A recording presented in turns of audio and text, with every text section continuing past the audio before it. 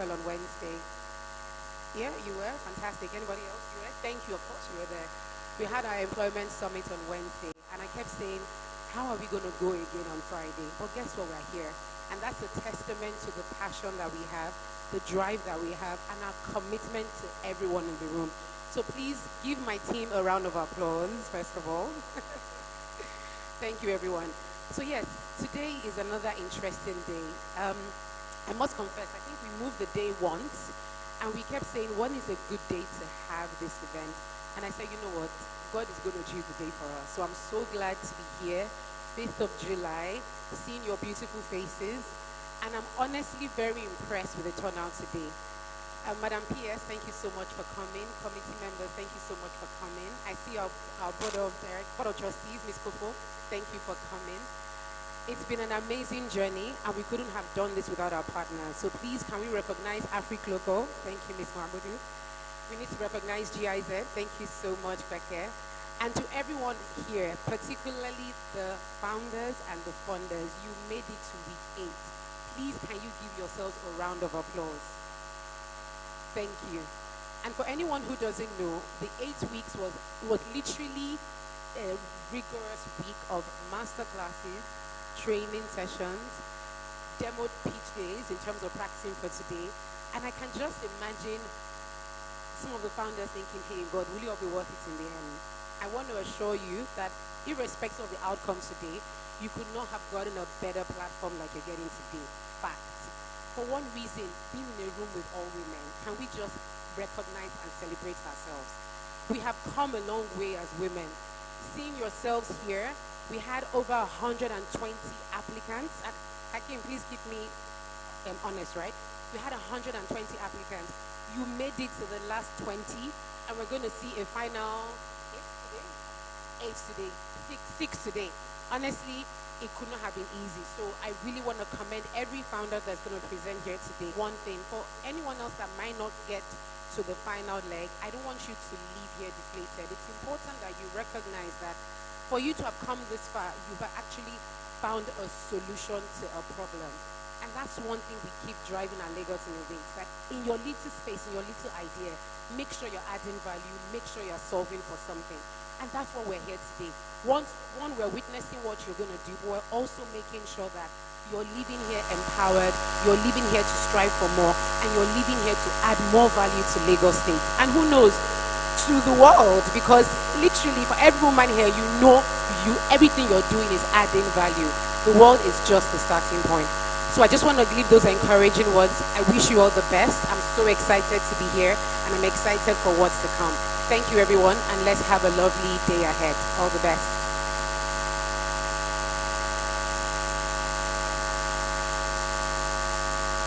Please put your hands together for my boss, please. Please clap for my boss, please. Thank you. Thank you so much, ma. She's a woman of very few words, but when she speaks, we know what to do. We move at the speed of light. Okay. I would like to recognize the Committee of Wives of Lagos State Officials and Grateful Ladies. Ma'ams, can you please wave? Please put your hands together for them, please. They came in very early. Please celebrate. Ma'ams, you're very welcome. I mean, it's really beautiful that you're here to support the women. I mean, who else would have supported us if not you? Please, once again, please celebrate the Committee of Wives of Lagos State Officials. Unleash, a new wave of innovation, sustained business models, and profitable outcomes for all stakeholders. And there, FFF was born. The speed with which we implemented was so dramatic, and I will say it is a testament to LSTF. You are doers. You really are doers.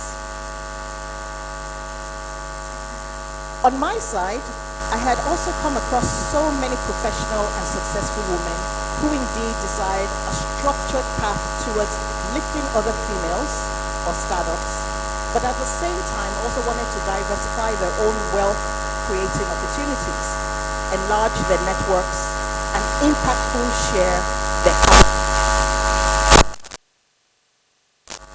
the female founder counterparts were either responsible for putting out or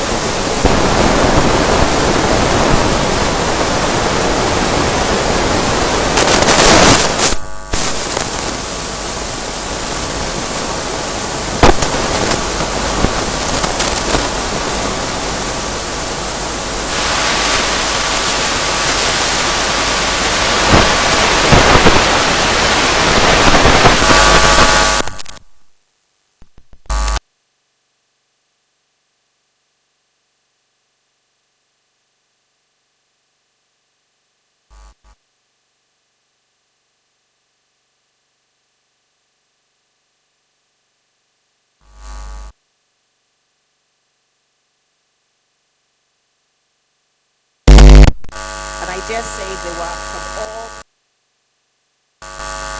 the program.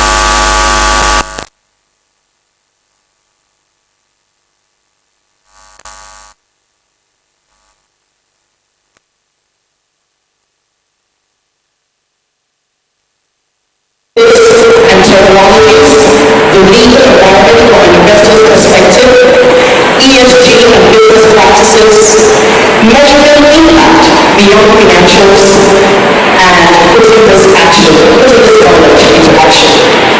So the journey so far has been one of realizing that there is still so much work to be done.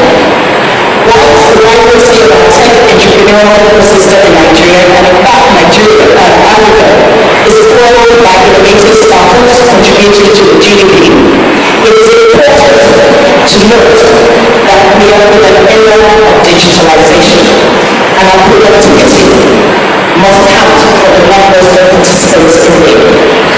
So we must support the right startups, particularly those that are led by women, and stop the stunted growth of these potential female founders.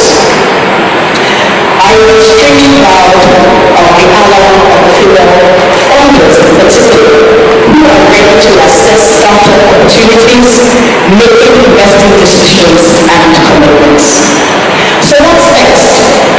This is only the beginning.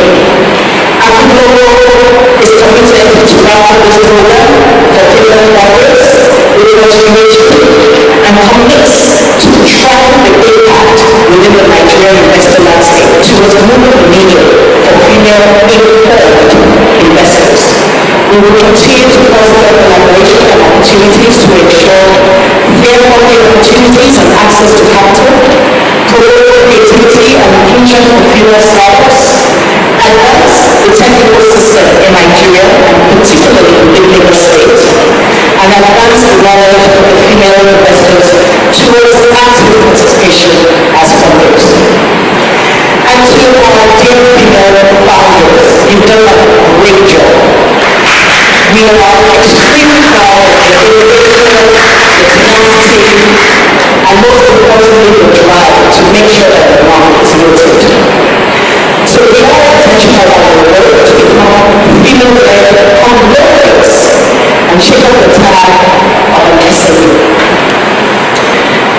And we will actually engage with our partners and most importantly Lagos State to scale up your investability and your acceleration.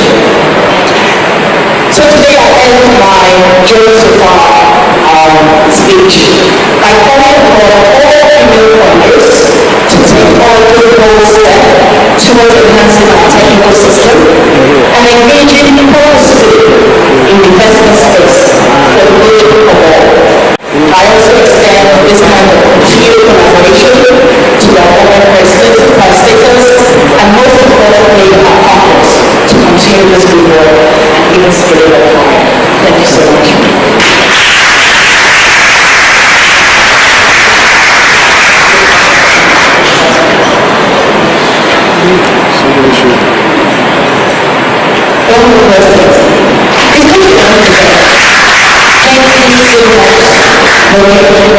That is very, very inspirational, PSB. And one of the things that stood out for me was the fact that she said that for our founders, shake off the mindset of being an SME. You're not a small, you are a conglomerate, you are a big, you're not a big organization that will shape the landscape of our country on the long run. Once again, please put your together for the prayer with me. Now, the next person I'm bringing up is also going to speak about the journey so far. And for those of us in Lagos State and Lagos from who is discussing as a public sector tech role, he leads the startups as part of his team, and he spearheads initiatives supporting 150 plus startups in Lagos. Please put your hands together for this person. Because he's one of the masterminds for this event, and he's one of those who are investing, and he aims to bridge the tech talent gap, and he has trained over 4,000 enthusiasts through a $3 million partnership. truly so welcome in Lagos Audience for you. Please put your hands together for the people on stage and keep swaying. Keep on clapping for the guests on stage. Don't stop clapping. Our public sector side row. Thank you so much for this honor for standing amazing work at the world.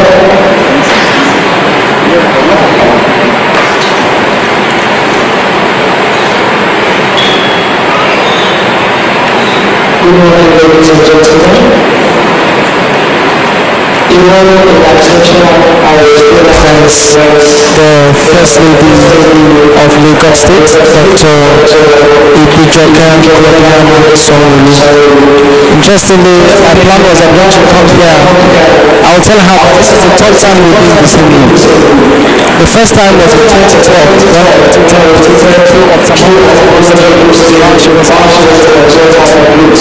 The second time was in 2018 when I and her husband, while the governor was at LSDPC, I was the MC for that wedding, and I think they gave me some money for making them laugh, and I was able to buy some things for my wife later that evening. The third time we'll be meeting here again today. Also to recognize the Permanent Secretary, Ministry of Science and Technology. Thank you very much for your interest in Lagos Innovate and for your support thus far. Our Oga at the top at LSETF, thank you very much. Plenty ideas in our head, plenty of GIZ for making this happen. Thank you very much. And I look forward to 2.0, 3.0, and 4.0. Amen? Amen. Also, I'd like to acknowledge a member of LSETF board, Mrs. Kofodro Simieti. Thank you. We had to invite her here so that she can see the memos that I bring to her at CIC and say this is the real human beings behind those memos. Thank you very much for being around. And thank God for making the weather very good. We don't have to go through what we went through on Wednesday. So for all the guests and participants, thank you for making it here on time. Lagos Innovate is a division of LSETF. And like the ES will say, we are almost a mini LSETF doing almost the same thing that LSETF does. We support the tech ecosystem, and we do it via 4 major programs. We have the Idea Hub, which metamorphosed into this program, and it's an incubation program for early stage startups. That program is to say that for every startup founder that has an idea, we have a platform that gives you all you need. Access to mentorships, access to master classes, so that after you're done with us, you are going straight to face the investors and you're able to scale your startups. If I add this number of female founders to it, we would have incubated 215 startup founders from 2018 till date. The next program that we do is the Workspace Voucher Program. And if you notice, a lot of the early tech bros either lived on the island or stayed in Yaba.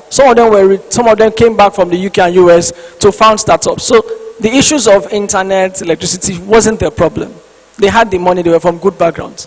But what happens to that young man in Igondu? What happens to that young man in Mushi and Ikorodu that wants to build a startup but doesn't have access to electricity and internet? And that was why we have the Workspace Voucher Program, where we give founders that voucher where they can go into a hub, sit there for between 3 months to 1 year, get access to electricity, to internet, and are able to keep building till they get to MVP. From inception till date, we've issued 565 vouchers to startups across Lagos. And we do that via our partner hubs, 70 partner hubs across Lagos. We have hubs even as far as Badagry. So if you are a founder in Badagry, you can apply and you have somewhere to work from. The next program is our talent development program, because these founders will have one thing that they do when they raise money, is to find talent. Front end, back end, UI, UX. And we partner with international firms to plug that gap. Some of them are here, PLP is here, Ingrid is here, and with working with them, we've been able to provide access to training for over 1,800 Lagos residents since inception.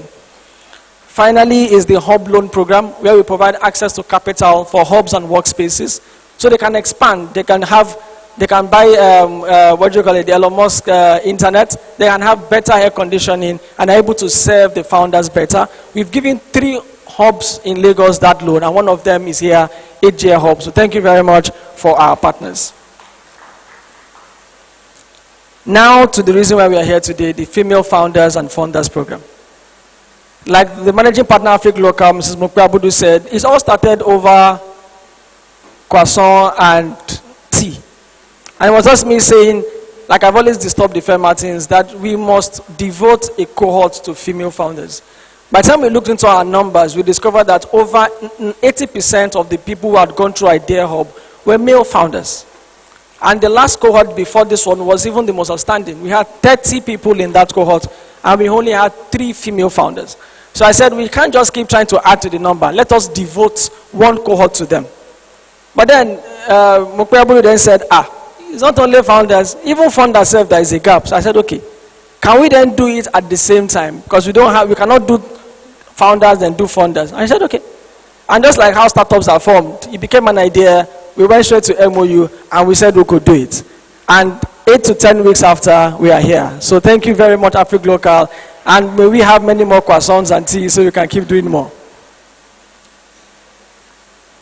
When we launched application on the 10th of March, we were scared. If we've not had a lot of female founders in Idea Hub, how do we now get 20, 30 people to now become a cohort? But well, God was on our side. We had 155 applications, and we chose 21 of the best. So to our founders, over 130 people wish they could be here today, so congratulations.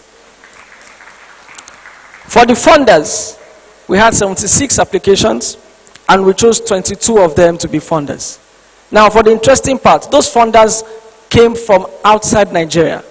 We had funders from Botswana, we had funders from Zambia, we had funders from Maryland, United States, we had funders from Washington, D.C., and we had funders from Kigali in Rwanda. This showed us that the gap in the funders ecosystem is not just Nigeria. So maybe 2.0, we can scale this to the African continent. For the founders program, I had to spend the next 2 weeks in the DMs of some people here saying, please come and be mentors for our founders. Please come and take a master class. And out of about 25 people that entered their DM, I think about 23 responded and said yes. And we have 21 mentors who gave their time, who gave their expertise, and decided to pour themselves into our founders. So to our mentors, thank you very much for replying that DM. And I can promise you many more DMs to come.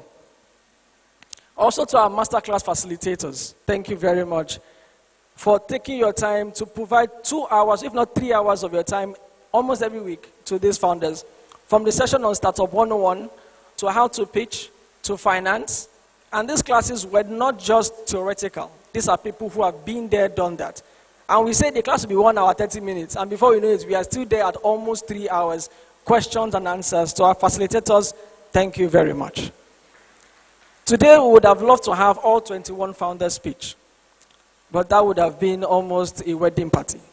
So we had to do a pre-pitch session, and we had to choose 6 of the 21 to pitch. So today, we will be listening to 6 of them pitch, and we will be acknowledging and also awarding the best 3.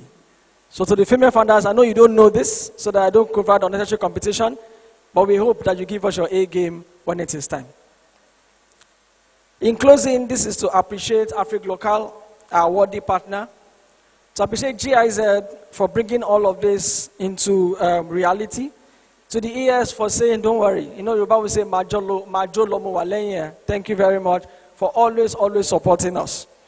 To the masterclass facilitators and mentors, thank you for giving of yourselves, and I hope that you are very proud of what these founders have developed and also they've emerged into.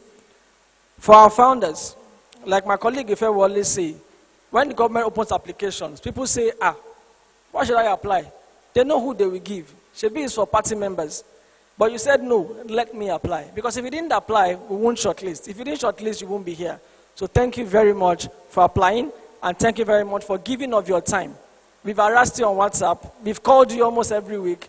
We've pursued you and made your life a beautiful, not the other one, made your life beautiful. But all of that was so that you can maximize and enjoy this program. So once again, thank you very much. To our guests, thank you for spending your Friday morning with us, and be rest assured that we'll make it a good use of your time. To my colleagues, Ife and Anu, who always hear different ideas from my head, let's do this differently. Let's do this. thank you for always supporting. Thank you for always being with me through the journey. Today, like I said, we'll listen to 6 amazing founders pitch their products and services to us. And we have our judges in the room. We'll be announcing them close to the time. We also interact and network. We have every founder exhibit here. So during the tea break, we encourage you to go around these booths, interact with them, and because we are a tech event, you don't have to have cash with you. If you have your card and you can swipe, whether it's a Visa card, it's a MasterCard, any of them would go when you're going around these booths. Also, we listen to keynote speeches from the Permanent Secretary of Science and Tech, ably representing the Commissioner. And finally, we'll have some good food. It's Friday. We have to let our hair down. Ladies and gentlemen, the beginning of something great, and I look forward to Female Founders and Founders Program 2.0. Thank you very much.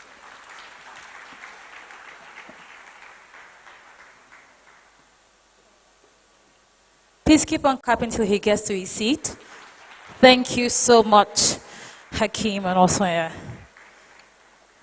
I believe that he has given us a very brief overview of what we stand to experience here today. So, peradventure, you couldn't get breakfast. Don't worry, we got you covered. Just give us like another 15 minutes. We'll have tea break, and then, we got you. Because I think someone was asking, is there going to be food? Don't worry. At, LSETF, we will take good care of you. Even AfriGlocal VC will take good care of you. So that's why we're here. All right, now moving on quickly to one of our speakers. A special remark, by the way, by GIZ. Ladies and gentlemen, please put your hands together for Daniel Ritters. Is the head of compartment GIC Digital Transformation Center. Is he around? Oh my goodness. Please put your hands together because he's represented by this beautiful lady. Apologies, we could have gotten your name earlier, but please keep on clapping.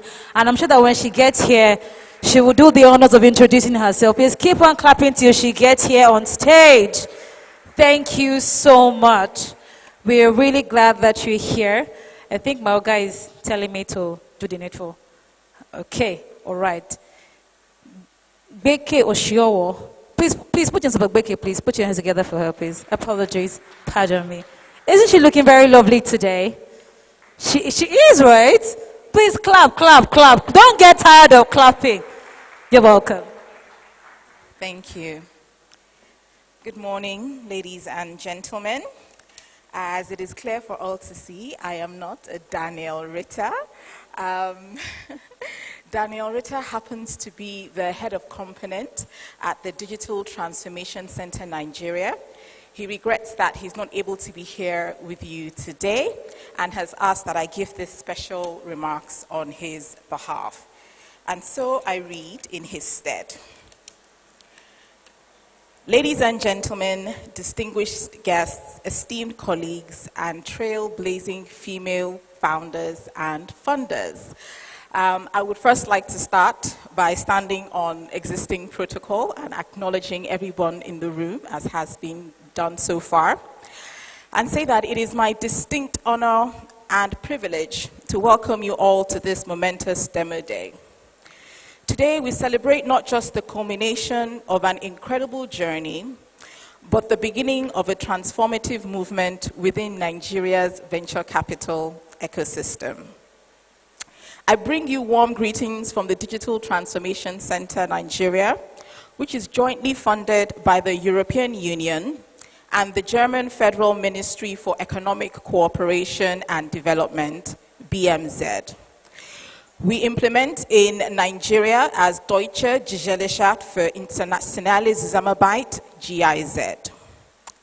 Now, DTC Nigeria is one of the projects within Nigeria, part of the GIZ family, and it's a project that focuses primarily on digitalization and entrepreneurship. The aim of the project is to improve the capacity of the Nigerian economy to utilize digital innovations for growth and improve the innovation ecosystem. DTC Nigeria cooperates with key stakeholders in the Nigerian and international digital innovation ecosystem, such as the National Information Technology Development Agency, NITDA, research and academic institutions such as UNILAG and IITA, innovation support organizations such as ISN, Innovation Support Networks, SMEDAN, startups, MSMEs, women, and youth. In this vein, we stand here today thanks to the visionary collaboration between the Lagos Innovates team of the LSCTF and AfriGlocal and GIZ Digital Transformation Center Nigeria. A partnership rooted in the shared commitment to fostering gender equity in the startup and investment landscape. This pioneering initiative that we are all here for today, the Female Founders and Funders Program, it is a tailored program for founders and funders to build their capacity and help them along in a bold step towards closing the gender gap in our ecosystem. This aligns strongly with the German Federal Ministry of Economic Cooperation and Development, BMZ's Feminist Development Policy, which is focused on promoting gender equality and empowering women and girls around the world. It aims to ensure that women have equal rights, opportunities, and resources in all areas of life, including education, employment, and political participation. The policy advocates for the elimination of gender-based violence and discrimination, supports women's economic independence, and strives to involve women in decision-making processes. By addressing these issues in our work at GIZ Nigeria and globally, we seek to create a fairer, more inclusive society where everyone can thrive. And it is an honor to have been able to do that in collaboration with the Lagos State Employment Trust Fund and AfriGlocal. Now, the Female Founders and Funders Program's mission, which kicked off in April this year, was clear and compelling. It has incubated 21 female founders and empowered 22 female angel investors. This initiative addresses a critical need in our society, aiming to foster an environment where more female founders can confidently pitch their groundbreaking ideas and more female investors can support these ventures with the necessary funding. The incubation and acceleration of these female trailblazers aligns seamlessly with BMZ's feminist development policy by actively promoting gender equality and empowerment within the entrepreneurial and investment ecosystems. The programs focus on creating an inclusive environment where women can confidently present their innovative ideas and access the necessary funding to bring these ideas to fruition is truly groundbreaking. Now, what our collaboration with the Lagos Innovates team and the Lagos State Employment Trust Fund in partnership with AfriGlocal directly addresses are the systemic barriers that women face in these fields. It embodies the principles of the BMZ's feminist development policy and advancement of women's rights globally. This initiative not only champions the economic participation of women, but also ensures that their contributions are recognized and valued, driving sustainable and inclusive development for all. By fostering a gender-balanced ecosystem, we are laying the groundwork for long-term social and economic transformations that benefit entire communities and Nigeria. We strongly believe that representation matters. When women are present and active in the venture capital ecosystem, the diversity of thought and innovation expands, leading to a more inclusive and equitable economic growth. It is crucial that we continue to support and amplify the voices of women in this space, ensuring that they have the resources, the networks, and opportunities to succeed. Today's Demo Day is a testament to the incredible talent and potential of the female founders and funders who have participated in this program. We will witness their innovative solutions and deliberate on sustainable strategies to close the gender gap, not only in Lagos, but across Nigeria, Africa, and the world. We are honored to have in attendance distinguished speakers, key stakeholders from private equity and venture capital firms, research and academia, international development organizations, innovation support organizations, MSME, public sector agencies, and non-governmental organizations. Your presence here underscores the collective commitment to fostering an inclusive and dynamic technology and innovation ecosystem. And as we move forward, let us remember that empowering women in venture capital is not just a goal, but a necessity. Together, we can create a future where gender equity is the norm and the contributions of female founders and funders are recognized and celebrated on a global scale. Thank you all for joining us today. Let us be inspired, let us be empowered, and let us drive change together. Thank you.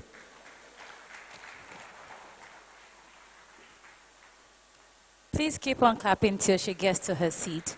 Thank you so much, Gweke, for conveying a very pleasant message from Daniel Reuters. Once again, please put your hands together for her. Thank you.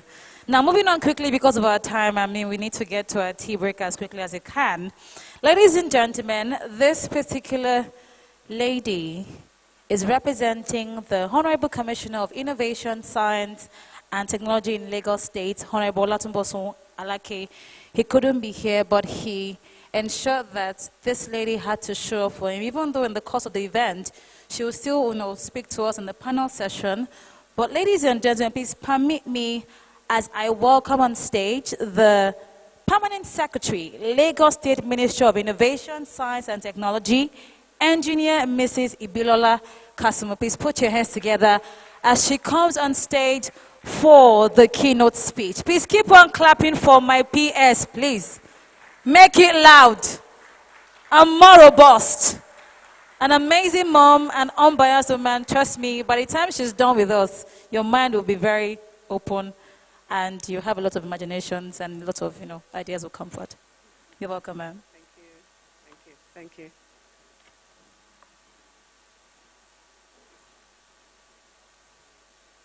Good morning, ladies. Oh, it's afternoon already. Good afternoon, ladies and gentlemen. I'd like to acknowledge, even though she's not here, I'd still like to acknowledge the fact that who is unavoidably absent at this Female Founders and Funders Program Demo Day. This is organized by the dedicated team at Lagos Innovates under the Lagos State Employment Trust Fund. So today we are here to witness the remarkable achievements of female entrepreneurs and to acknowledge the strides we have made toward a more inclusive and diverse startup ecosystem. However, while we celebrate these successes, it is also crucial to address the challenges that persist and to reaffirm our commitment to fostering an environment where everyone, regardless of gender, can thrive and innovate. It is widely recognized that there is a significant gap in gender inclusion. For instance, in 2022, Nigerian startups secured an impressive $142.8 million in funding, yet only 17% was allocated to female startups. The disparity is not unique to Nigeria, but mirrors a broader trend across the continent. According to Disrupt Africa, only about 10% of 2,395 African tech startups are led by female CEOs, with only 54 of these based in Nigeria. These figures highlight a significant challenge. Despite their remarkable contributions, female-led startups remain on the fringes. On the fringes, when real conversations about the ecosystem take center stage, this is a situation we must collectively strive to change. In Lagos State, we recognize the critical importance of inclusion and gender diversity in driving innovation and economic growth. Not just in driving innovation and economic growth, but in everything we do. Through the Lagos State Science Research and Innovation Council last week, we have made significant strides in supporting innovative startups and research initiatives. With over $700,000 in funding, last week has ensured that inclusion is not just a goal, but a practice. Impressively, 10% of our funded startups have male-only founders, while 5% have female-only founders, and 62% have balanced founding teams. This is a testament to our commitment to creating a more inclusive startup ecosystem where women can lead and succeed. The government, led by Mr. Babajide Olushola Sanwo-Olu, has also been proactive in driving inclusion by ensuring substantial female representation across various arms of government. Today, Lagos State boasts several women in every sector, from the Executive Council to legislators and leaders of ministries, departments, and agencies. Even the body of permanent secretaries is ably represented, where we have about a 46 to 54% of female representation. This representation reflects our commitment to ensuring that women have a voice and a platform to influence policy and drive change. However, we must do more to raise awareness about gender inclusion, provide targeted funding for female entrepreneurs, and establish mentorship support programs tailored to the unique challenges women face in the startup ecosystem. Additionally, policy interventions are necessary to create an enabling environment where women can thrive. This includes not only financial support, but also policies that address the systemic barriers women encounter, such as access to education, networking opportunities, and leadership development. However, driving inclusion is not the responsibility of the government alone. It is a collective effort that requires the involvement of all stakeholders, particularly the private sector. Businesses, investors, and community leaders must all play a role in supporting female entrepreneurs and creating opportunities for women to succeed. Additionally, the private sector must lobby lawmakers to implement changes in the education system, ensuring instruction is directly tied to real-world problems and solutions. A critical element in fostering a more inclusive ecosystem is our culture. Since the family is the smallest unit of society, we must start at home by encouraging our girl children to pursue their passions, embrace innovation, and aspire to leadership roles. By nurturing a culture that values and supports women in all fields, we can build a future where gender equality is the norm and not the exception. In conclusion, let us celebrate the achievements of the female founders here today and recognize the significant contributions they are making to our economy and society. Let us commit to taking concrete actions to support and uplift women in the startup ecosystem. Together, we can create an environment where every entrepreneur, regardless of gender, has the opportunity to innovate, lead, and succeed. These are the words of the Honorable Commissioner, Mr. Tuboso Alake. Thank you, and I look forward to the exciting presentations and discussions ahead. Thank you very much.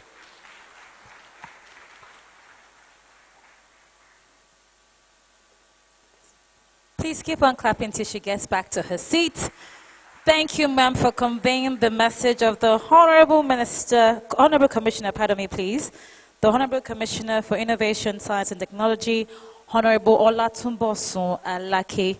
And of course, ladies and gentlemen, Your Excellencies, I would like to recognize the Consul General of the Kingdom of the Netherlands in Lagos, Nigeria, Mr. Michael Deline.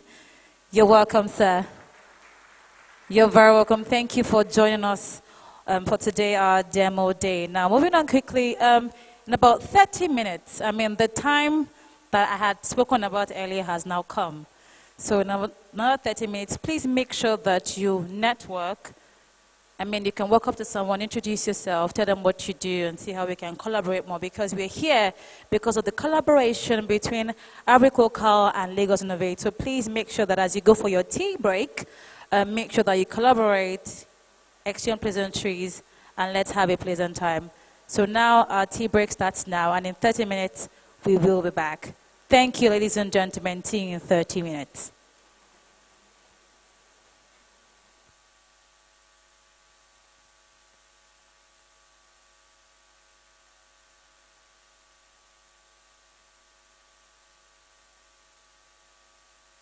I believe the ushers will direct us as to how to move out shortly, and then probably go get our tea or cookies, whatever will be served outside, and then also get back inside as well. But in 30 minutes, we'll be back. Thank you.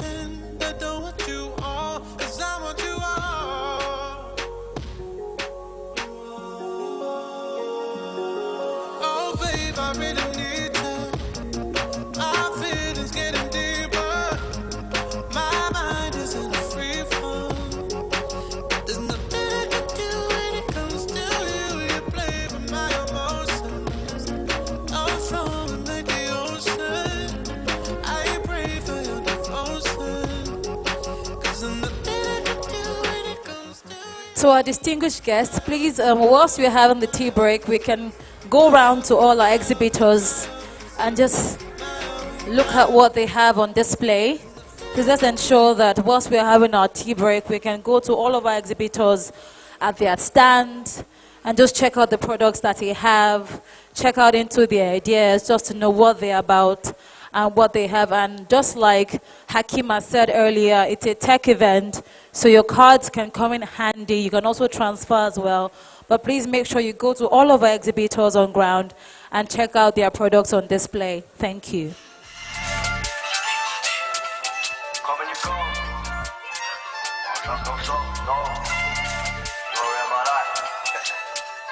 Look, in this world you come and you go.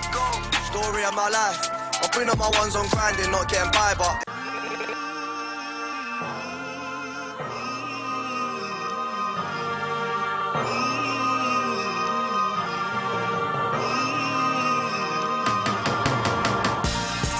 started off in the streets. We would take collection from the streets. People dying all around me, so I gave you my testimony. We were down from the beginning, when the world wasn't listening. Now that I got your attention, let us in with the benediction. We are gathered here today, paying our respects to being broke. Hope he's in a better place, 'cause life out here ain't sweet. Oh no, I would close my eyes to sleep but didn't dream no more. So I had to make a way for my home, you know. Now I'm in a place where I ain't gotta scheme no more. The good life, done with the hood life. I did what I could, didn't always do what I should, and I was misunderstood. So many nights I tried to hide how I felt, I would cry inside. And I ran through the streets till my feet got tired, 'cause I ain't wanna have my shoes on the power line. But I made it, and it made me. I know I did wrong, could pray to God he forgave me. 'Cause I made it, and it didn't kill me, so it made me strong. I pray to God that you feel me, you feel me. Started off in the streets, we would take collection from the streets. People dying all around me, so I gave you my testimony. We were down from the beginning,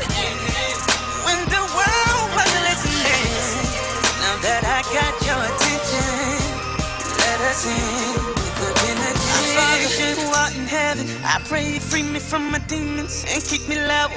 I know you kept me out of prison where I was heading when I heard somebody kill my brother. 187, I hope he made it to your presence. For me he was a blessing, at least I know he's resting. And he ain't out here stressing, trying to get to the good life and out of this hood life. I pray that my step pops stay off of that crack pipe so mama could sleep night. I know it's been hard on her, I was ripping through the streets, it was hard for her. Now I'm up in hotels on the ocean shore, when I was sleeping on the floor at the corner store. But I made it, and I made me. I know I did wrong, I prayed to God he would save me. Cause I made it, it didn't kill me, so it made me strong. I pray to God that you feel me. Feel me, yeah. Started off in the streets, we would take collection from the streets. People dying all around me, so I gave you my testimony. We were down from the beginning, when the world wasn't listening. Now that I got your attention, let us in with the benediction. Bottle after bottle, snatching Bel Air out the bucket. Writing all my wrongs for these homies out here thugging. Pray for benediction, pretty women on my premise. Condo out in Cabo, screaming gobos to my nemesis. Gold around my neck, I'm balling for these final minutes. Nothing lasts forever, for these sins I sing repentance. Lord, shots fired, another gone, I feel that man's pain. Daddy sat me down and said that came with the game. Shake my head, roll up the window, turning up the music. So much anger in these songs for these soldiers that we losing. A mastermind is one who feeding others off his talent. I owe it to my city, but it's time I pay my balance. I'm in Holyfield State. I started with a pallet. I made my first tape. I gave that shit to Cali. Thankful for my supporters, everyone that ever bought us. Grateful for every lesson these Miami streets taught us. Started off in the streets, we would take collection from the streets. People dying all around me, so I gave you my testimony. We were down from the beginning, when the world wasn't listening. Now that I got your attention, let us in with a benediction.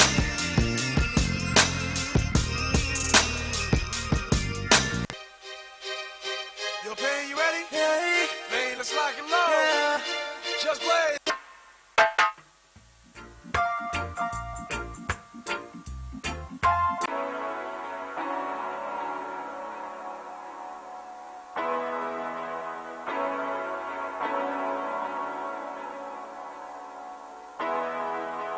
I'll hold you down. I'm on my way. DJ Khaled. Oh, you've been thinking about do anything you wanna, let emotion roll your mind, roll your mind. We the best music. And now you say you dream about doing it anyway. Oh yeah, just tell me what's on your mind, on your mind. Another one. Yeah. Sit in my whip and see the stars, and see the stars. Show me just who you are, show me just who you are. You know who really holds you down, hold you down. And when you're not around, I don't hold you down. I'm the one gon' hold you down, I'm the one gon' hold you down. I'm on my way. I'm the one be rolling up in that Bentley truck, so I'm rolling up. Won't you right now? Right now. You the one got all I need, give me all of you, all of me, but I'm on my way. I'm the one that's gon' hold you down, I'm the one who's gon' hold you down. I had some problems back home, I ain't with that book at all. Maybe it's that Virginia in me, have a young go so hard. Oh, but through it all, you stuck with me. Through it all, you never ducked off like them cowards when they hit me. Give me, girl, I swear to God, you the real one, and you know it. And I don't hurt any one of y'all for the real one, and you know it. And I hold it down. Started from the bed, ended up on the floor. And I left that top off the ground. I'ma put you on my shoulders, let me give you what's in store. Girl, you deserve it. All the time you've been surfing away from the realest in here. I'ma take you away, and I'll hold you down. I'ma hold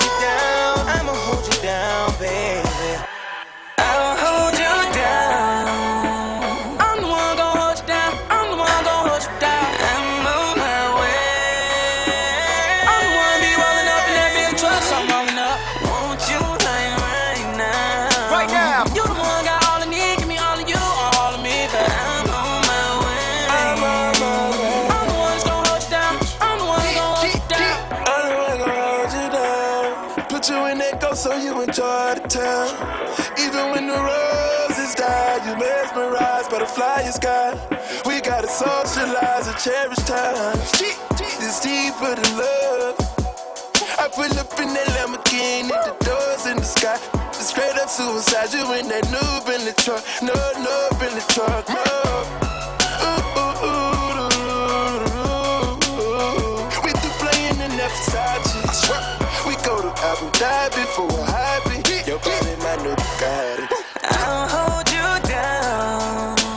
I'm the one gon' hold you down. I'm the one gon' hold you down. I'm on my way. I'm the one be rolling up in that Billy truck, so I'm rolling up. Want you like right now. Right now. You the one got all I need, give me all of you, all of me, but I'm on my way. I'm the one that's gon' hold you down. I'm the one gon' hold you down.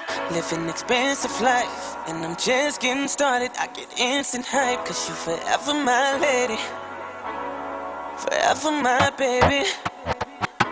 Real life.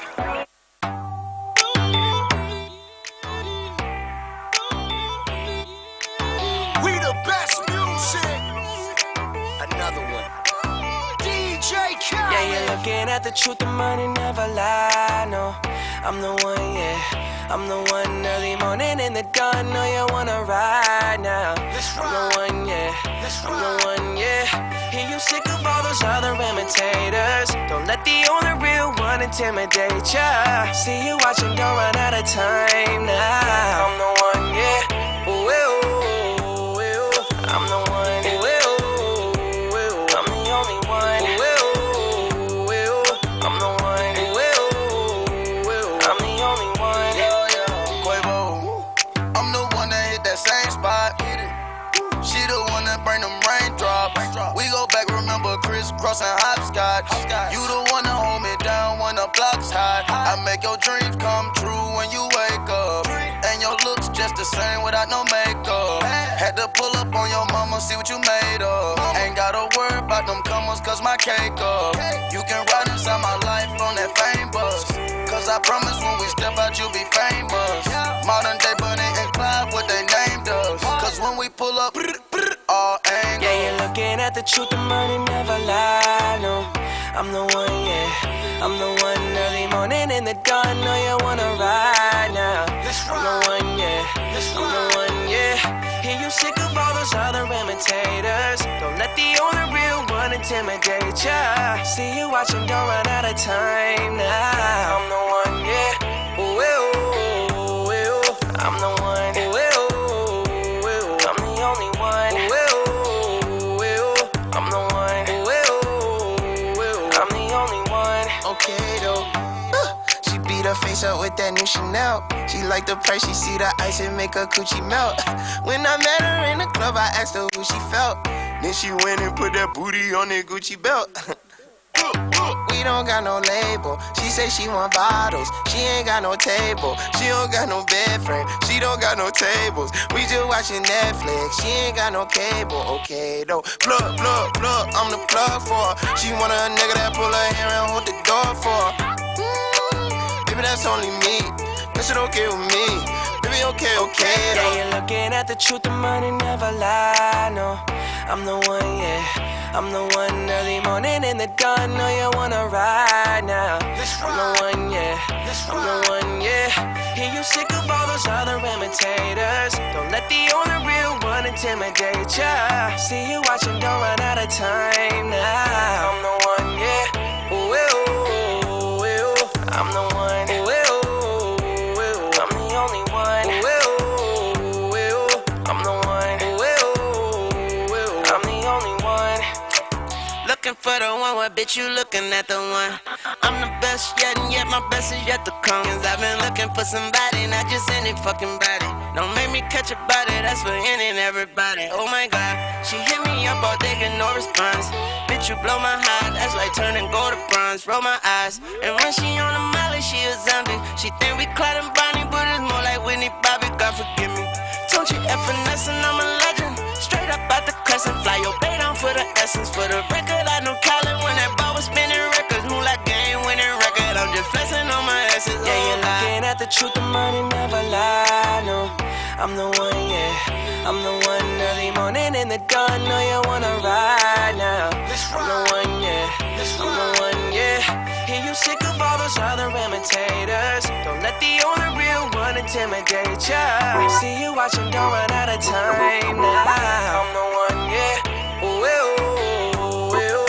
I'm the one, ooh, ooh, ooh. I'm the only one. Ooh, ooh, ooh. I'm the one. Ooh, ooh, ooh. I'm the only one. Another.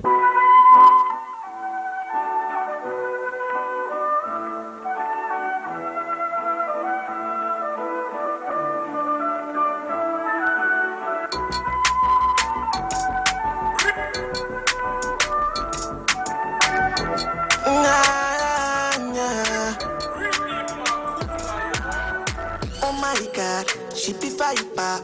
She won't back down, she a fighter. She a very, very different girl. She a belly dancer. Just like that, just like that. She did my front, she done the my back. She done the move, she done the wine back. I like her. She got me like ja. She the cause for all of our area. Someone come save me from Delilah. Save me from Delilah. Ja, Elijah. She the cause for all of our area. Someone come save me from Delilah. Whoa!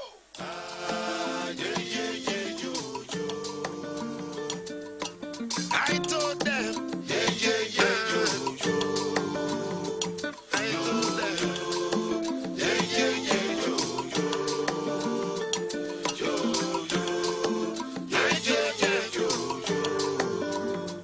whoa! I told them I'm a genius. I had to show them what the meaning is. 100,000 hands where the ceiling is. I told them I'm the highest. With the drip, I'm the flyest. 100,000 hands where the sky is. Told them I'm amazing. They told me I was crazy. Nothing ever changed. I told them I'm a giant. Real African giant. Self-confident, self-reliant. Told them I'm the master. They told me I wouldn't prosper. I tell them so they be bastard. And then they joke you. Say me can't stop smoking you. Happy then one to see you. Me and they feel pain. But I move forward and I switch lanes. Because Odogo no be nickname. They say who be this person. I told them I'm big seven. Put them for your body in a split second. Put me on your song, it's a hit record. If I put you on, you a rich nigga. Yes, I told them I'm a born winner. I stay humble because I'm a born sinner. I told them that I was the realest. For some reason they didn't believe it. So here we are. I told them from the start. Right from the very start. I told them. I told them they were gonna see this. For some reason they didn't believe it. So here we are. I told them from the start. Right from the very start. I told them. I told them they were gonna see this. For some reason they didn't believe it. So here we are. Which one of you is the abbot? I want to join the temple. We shine like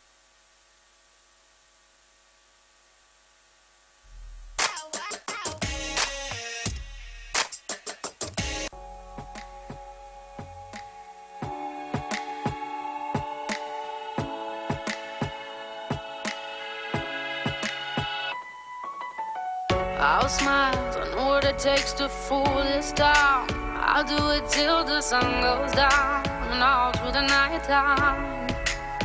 Oh yeah, I'll tell you what you wanna hear. Keep my sunglasses on while I shed a tear. It's never the right time. Yeah. I put my armor on, show you how strong I am. I put my armor on, I'll show you that I am. I'm unstoppable. I'm a force of wisdom breaks. I'm invincible.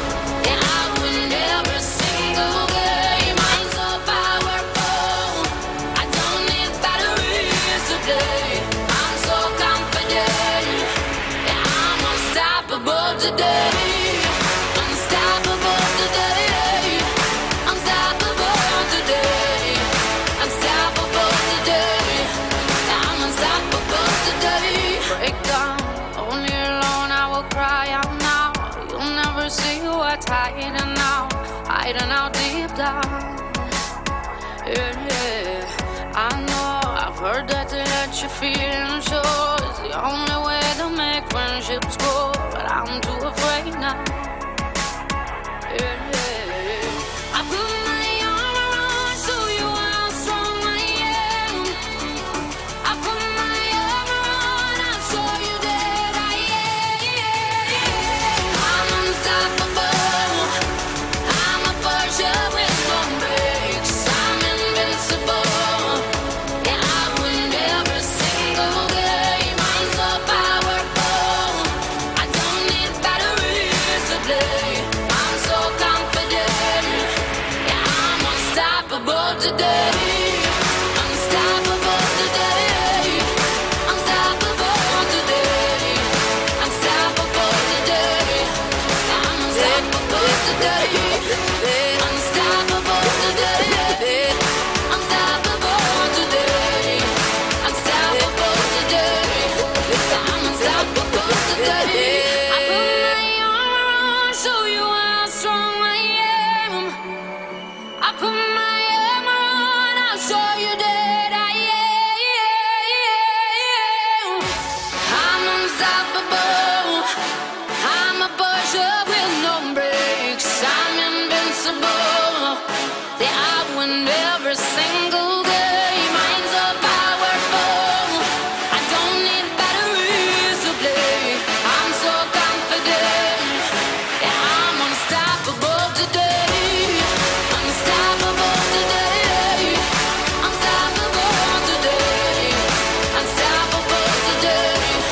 Yeah, I'm unstoppable today. Lift me up. Hold me down. Keep me close. Safe and sound. Burning in a hopeless dream. Hold me when you go to sleep. Keep me in the warmth of your love when you depart. Keep me safe, safe and sound. Lift me up. Hold me down. Keep me close. Safe and sound. Drowning in an endless sea. Take some time and stay with me. Keep me in the strength of your arms. Keep me safe, safe and sound. Lift me up. Hold me down. Keep me safe, safe and sound. Burning in a hopeless dream. Hold me when you go to sleep. Keep me safe. We need light. We need love. Lift me up in your arms.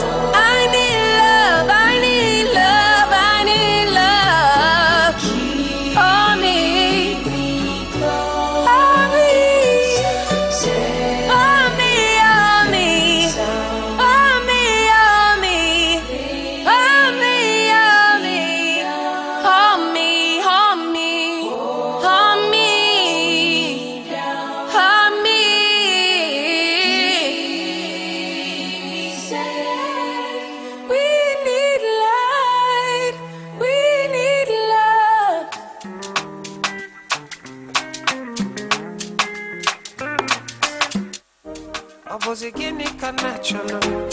Imana chukwa gozi gomo. Onyelo me you, yellow you me. What am I looking for? Say my God, it don't mess me up. They giving me you, giving you me. Opposite keep and not just so. Opposite keep and just me. My baby, you know say you got love for me. I do go. When I call your name, shakara for me. No, I'm gonna be your you gon' be my Julie. No, I'm gonna be your you gon' be my Julie. Give me your heart, I no go run away. Show me your love, I no go use you play. Carry me, go me, I go follow away, follow you. Oh. Me and you. Okwamona, give my baby. Me and you. Okwamona, give my baby. Opposite give and not just so. Opposite give and be just me. My baby, you know say you got love for me. I do go. When I call your name, shakara for me. No, I'm gonna be your you gon' be my Julie. No,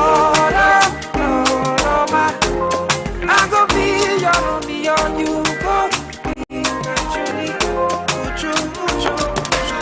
No, I'm gonna be your you gon' be my Julie.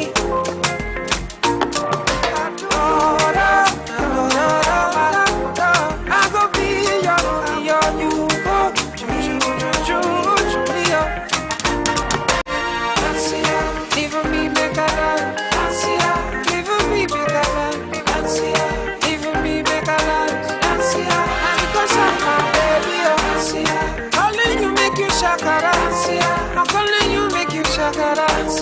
I'll do your body like you did. Oh, you're my baby.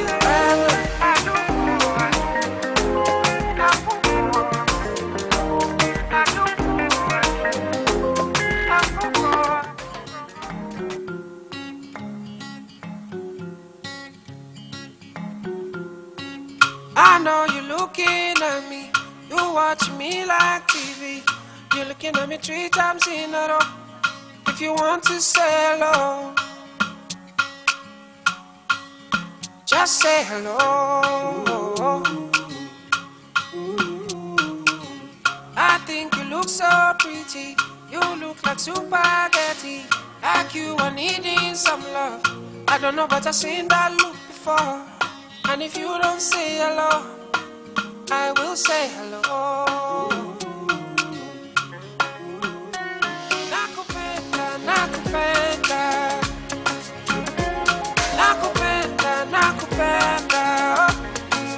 Oh my baby, so my God. Oh baby, so my God. Oh yeah. Nakupenda. Nakupenda.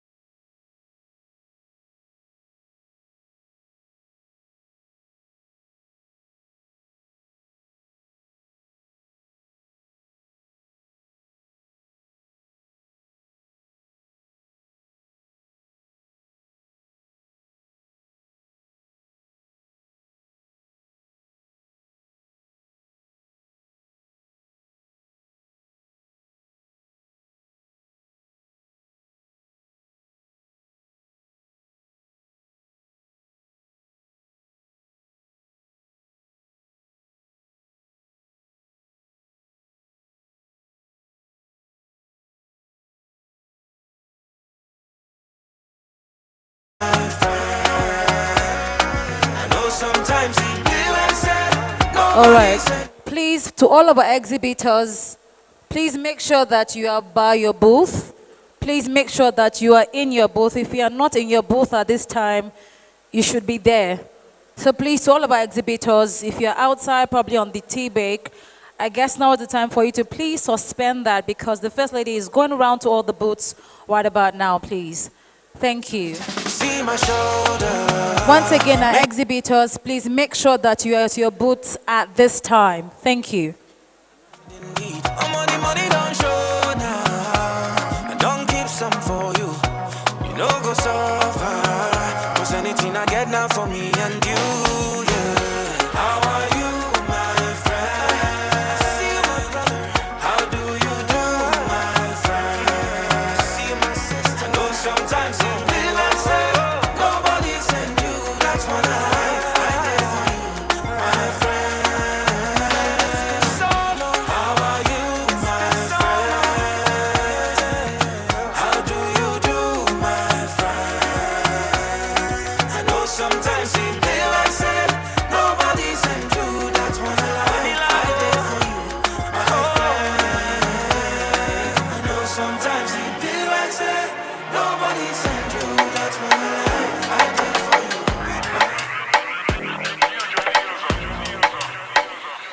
I've been trying to call. I've been on my own for long enough. Maybe you can show me how to love.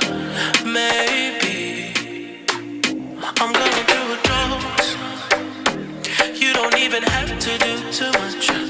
You can turn me on with just a touch, baby. I look around and since city's cold and empty, no one's around to judge me. I can see clearly when you're gone. And I said,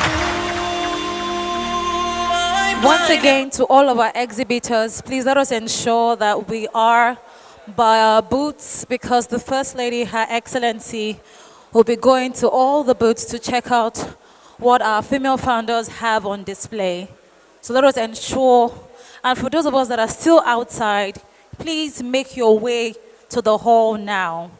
Please, thank you, because by the time the First Lady is done checking out the exhibitors, would continue with the other half of this event. Thank you.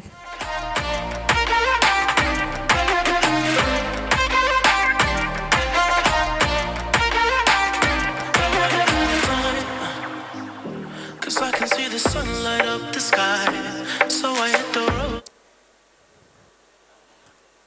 Okay, once again, to all of our exhibitors, please make sure that you are at your booth because the First Lady, Her Excellency, is going around to all of the founders, ensuring that, and just checking out what our founders have on display.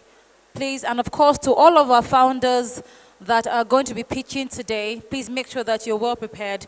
We also have our founders, but please, if you need to be by your stand, please make sure that you are there because Her Excellency, the First Lady of Lagos State, is going around to all of the stands in the hall right about now. So please make sure that you are by your stand. Please and thank you.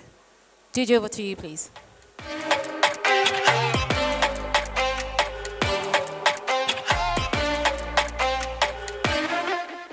And just before we hear from the First Lady, we'll have a video presentation, and shortly after that, we'll be hearing from the First Lady herself. Thank you. Please, to all of our exhibitors, again and again, we would love that you are by your stands, please. It is very, very important. Thank you. DJ, over to you.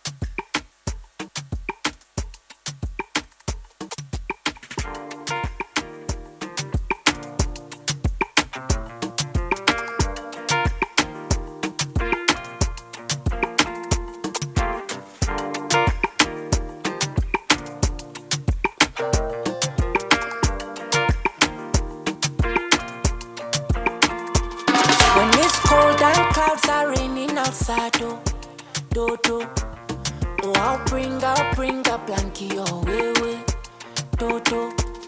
And if things go bad, you're on your last card, do.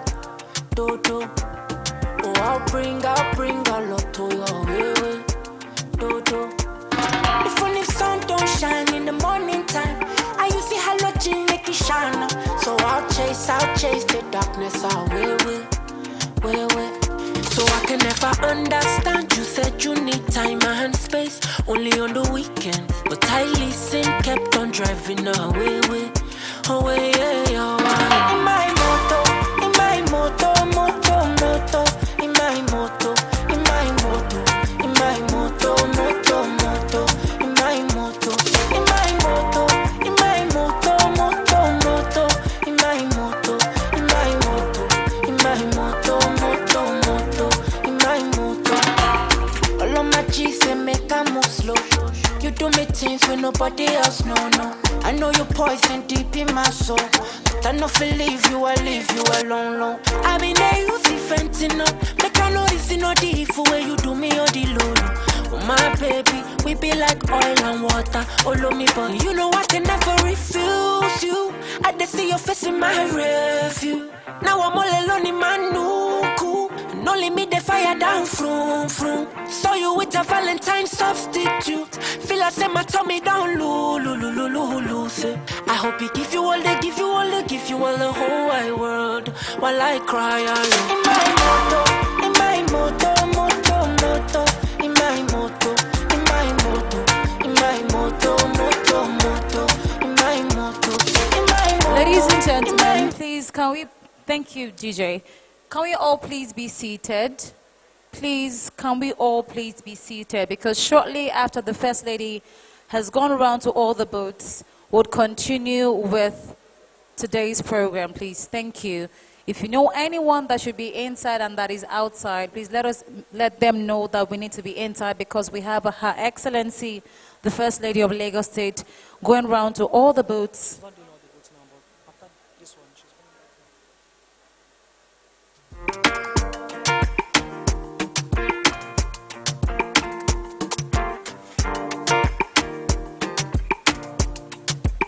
So can we have everyone please go to their seats, please? If you know you're standing on the back, please, now is the right time for you to please come back to your seats.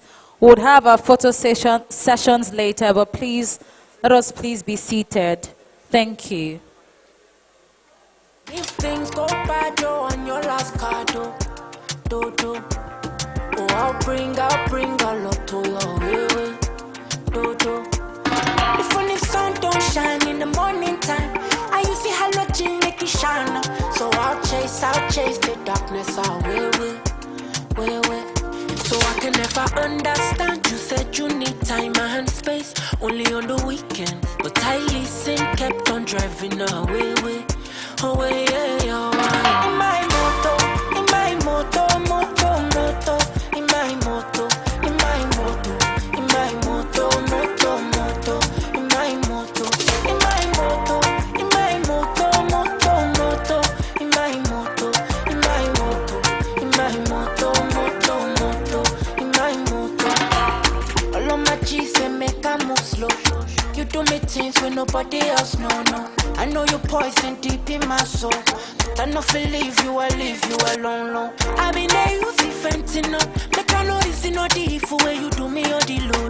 Oh my baby, we be like oil and water, all of me, but you know I can never refuse you.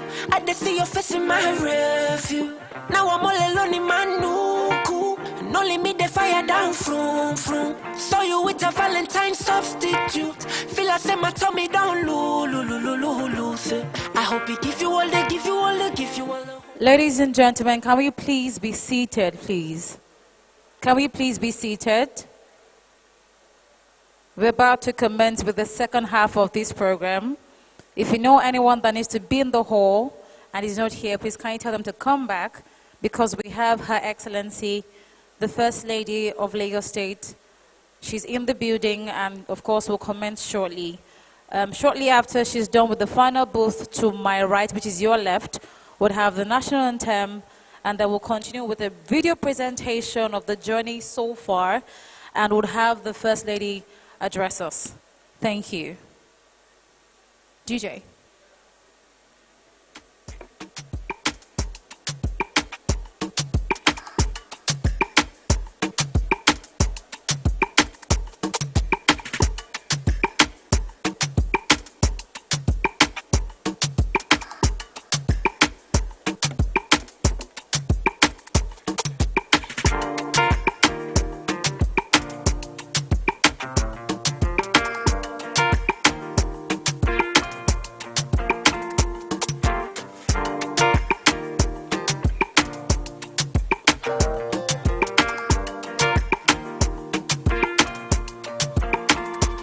When it's cold and clouds are raining outside, oh,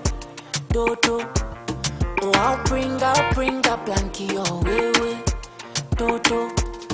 And if things go bad, you're on your last card, do. Oh, I'll bring a lot to your way, do. If only sun don't shine in the morning time, I use the halogen make it shine. So I'll chase the darkness away. So I can never understand. You said you need time and space, only on the weekends. But I listen, kept on driving away.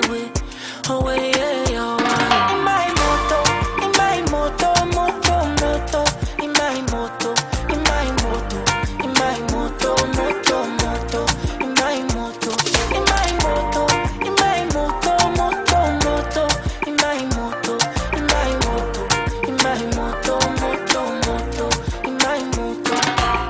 All of my G's say make I move slow. You do me things when nobody else know. I know you poison deep in my soul, but I not feel leave you alone. I mean they use the fentanyl, make I know it's not the evil way you do me or the low. Oh my baby, we be like oil and water, all of me, but you know I can never refuse you. I just see your face in my rearview. Now I'm all alone in my nuku, and only me the fire down from. Saw you with a Valentine substitute. Ladies and gentlemen, please can we be on our seat as the First Lady takes her seat as well? Thank you very much. Can we all please be on our seats right about now? Ladies and gentlemen, can we please be on our seats right now, please? Thank you.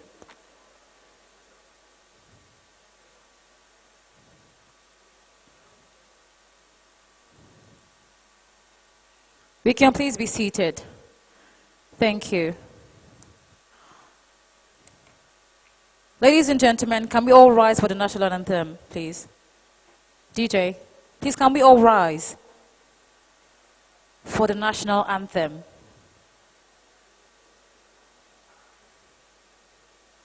Nigeria, we hail thee, our own dear native land.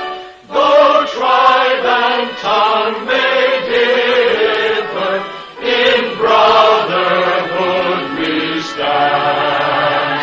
Nigerians old and proud to serve our sovereign fatherland. Thank you. Can we take the pledge, please? Can we take the pledge, please? I pledge to Nigeria, my country, to be faithful, loyal, and honest, serve Nigeria with all my strength, to defend her unity and uphold her honor and glory. So help me God. We can please be seated. Thank you. Ladies and gentlemen, I'd like to humbly recognize Her Excellency, the First Lady of Lagos State, Dr. Mrs. Ibijoke Claudiana Sanwo-Olu. She's with us. Please, can we put our hands together for the First Lady, please? You're welcome, ma'am. Please celebrate the First Lady of Lagos State. Isn't she looking very radiant this morning? All right, even though, we've had Ojude, but she's well, looking very beautiful for the Ojude of founders for today. All right, now moving on quickly, we'll have the video presentation of the journey so far. Media, are we ready? About 10 minutes, 5 minutes? Okay, can we have that now? And shortly after that, we'll have the remark from Her Excellency, the First Lady, Dr. Mrs. Ibijoke Claudiana Sanwo-Olu. Media, over to you. Thank you. Welcome to Lagos, the startup capital.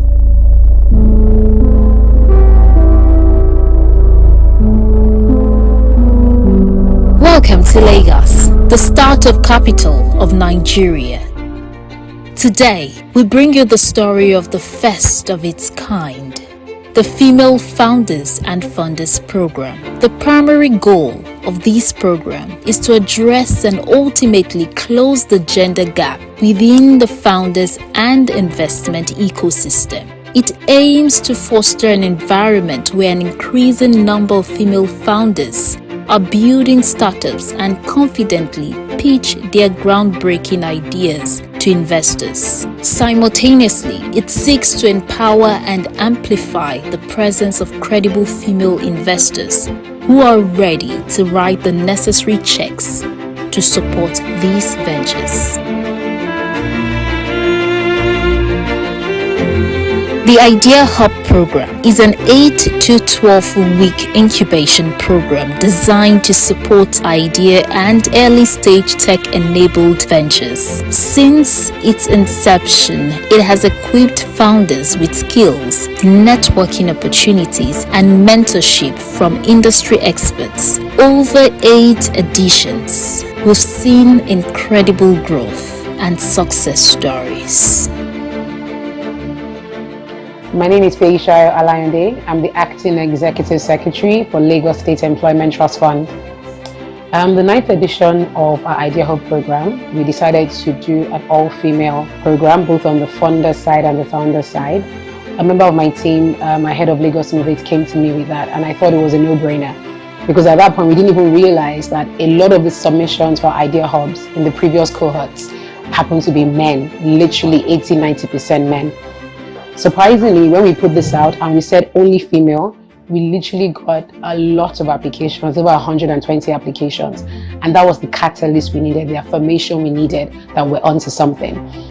The Female Founders and Funders Program came out of a very informal discussion where I sat with people on the government side lamenting about the disparity of funders when it came to women. And at that point, I mentioned that that problem goes beyond just the founders. A lot of spotlight has been on founders and making sure that women are rightly represented. So the genesis of this came from a very informal but very, very intense discussion that has now led to a program which has impacted so many women in terms of their understanding, in terms of their risk, and in terms of their appetite and deliberateness to become investors and funders. The German Development Corporation especially has a strong focus on female empowerment worldwide, and we are very happy to bring in these expertise into the Female Founders and Funders program. With this, the program can leverage, participants can leverage on international networks and expertise. The Female Founders and Funders program aligns seamlessly with other intervention and activities of GIZ in the field of economic development and female empowerment and gender parity. So closing the gender gap generally is of crucial importance to Banwan Ighodalo. I mean, separate from issues around social justice and all of that, when you even look at, I would say, selfish reasons, two jump out at me. The first one will be that if you look at the face of law practice today, it's changing. And so if the face of law is changing, then we have a responsibility to ourselves that closing that gender gap in industry so that the face of industry can also change. And so that when we look at the captains of industry, we see people who look like ourselves in future. What interested me the most about an all-female cohort, I think it's actively trying to address gender disparities, actively trying to close the gender gap by providing targeted support to women who often face unique challenges when it comes to funding and resources. The biggest key lesson that I hope that the participants take away from the masterclasses is funding, right? Being able to understand the different types of funding, the different techniques to fundraising, and the different stages of businesses and the funding that is peculiar to that stage, being able to be investment ready and learning how to pitch your business. Okay, so I think the program is an excellent program that with the benefit of hindsight, it's something that should have been maybe put together and was happening maybe 10 years ahead of now. But that said, it's a great initiative, and I think it's going to put a lot of female founders in the right pipeline and pathway to good progress. And this will help them to also gain traction and leverage networks and understanding of what investors are looking out for. I decided to be a mentor for the Female Founders and Funders program because I love giving back. I love the work that LSTF is doing in terms of social development around Lagos. And I believe it was an opportunity for me to give back my experience and my knowledge to other female founders to make sure that they succeed. So I think one that stood out to me was one of my mentees had to do a pitch, and just helping her refine her pitch deck, her idea, her narrative, her monetization, and just her route to scale was really commendable, because by the time we finished, her pitch deck and she pitched, it sounded like a different person, and she felt more confidence to be able to implement that idea. Meet 3 of our exceptional female founders and funders: Toun, Tunde, and Jos, Folake Kofo-Idowu, and Olanrewaju Oniyitan. These women represent the spirit of innovation and resilience. Hi, my name is Toun Tunde Andrews, and I'm the founder of OnCulture. Where we are in our journey as OnCulture, the Startup 101 was an excellent introduction. You already knew what to expect, and everything else after that was sort of an expansion on the summary of what the Startup 101 was. Favorite was on product-led growth, on the ESG, and then also in the legal framework. But I think that the pre-pitch, if you could say that you gave 150% attention to a session, it was that one. Why? One, we knew the pitch was coming, the pre-pitch exercise was coming. But more than anything, it was also a way to see, are we ready? Everything that we have been taught, are we ready?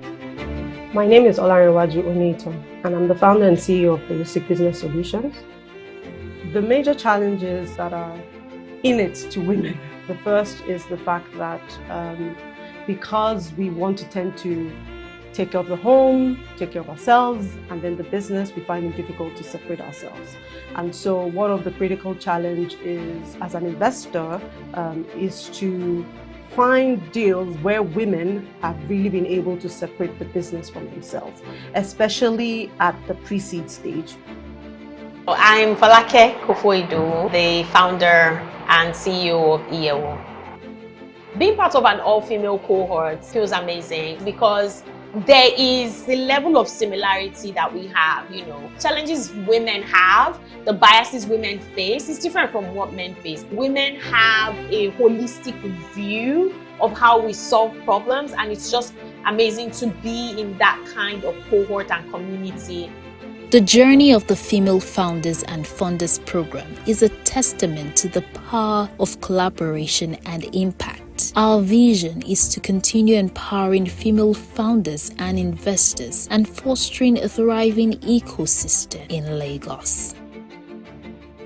The message to other aspiring female funders is to not be afraid to leverage, always ask, and as a founder, do not walk alone. Leverage resources, technology, mentorship, and pull somebody along to mentor. The future of the Female Founders and Funders program is to replicate this beyond this year. We're making sure that we plan for this year on year, and we're even looking at making sure the younger youth in Lagos State actually benefit from this system. We're going to see if we can take it to universities so that as they're coming out of university, they know what they need to do to actually get that idea. They're encouraged to realize there's an ecosystem that's willing to accept them to have that idea, build that idea, and birth that idea to its minimum viable product. So we're going to... The next person I'm about to bring up is very, very dear and special to us, especially at Lagos Innovate. She is an advocate for women, and that is why she went above and beyond to ensure that she's here today. She is the First Lady of Lagos State, and of course, the very beautiful spouse of the #1 man in Lagos. That's Mr. Babajide Sanwo-Olu. Ladies and gentlemen, please, can we give a standing ovation for the finest First Lady in Nigeria, if you permit me to say, Dr. Mrs. Claudiana Ibijoke Sanwo-Olu. Please make it louder. Keep on clapping till she gets on stage. She has done amazing work with 25 years of experience working with Lagos State, and of course now being the First Lady of that same state that she has served diligently. Please, I believe she deserves a round of applause. You're welcome, ma'am. Thank you very much. Please be seated. A beautiful afternoon to each and everyone here present today. I'm sure people were like, is she from Lagos State or from another state? They were not too sure. But when you remember our national anthem, it says, no matter what the tribe you are from, we need to defend our sovereign land, Nigeria. Distinguished ladies and gentlemen, it is a pleasure and honor to be here today. I bring you warm greetings from your governor, the governor of Lagos State, Mr. Babajide Olushola Aduragbemi Sanwo-Olu. I want to acknowledge the presence of the Consular General of Netherlands, Mr. Michael Delen. Nice meeting you, sir. The Honorable Commissioner, Innovation, Science and Tech, ably represented by the Permanent Secretary, Mrs. Ibilola Kasumu. Nice meeting you. Thank you for coming and encouraging the young ladies out here. I learned the Honorable Commissioner had been here earlier on. The Acting Executive Secretary for this occasion, the Lagos State Employment Trust Fund, Mrs. Feisayo Alayande. Thank you very much for the warm welcome you gave me coming into this place. The Managing Partners, AfriGlobal, Mrs. Mopelola Abudu, for encouraging the young ones out there. The head Lagos Innovates LSETF, Mr. Akim Onosoya. The female founders and funders here present. My sisters, Committee of Wives of Lagos State officials, graceful ladies, thank you for coming early, encouraging me to have a peep of what is happening. I was at another event and they kept on sending videos and pictures to me, so there's no way I was not connected to this place indirectly. This other distinguished invited guests, the MC. I saw one doctor, he has changed to, he's now a tech person. I thought you were in my own field, medicine, but I see that you've married medicine and technology together. Where are you? Oh, here you are. Thank you, thank you, thank you. The day is fast spent. I don't want to take much of your time, but at the same time, I want to deliver my message to you. I feel honored to join eminent personalities at this significant event, the Demo Day for Female Founders and Funders program by the Lagos State Employment Trust Fund. I extend my heartfelt gratitude to the Lagos State Employment Trust Fund, AfriGlobal VC, Digital Transformation Center, DTC, for the visionary partnership that led to the incubation of this noble initiative. Your dedication to empowering women in the technology and innovation ecosystem is commendable and inspiring. I've been talking to Ms. Egbeyemi, and she was giving me some insights to how this came about.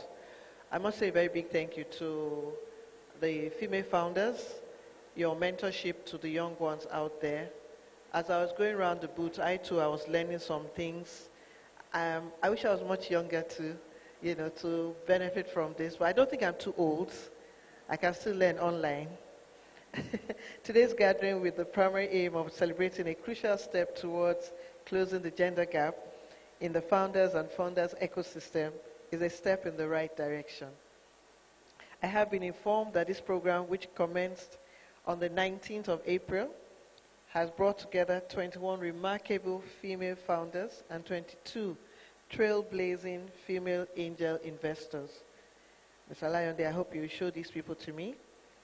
These women represent the future of innovation and investment in Lagos, Nigeria, Africa, and indeed the world. Like they tell you, Lagos, the center of excellence and aquatic splendor. Ekono de carry last. As we all know, the gender gap in technology and innovation is not just a local issue. It is a global challenge, and as such, any efforts directed towards bridging this gap should be warmly embraced and widely celebrated.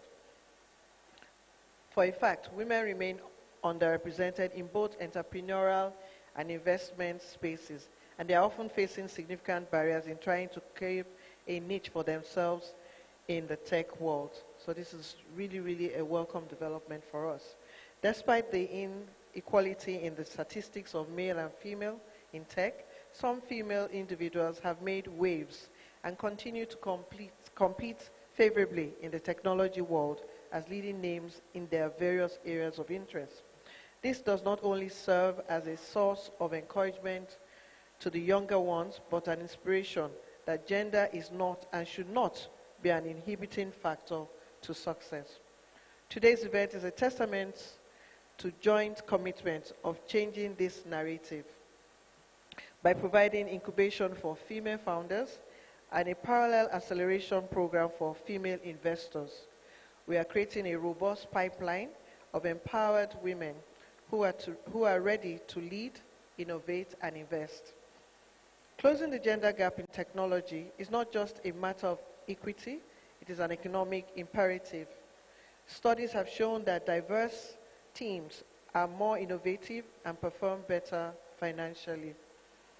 By fostering an environment where female founders can confidently pitch their groundbreaking ideas and where credible female investors are ready to support these ventures, we are unlocking tremendous potentials for economic growth and development.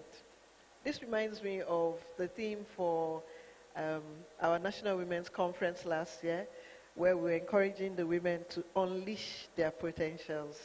That was in 2023. As we showcase the talents and achievements of these amazing women today, let us also deliberate on sustainable strategies to ensure that this momentum continues. We must be deliberate about creating policies and structures that support women's participation in technology and innovation. This includes access to education, access to mentorship, access to funding, and networking opportunities. It also means challenging and changing the social norms and biases that often hinder women's progress, which we see a lot because sometimes in some of our cultures, the women are not allowed to ask some questions, the women are not allowed to express their talents as they would have loved to. But with this type of innovative idea, this initiative will encourage more people. And I hope the ambassadors of this first program will act as catalysts again for other people in the community. You know, Lagos administratively is divided into 5, so, and I'm sure you have representatives from the 5 divisions of Lagos State here. So it's like a train-the-trainer kind of program. When you are able to encourage this young female, thanks to the mentorship from our funders program and the founders, it will encourage the other young ones that are looking up to us out there. And I think this is what this initiative is really about. Let us continue to work together to close the gender gap in the technology and innovation ecosystem. By doing so, we are not only empowering women, but also driving out collective prosperity. I know Lagos State government has done a lot in this area to encourage empowerment of our women. I think 2 days ago, we were in Ajeromi, Ifelodun local government, where one of the chairmen had the first female summit in that local government and tried to encourage as many as 3,000 women so that they can also act like train-the-trainers.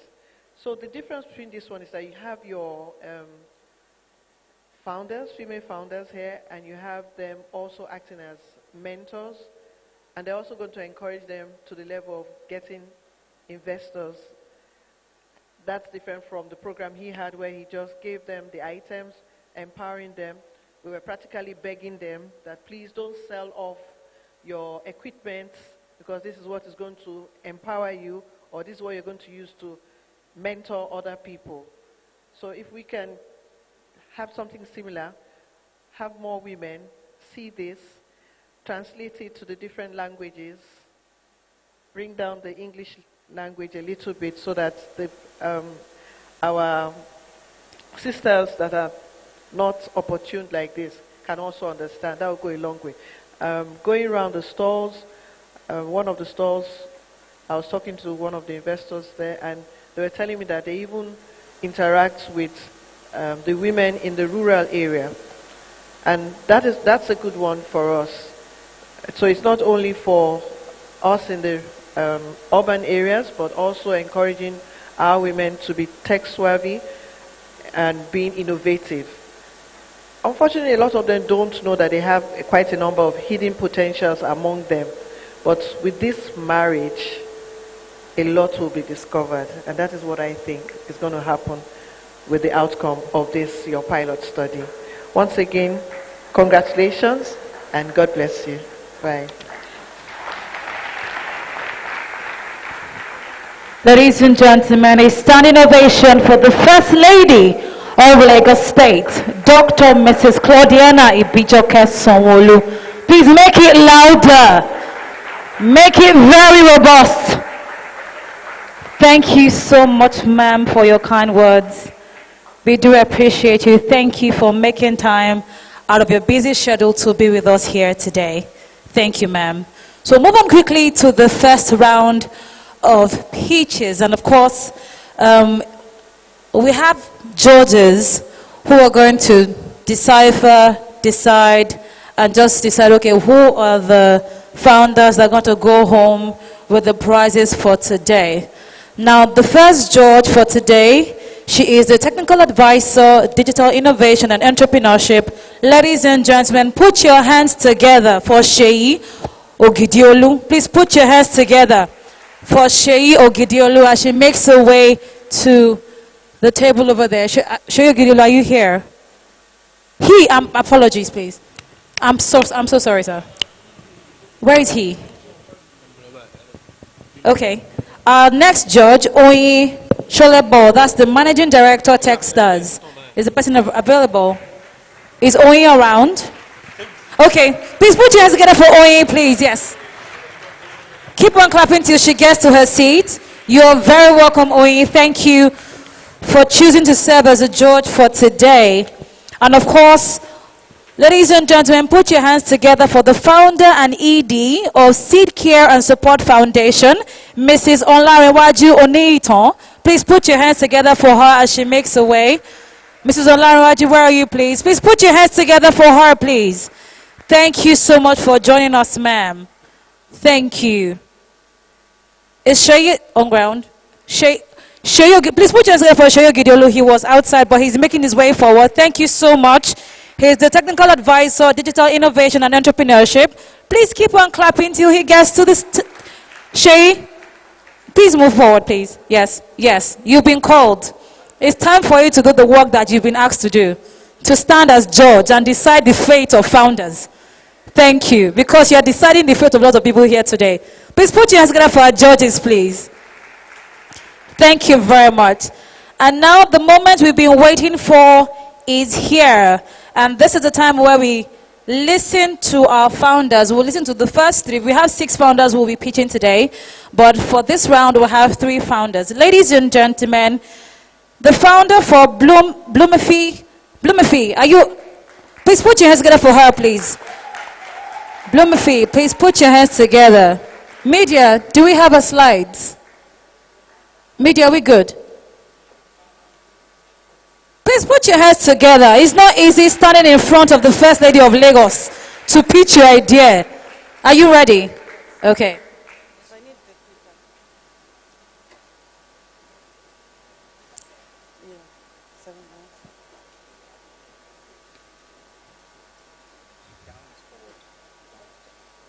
Okay. Good morning, everyone. All protocols duly observed. My name is Temitope Unde, and I'm the co-founder and CEO of Bloomfi, the migration management platform for Africans.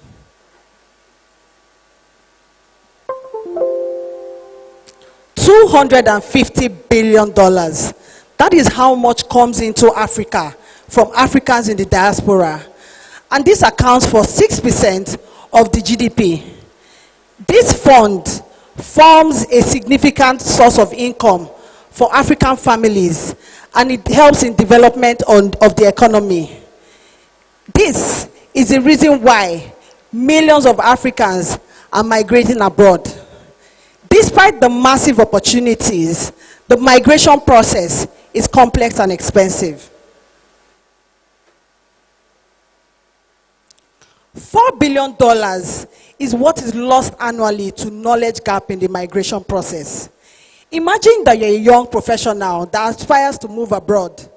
The first big question is, what country can I quickly move to and thrive? This question leads to months of research on the visa process and the opportunities. And oftentimes, it leads to conflicting information and unreliable sources. This has made the migration process tedious and confusing. And for some, they reach out to migration agents who only focus on their expertise and not the needs of the users. And sometimes, they fall into the hands of fraudulent agents. This gap has made the migration process very stressful and unachievable. And this is where we come in as Bloomfi.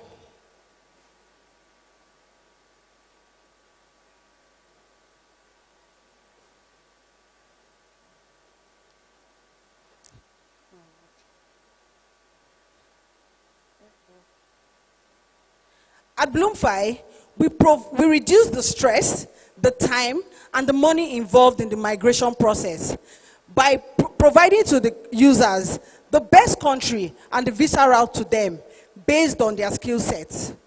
With this, we also provide self-service resources that helps them to move from pre-departure to settlement. With our solution, we make the migration process efficient. And here's how it works. When a user signs up on Bloomfi, they first take an assessment. This assessment provides information on their background, their career background, their educational background, and their financial commitment. With this information, our recommendation engine analyzes their profile and recommends the best country and visa route to them in hours. We create a checklist for them that guides them through the process from pre-departure to settlement, bringing some level of structure to the migration process. And then we provide opportunities for them. Access to job opportunities, scholarship opportunities, helping to reduce the financial burden. With Bloomfi, the migration journey is faster, is smoother, and is more achievable. We are addressing a $96 billion market, and we aim to capture 10% in the next 5 years. Our business model is simple. We charge $200 for them to access our comprehensive service, and we provide ongoing support. And we also earn 10% referral fees from the service providers that help them in the process.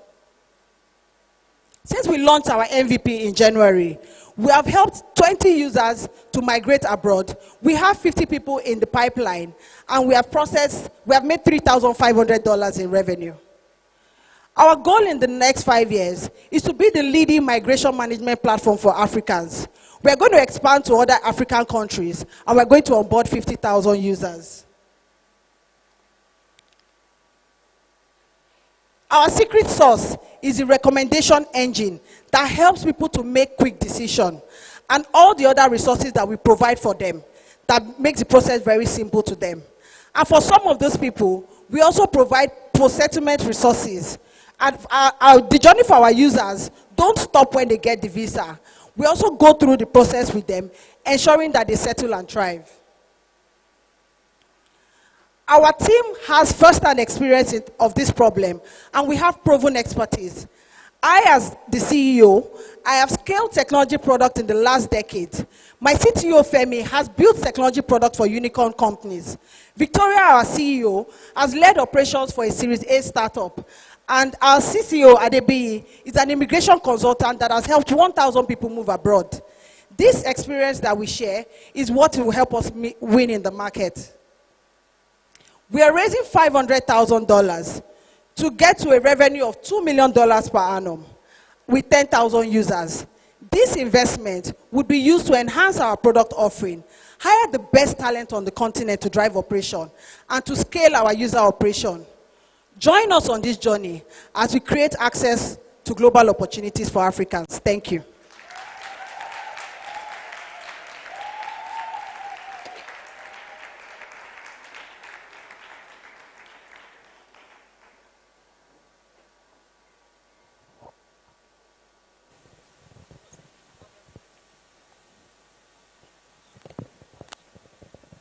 Hi. Thank you very much. That was a very confident pitch. Can you tell us about your go-to-market strategy? So how are you planning on acquiring all of these users? So in terms of our go-to-market strategy, we're going to leverage on partnership and digital channels. So we're going to use digital channels to drive awareness and acquisition. But we realize that this segment of people, they leverage on word of mouth. So referral is going to be strong in our go-to-market. And we're going to leverage on partnership with immigration consultants, with people that serve this market. And this is what we will use to drive our user base. Hi, and congratulations again. Thank you. My question is around scale. And building on her question, you've said that you're going to scale across Africa. Do you have you done, or what have you done in terms of identifying your next markets over the next 3 to 5 years? So what we've done is we've been able to identify the countries where people are migrating the most. So we figured out that we're going to leverage on, we're going to look at the West African countries. So Ghana, Kenya, that's where we have people move in masses. All right, well done. So I have seen a couple of products like this globally. First question is, have you understudied some of the most successful solutions in this area? Which one, please? Can you mention one? Okay, so one startup that I have studied is Leverage Edu. So Leverage Edu is in India, and they've been able to scale their product to 2 million users. But the only difference between Bloomfy and Leverage Edu is that they focus on study abroad. But for us, it's a combination of study abroad and work opportunities. All right, so I'm saying this because it's critical to understand the overlap between being novel and innovation and market fit. For market fit, I see this to be very, very nice. We need it a lot here. But then it's not so much of your worry as to how to get it done if others have done it already. Is to identify what they've done right, what they've not done right, and leverage. So your USP, your unique selling point, should be what exactly they are not doing so well. And I saw your chart there, and I think that's gives some competitive advantage. But then you mentioned that your go-to market strategy is using the merchant model. All right, use community referrals. Meaning, I presume, they're going to earn commissions, right? They're going to earn commissions. Yes, yes. So what's your cost of acquisition of customers? So our cost of acquisition for customers is $10. 10, including Yes. commissions? Including commissions? Yes, including commission. Okay, all right. So I pay you $200 annual fee. Yes. Is it capped as to the number of applications, number of attempts, or is unlimited? Yes, so when you pay $200, we're going to provide you with 3 options. So you have 3 options that you can explore. Okay, and when I'm done exploring the 3, my $200 is expired. Okay, so what happens is with the $200, we are projecting that in the next 1 year, with all the resources that we've provided, it should be able to help you move within 12 months. Okay, all right, thank you very much. Nice one, congrats.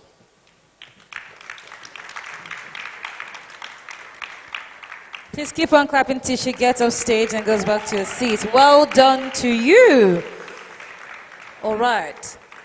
To the next founder, On Culture. Please put your hands together for her as she comes on stage. Please keep on clapping till she gets here. Please note to our founders that you have just 7 minutes to pitch your idea. And of course, right after that, Aye will please just be ready because you're coming up shortly after her. Thank you. So you have 7 minutes. Yes, there.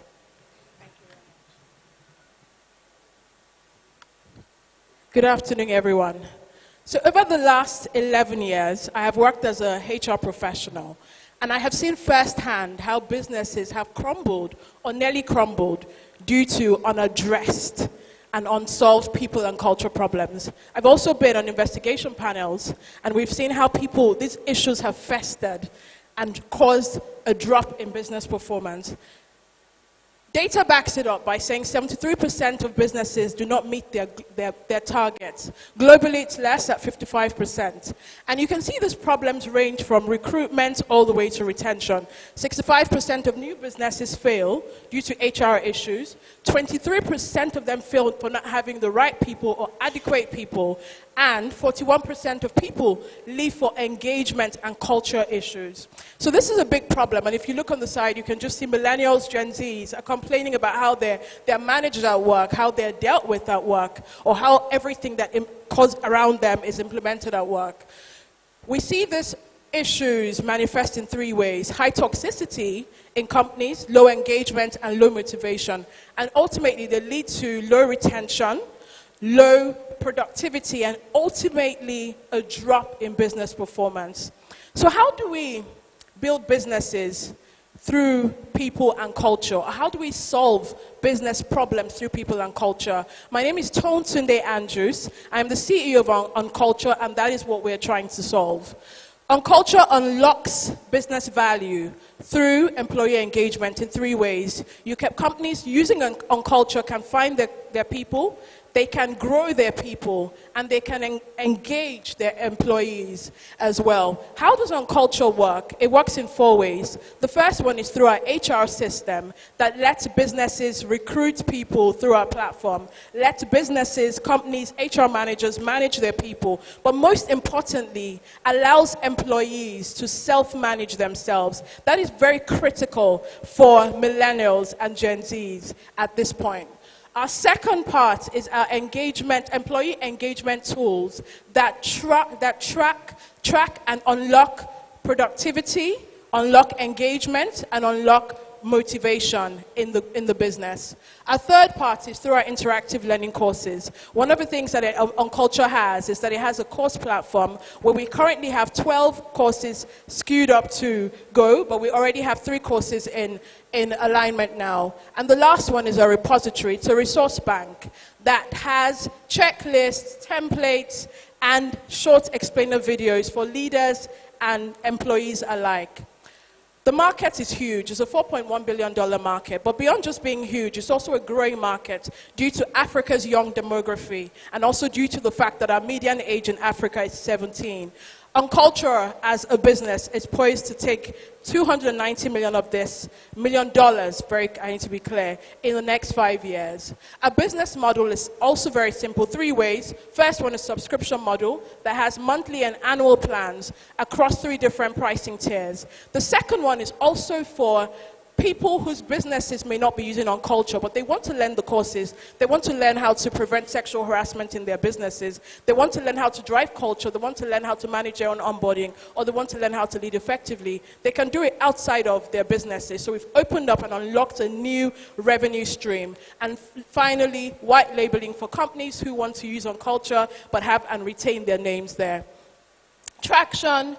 At the moment, our version 1 is ready. So the employee information system under the HR system, where employees can then manage themselves, is ready. The second one is our employment engagement tools. We currently have 7 tools, but 3 are ready. 1 for unlocking productivity, another one for unlocking engagement, and the third for unlocking recognition. 3 courses are also ready. We currently have preventing sexual harassment at work, preventing harassment at work, and driving culture at work, which are very critical issues in today's age. And we're currently testing with 5 companies that have 113 employees as our beta testing. The market is void of competition. We've listed out our competitors across the different degrees that we operate in. But our advantage over our competition, apart from the fact that we have an all-in-one platform across recruitment and learning and our courses, is that we've targeted on culture. And most importantly, there's a space in the market that is not solving for the pain points that they have. People want fun, people want simple, people want transparent tools, and that is what OnCulture is bringing to the table. And we also want to give employees control over their employment experience.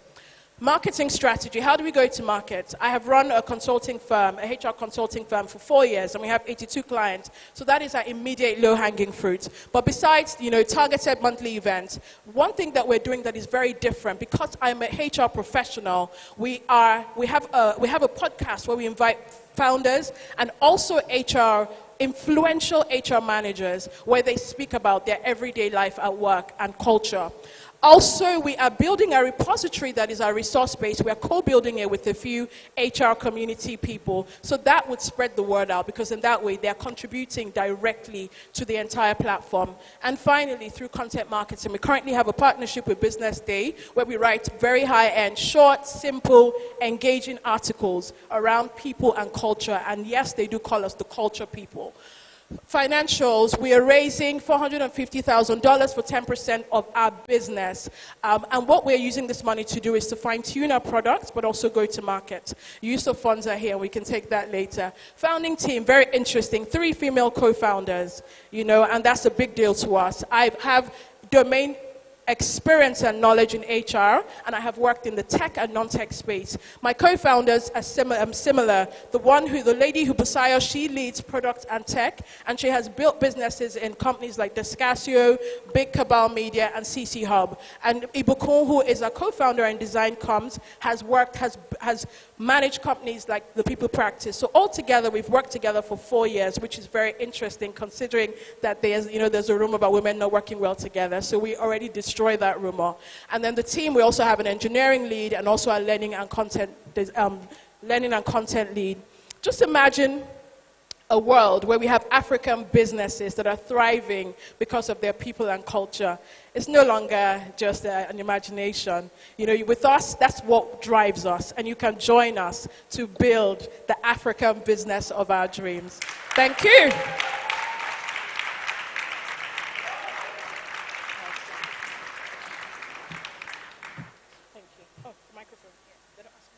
Okay, so to my judges, please. Information reaching me states that we can hold on the questions until much later, so that we don't have expo and undue advantage, so everybody can, play on a level playing field. Thank you. Please, you can go back to your seat, please. Ladies and gentlemen, founder OnCulture, make it loud. Well done. And of course, Ayewo, founder Ayewo, please come forward for your pitch. Please make some noise and celebrate. She's mixing tech and medicine. All right, please put your hands together till she gets here, please. I love it. Have a good one. You have 7 minutes. Thank you. Hello, everyone. Good day. I am Dr. Falake Kufuor-Idowu. I am the founder of Iyewo. Today is a beautiful Friday, but imagine instead of being here today, you're waking up in a hospital, and the last thing you remember was 2 nights ago. Scary, right? But then the doctor is telling you and your family members, you almost had a stroke. Your kidneys are failing. And then they're like, oh, it's because of your blood pressure that wasn't controlled. 2 out of 5 Nigerians have kidney problems, and many of them do not know. How did we get there? In Nigeria today, 3 out of 4 primary healthcare centers are not functional. We have under 2 people, health workers, to service 1,000 people in Nigeria. And all of this, amongst other reasons, have led to delayed diagnosis, a high disease burden, and now catastrophic health spending where it takes up to 40% of household expenditure. Oops. Help, please. I will try to proceed without that. Help. All right. It takes up to 40% of household expenditure. And IEWO is like I said, is a primary healthcare startup. Oh, thank you very much. IEWO is a subscription-based primary healthcare startup that provides access to primary care for non-insured Nigerians in the informal sector, while also providing a micro-savings platform for them to be able to afford their planned and unplanned medical expenses. While doing that, we leverage using community healthcare workers, technology, and the local thrift culture called as Ajo or Esusu by many. At IEWO, we sign up people like Mama Day at her shop conveniently. She picks a plan. She starts micro savings, right? She's able to now complete a health screening, and we take her health history, get a health summary, and we use that to plan a healthcare for the year and also her financial needs. We encourage her to save beyond that financial needs because of unplanned expenses. Nobody plans for malaria and typhoid, right? And then she's able to request and get care through multiple channels. And here is two of our popular plans. Here you can see that people get care monthly through a community healthcare worker visiting them at their place of choice. And the next plan has a physician consultation included in the fee, so you can request physician consultation as needed or as recommended. And there we have additional services that are not included in the plan, but we offer, and their wallets can serve as a source to pay for that. Mama Day, she's a 47-year-old woman. She trades 6 days a week. We all know the market struggle, right? She cannot afford large lump sums, so she makes a susu for things like her children's tuition, house rent. She can afford 2,000 to 3,000 naira every month to pay for, a variety of things, and sometimes ashwebi. And in the informal sector, people like her make up 60% of Nigeria's workforce, which is very important for our country's productivity. And so, looking at the healthcare industry that's valued at $5 billion, we're looking at a total addressable market of 1.8 billion. And narrowing that down to 40%, we have $720 million. Here we've weeded out people who live in very hard to reach areas, conflict-ridden areas, poor cell phone access, people in abject poverty who cannot afford anything, or they just have some kind of bias and they don't like us.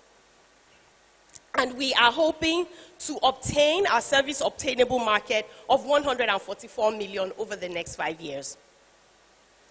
And all of this started with my nonprofit experience.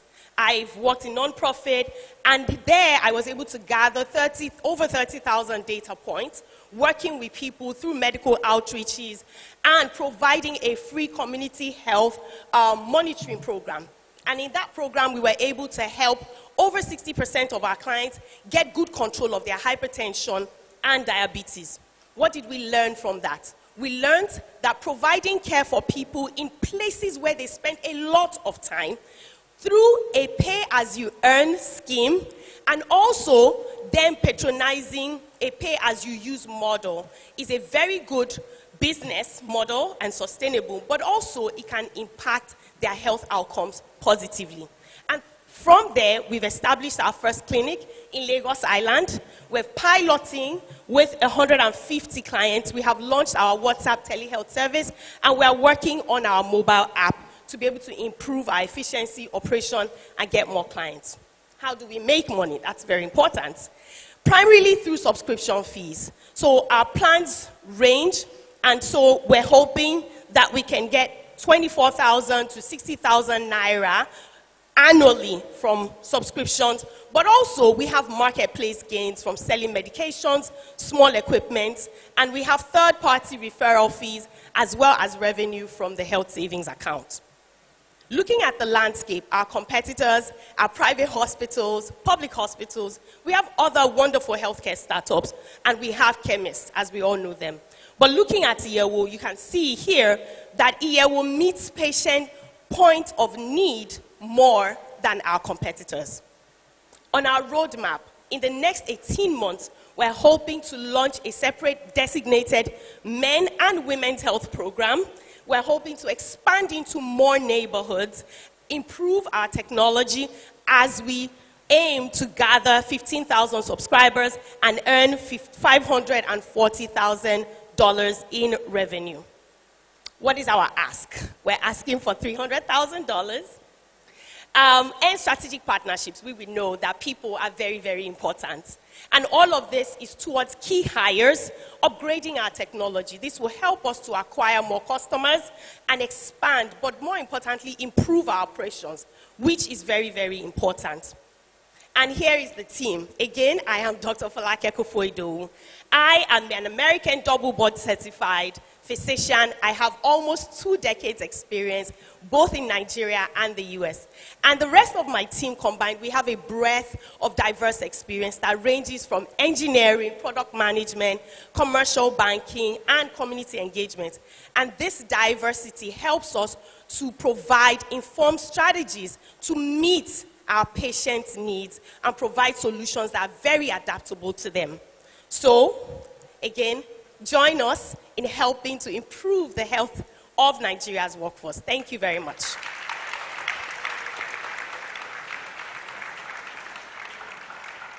Please, once again, please put your hands together for her, please. You can go back to your seats.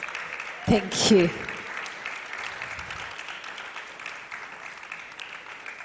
So, our judges, please, you have to wait till the second round of pitches. Yeah, so that we can... Exactly. Please, once again, please, can you give a round of applause to our judges, please?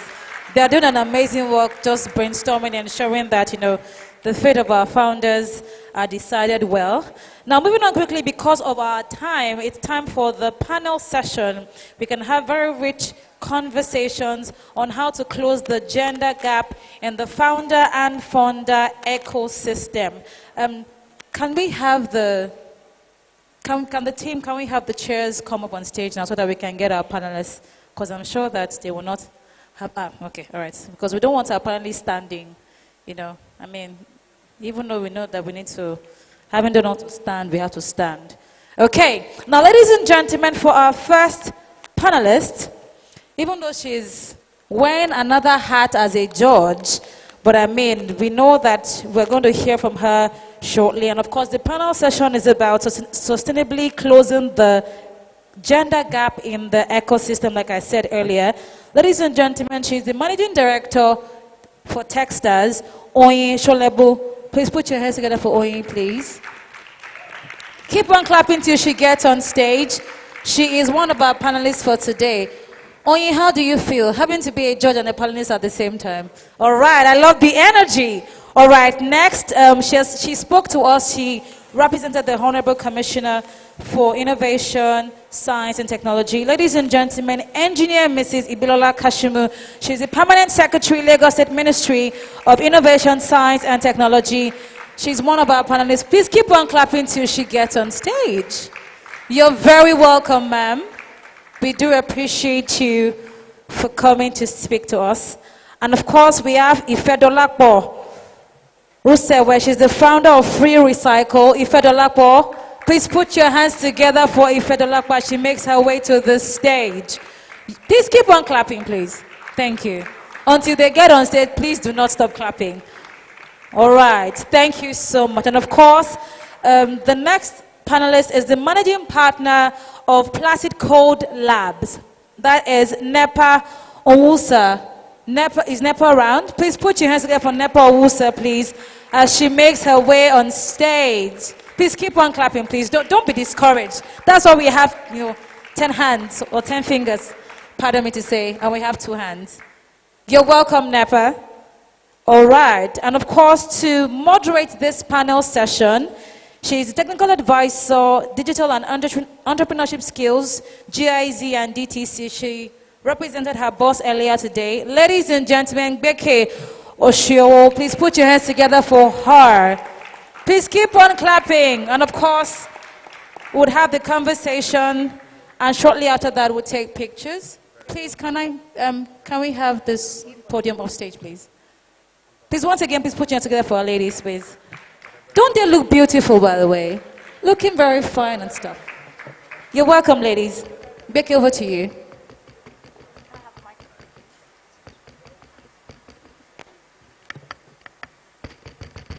Hello. Okay. Good afternoon, ladies and gentlemen. It's my distinct pleasure to welcome you to this panel session where we will be discussing sustainably closing the gender gap in the startup and investment ecosystem. First of all, I would like our panelists to give themselves a brief introduction, because I believe that no one can give an introduction better than yourself. So we will start with you, Napa, if you don't mind. Just 2 lines on what you do and the value you're bringing to this panel session. Thank you. Okay, thank you. I hope everyone can hear me okay. Can you? Oh, no? Is it better now? Okay. So hello, everyone. My name is Napa Onwusa, not Nepa. Napa Onwusa. And I'm the managing partner for Plastic Code Labs. We are a software dev shop. We build software for small businesses, enterprises, and startups. Where we really focus on for startups is non-tech founders. Prior to that, I've worked in several really amazing companies, Google, Microsoft, Amazon, and in all those organizations, I was very particular about supporting female founders and building programs that could give them access to markets and access to capital. Really honored to be here. Can't wait to learn from the other panelists. Thank you. Over to you. Thank you very much. Okay, all right. My name is Ife Dola Poronshewe, and I'm the founder and managing director of Free Recycle Limited, a pioneer waste tire recycling company here in Nigeria. From inception till date, we have raised over $850,000 in a mix of equity and debt, allowing us to recycle over 300,000 waste tires that would otherwise end up in landfills and in our waterways.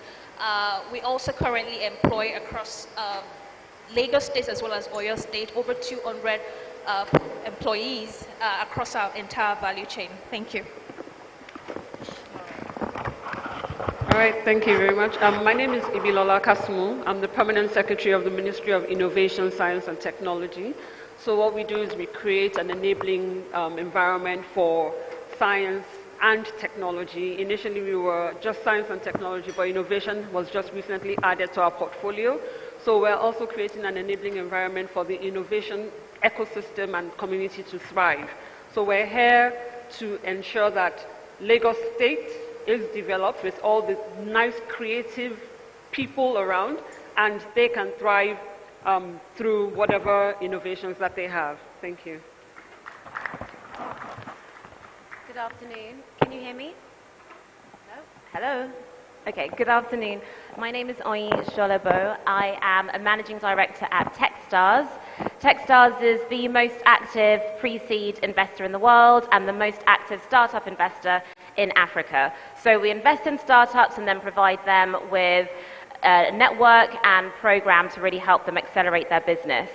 Personally, in the last couple of years, I have led the investment into 24 companies, 45% of which have female co-founders. Thank you very much. I'm sure you'll agree with me that the panel is loaded. So before we commence, I would please request that you give our panelists a warm round of applause. Thank you. Onyi, I'm going to start with you. Okay, so can you tell us how large is the funding gap that exists in the startup and investment ecosystem? You can give us a continent view and also bringing it down to Nigeria. Just what is the funding gap? Sure, so there was a great report recently from Disrupt Africa which broke this down, and it said something like 1.4% of the venture funding that we've seen for the first half of this year has gone to female co-founding teams. over 80% of it has gone to all male teams, and then the rest of it has gone to mixed teams. So what we're seeing is that for venture capital, the majority of the money is not going to female co-founders.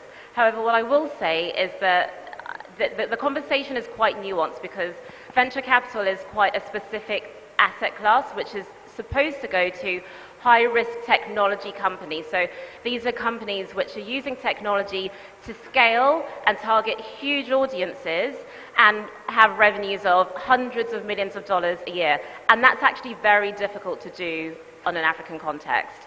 So when you instead look at the amount of money that's going into, for example, social enterprises and SMEs, which I know we're not here to talk about, the numbers do start to look a little bit better. But it's the venture capital numbers that we always hear where there is a lot of bias away from female founders. Thank you very much. Ife Dolapo, would you like to just give us your perspective on that? Thank you. Yes, absolutely. I think there is a gap. There was a report done by Medium a couple of, I think about a year ago, where it was reported that only about 3% of total investment into Africa between 2013 and 2021 went to female-led and female-owned businesses. And if you begin to break it down, or you come further to Nigeria, where according to IFC, you have about 41% of businesses being owned by women. So you begin to see that there's clearly a disparity there, there's a gap. And it's not for lack of ideas or innovations. I think it's more about the challenges that we're faced with when it comes to accessing funding and financing for businesses. Thank you so much. And that's exactly where we're going. We're going to discuss what are the causes of these gender gaps, in your opinion and experience, more importantly. What are the causes of this gap? I mean, we could sit here all day talking about the various challenges that we're faced with as women in the entrepreneurship space. I mean, I've been doing this for about 4 years now. I was in the banking sector prior to when I decided to found Free Recycle. And back then, it wasn't quite clear. I mean, when you're sitting behind a desk just attending to people, you do not clearly see the challenges that they're faced with. And I think top on the list for me would be the bias and the stereotype. You're expected as a woman to only limit yourself to working in certain sectors or founding businesses. I mean, when we were looking for funding for Free Recycle, I had someone say to me that, oh, madam, if you were looking to raise funding for something in the beauty space or the fashion space, perhaps it would be easier to get you the funding you're looking for. But what you're trying to do, nobody is doing it, nobody has done it before, why are you trying to do this? So these are one of the many challenges that we're faced with, the fact that women should only limit themselves to certain spaces. But we've seen the change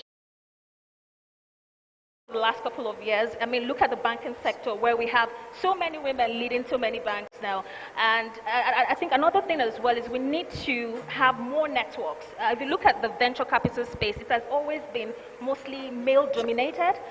We need more women in that space. I want to be able to work, I'm usually happy when I go in for a meeting where it's tied to investment and I see women sit at our table because I feel like they can relate better. They have the patience, to listen, and understand what we're trying to do. Thank you very much. So from your response, I'm picking out that there is a stereotype, there is a bias that persists, that certain sectors are for women and others, nobody's really doing that. But they don't really mean nobody's doing that. Woman is doing that. So, Napa, I'm coming to you. What are the causes of these gender gaps from your experience? Yeah, I think you raised... oh, thank you. Because I was really... Hello? Okay, yeah, so to your point, so it's so correct, right? So I remember I'm a partner at a VC firm, and we had two startup founders that were pitching.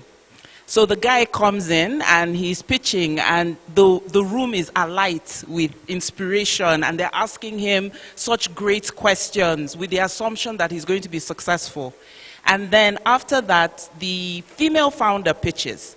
the atmosphere changes. The people sit up straighter. The place feels a bit more formal. And they start asking her, why do you think you will succeed? How will you work with competition? And unfortunately, the female founder didn't even know how to interpret this obvious bias, but my partners couldn't see it. So I think the first thing is being able to give our female business leaders the tools to be able to work with this bias that they see. So one of the causes I feel is adequate training. The second one is diversification of the leadership in fund managers. Because I was in the room, I was able to point out that bias and say, look, did you notice how differently you treated the male leader and the female leader? And to be honest, my partners couldn't see it. They didn't even know. So sometimes the bias isn't even obvious to them. So this is where education and exposure comes in. So quite a number of reasons, challenges. But like Onyi said, we are seeing a gradual closing of the gap, but being aware of these issues would help us mitigate them and provide the right tools and frameworks to support our female business leaders. Thank you so much for that. So I'm getting that there is an unconscious bias. And I think when you want to implement change, it starts with awareness, just recognizing that something needs to change. Thank you so much for that. Ibilola, I'm coming to you.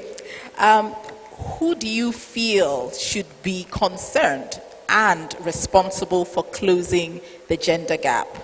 Okay, thank you. So basically, I think investors need to be concerned. They need to look and recognize these biases that the people are talking about in order to overcome them. Then we need to look at government. We need to create policies that would actually promote the female sector, where in this ecosystem we know that it's male dominated. So what policies can we put in place in order for the female founders, the female entrepreneurs and the female investors to thrive? So those are two areas where we need to look at, very critically as well. So we also have NGOs, business, the private sector. Those are all stakeholders that need to look into this causes and the effects and see how we can mitigate against all of that. Thank you very much for that. I believe we have some questions from the audience. Please raise your hand if you have a question. I have someone from the LSCTF team ready to take your questions, which we'll take at the end of the panel sessions. So please keep your hand up and keep it raised so we can have those questions posed to the panelists. Now, Onyi, back to you. I'll pose the same question. Who do you think should be concerned and responsible, following on from Ibilola's response? Thank you. Hello. I think everyone needs to be concerned about this. I think when we often have the gender conversation, it's had as if it's a nice to have, but it's actually fundamental to economic and social and political development. So when they, for example, when they first started making driverless cars, they interpreted pregnant black women as shadows of signposts. Why? Because they didn't have representation in those organizations from the product perspective. So products will be launched without looking at the wider customer. So product leaders need to be concerned about it. CEOs need to be concerned about it. There's so much data to show that when you have women in leadership, the performance of the company is better. So if you look at the top 500 biggest companies in the world, the ones that have females in C-suite positions have better returns. So it's economically important. And then at a macro level, it's just fundamental that if you are cutting out 50% of your workforce, 50% of your customer base from the conversation, from innovation, from potential customers, you are losing out on potentially 50% of your GDP. So it's something that across the spectrum we all need to be concerned about. Thank you very much for that, Onyi. Thank you. Please feel free to give her a round of applause. Thank you. So I will ask now, how do we close this gap sustainably? I have personally gotten a lot of pushback from people that say, oh, well, this quota system where you just create a quota and say you must hire, 40% of women, that they're not qualified, they can't do the job, it's actually counterproductive. But we know that women represent roughly about 50% of the population in Nigeria. So why does this gap still persist? But we also want to find out, how can we close it, but close it sustainably to give impact and representation? So I'm going to go back to you, Ibilola, if you don't mind, to start us off. I think, sorry, excuse me. I think we need to look into education, first of all, education and advocacy, where we're actually introducing some of these issues into, or these topics into the curriculum of schools, where you're actually creating real life issues for these students to solve. Like the First Lady said something earlier on that, I wish I could turn back time, where now I'm young again, I'm a fresh graduate, because we find out that what is happening now is that a lot of the graduates that we have now are graduating and they're becoming entrepreneurs. In our time, it didn't exist like that. You always had to look for a job. But right now, you find out that the younger generation, because I think subconsciously it's kind of included in their curriculum or whatever they're doing in school right now, they try to innovate. They're being innovative because they want their independence. The Gen Zs now. They're always advocating for independence, and in that, they're always looking for ways in which they can achieve that independence. So I think education is really, really important, because gone are the days where you talked about technology, ICT, computer science. Then was you had to have a computer and that was it. But now even STEM education is not just about computers. It's also development. You have so much gaming is now seen as almost like a subject and a course being taught in school. So education is a major factor. Targeted funding towards this gender diversity needs to come into play as well, where we have the opportunity where female funders, female investors, female innovators have a place where they can go and they know that they will be heard. It's not being selfish, but it is the truth, the reality, because we are being seen as a minority. But everybody knows that what a man can do, a woman can do better. So it's time for us to embrace that and make sure that we kind of promote it.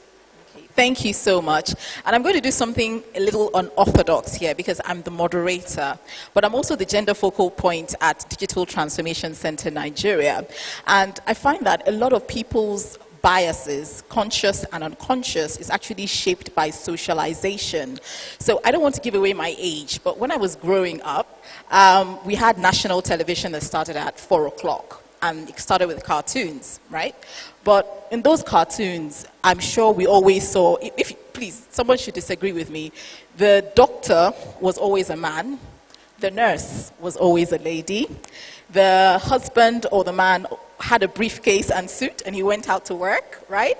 And the mother, the wife, was always at home taking care of the children and cooking. So that socialization imprints on the general populace. So while I say there is a space for media, and what we do put out to the general public as the norms and expected as social values, we have also the internet to leverage on, because you mentioned, Gen Zs sort of, being bold and assertive to sort of take territories and boundaries that hitherto were sort of, left for only one gender.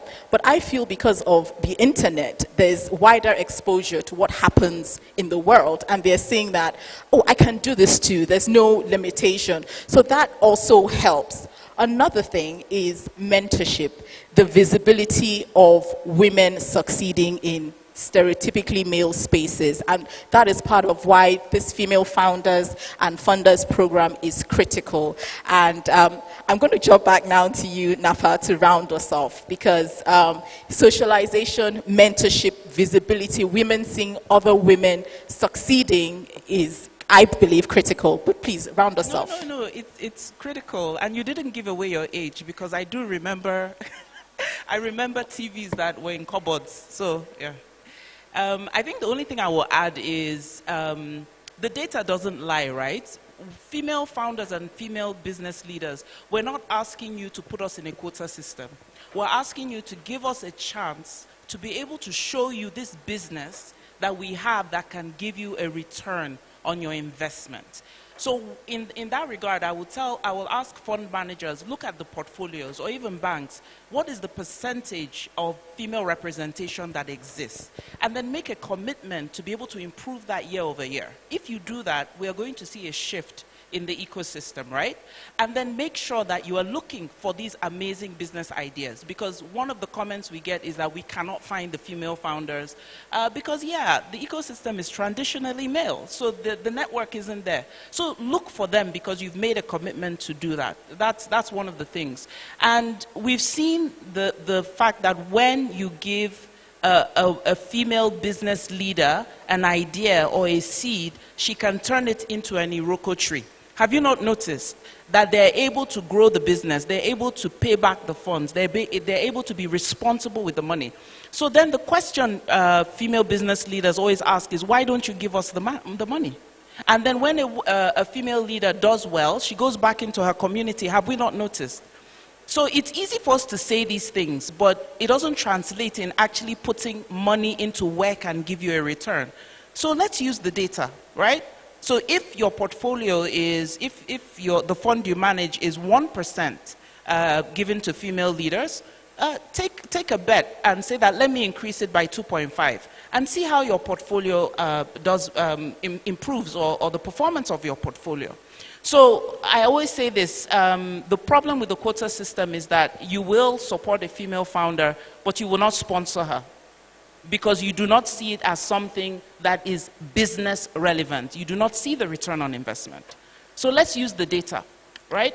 If your portfolio is 60% female-led businesses, I guarantee it will perform well. And I'm not saying this to say that male-led businesses don't do as well, but where we see diversity of thought, we see diversity of gender, we see diversity of approach, we see an improved outcome. So let's bring that diversity in by making it less than, we say 3% of female leaders get funding. Let's take a bet on our female entrepreneurs in the room, and let's move it to 10% in the next 2 years.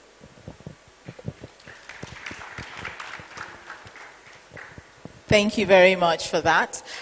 Do we have any questions in the room? Do we have any questions? Okay, if we do not have questions, then I would like to say a big thank you to our panelists. Please, another round of applause for them. Thank you, and if you can please rise for a picture. Thank you.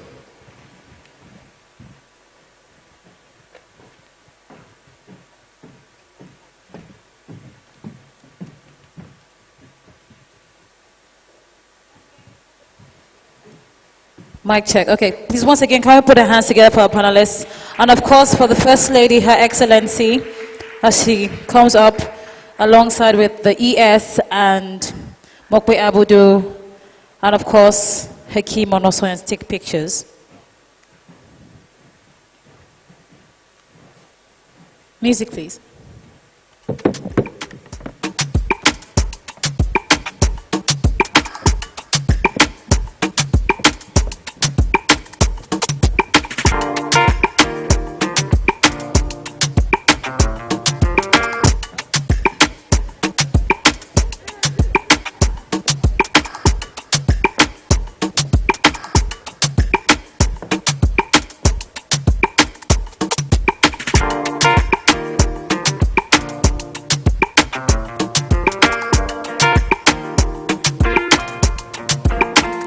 Now we'll move quickly to the next round of pitches. And of course, I believe that our next round, please put your hands together for the First Lady, Her Excellency, Dr. Mrs. Claudiana Ibichoke Somolu, and of course, Mokwe Abudu, and our ES, and of course, our panelists. Please keep on clapping till they go back to their seats, please. Thank you. Thank you so much to our panelists, and of course, to our moderator, Beke, thank you so much. God bless you. Thank you. All right, now moving on quickly. We'll call the next founder. Please, can we have the podium back on stage? Thank you.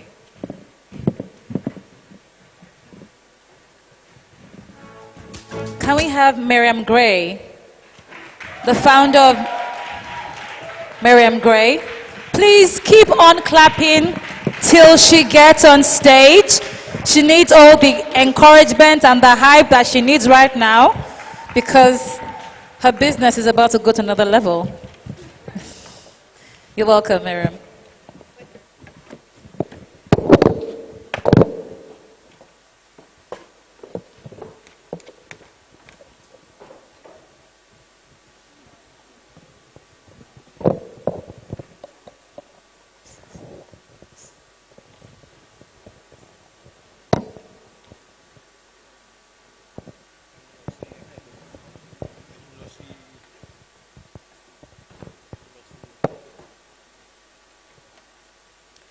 This is not just a phone, it is a lifeline, a connection to the world, and for millions of Nigerians, it could be the key to better health. Imagine this, a financially challenged, poor, pregnant woman in a remote village, a busy woman in a city like Lagos, and a frail old man managing a chronic condition. They all share a similar challenge, which is access to effective and affordable health care. Good afternoon, everyone. My name is Jennifer Isiaba.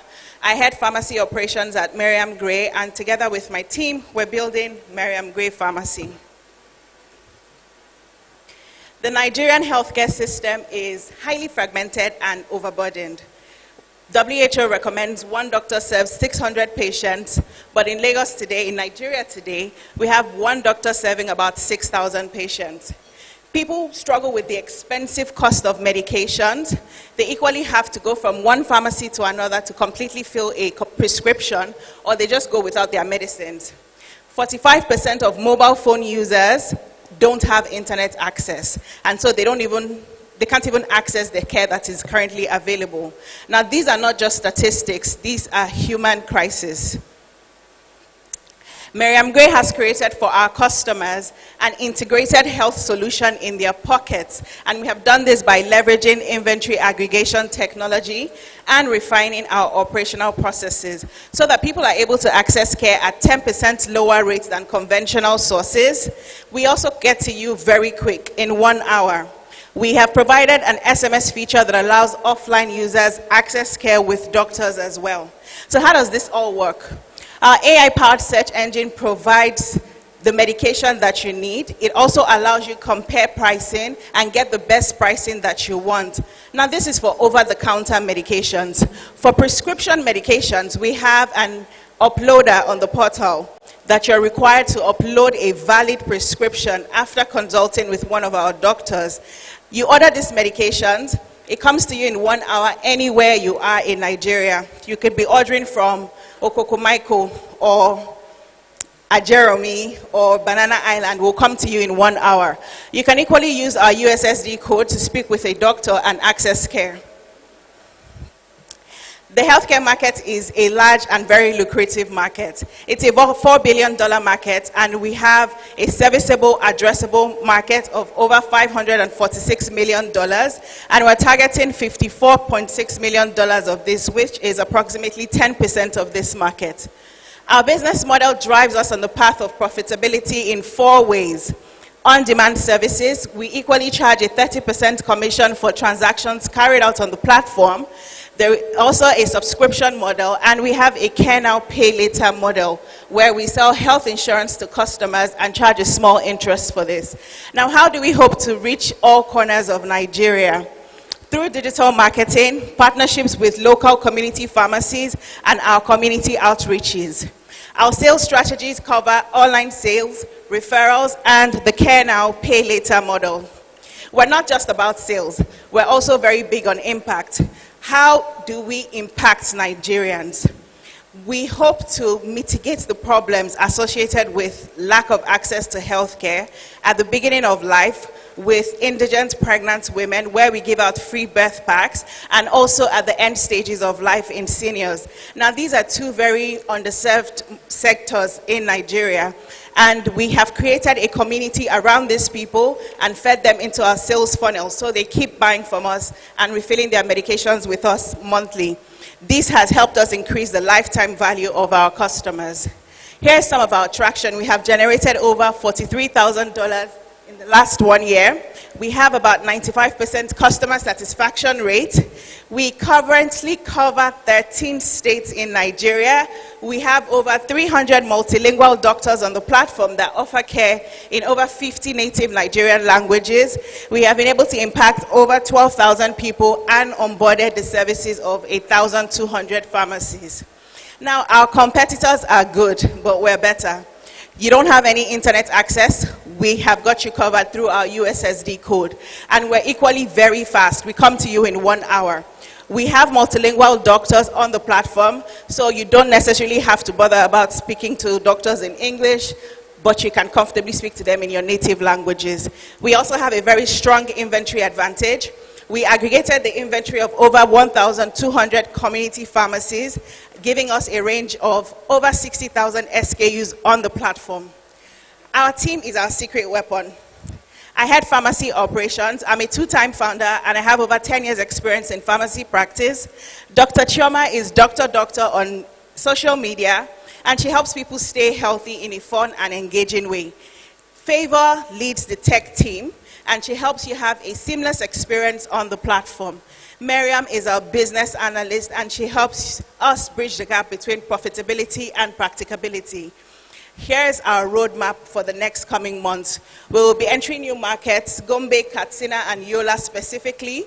We equally will be launching our second mobile clinic. We currently have one in Ogun State. And then we would be launching our impact called Community Blitz. The first one was December last year, so the next one is coming up by December this year. These processes will help us reach the next 60,000 households. We're currently on the path to raise $250,000 to reach the next 60,000 users.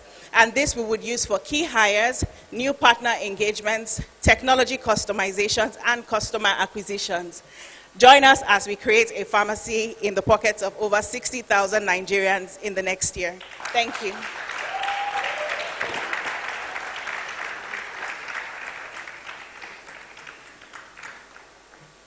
Please put your hands together for her, please.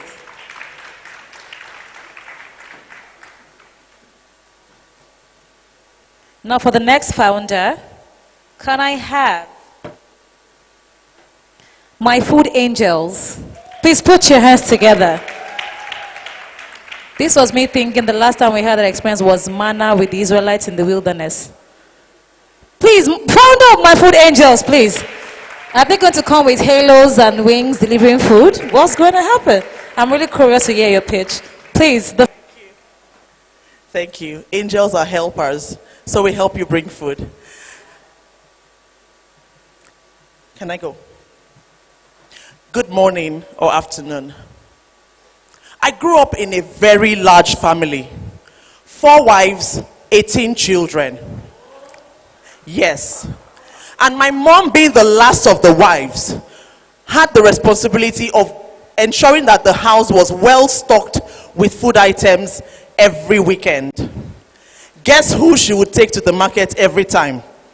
Me. And I did not like it one bit. But I didn't know that this was an experience that I was using to develop skills I would need in the future. Fast forward to after my graduation, I became an engineer, finished with a second-class upper, but I did not get a job. But one of the things I noticed was a problem around me. I had neighbors who were busy professionals, and they did not have the time to go to the market to shop for food items for their families. What am I doing? Send me, as long as you will pay me. And so I started a business called Mile 12 Market Woman. As catchy as that business was, there were 2 things that we saw that, we needed to transform from Mile 12 Market Woman. The first being that our customers they were part of the population who had constantly been experiencing high food inflation. Everybody here experiences it, right? As of today, you spend 57% of your monthly income on food alone. Secondly, the quality of the food in the open markets is constantly deteriorating. 27.6 of the food in the open market is only fit for consumption. The rest is lost to post-harvest losses.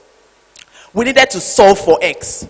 And so we came up with My Food Angels, a supply chain solutions provider that connects the farmer and the consumer. How do we do this? We fund our farmers through backward integration. We fund them with seed to plant.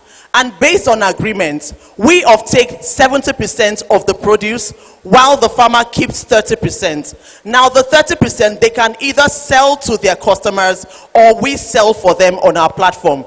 Our customers get to place an order by logging onto the platform, placing their order, and we deliver. We deliver based on 20% marked up on the produce that we supply them. What is the outcome? These customers get to enjoy good quality, freshly harvested produce that has a longer shelf life compared to what is in the market. Secondly, our customers have attested to the fact that we are cheaper than what is currently obtainable because we take it directly from the farmers and bring to them. It's a win-win for everybody. The food market, online food market, is quite huge in Nigeria. Currently worth $2.8 billion in serviceable, obtainable market. Serviceable, addressable market. We are targeting 5% of that, which is 140 million. Obviously, as large as the market is, there is competition. But how we stand out is that we have married our farmers network with user-friendly and customer-centric embedded technology. Stuff like Name Your Price is on our platform, where the customer can be able to buy based on their budget. So we do not limit them to only what we're offering. They can buy based on their budget. We started in the year 2021, and we have iterated over the years. September this year, our innovative chatbot will be launched, and we have also designed our version 3, which is our proprietary platform where our customers can now download from the app and all of that.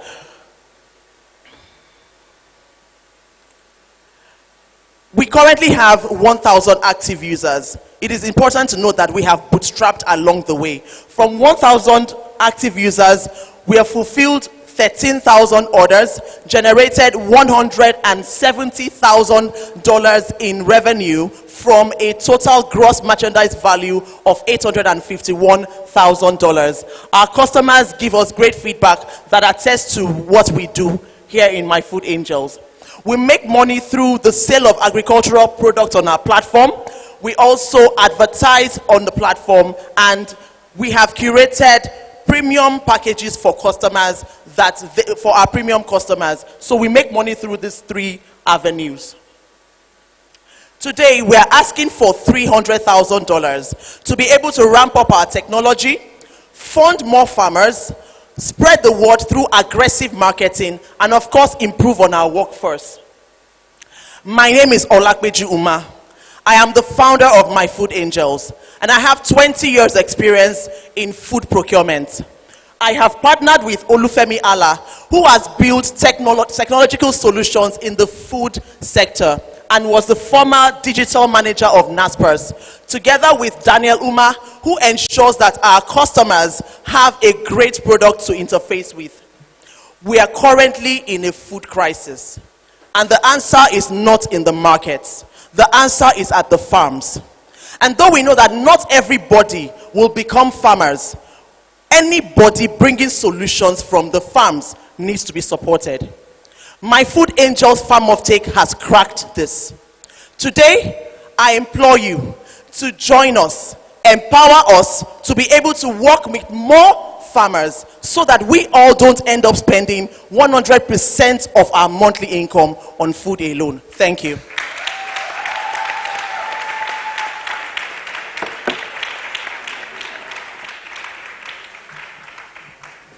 Please put your hands together for her, please. That was quite a compelling story, if you ask me. All right. Now, of course, to Let me call you, my dear. My darling, please go and sit. Hello, my sister, go and sit down. Don't worry. I will call you. Relax. Darling, you will pitch this pitch. Don't worry. I got you. Okay, I got you. I got you. Okay, ladies and gentlemen, the final pitch for today. Covenda AI. She didn't want to any introduction.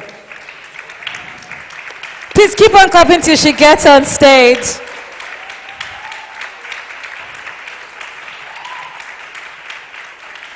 I'm very curious as to the AI part of this conversation.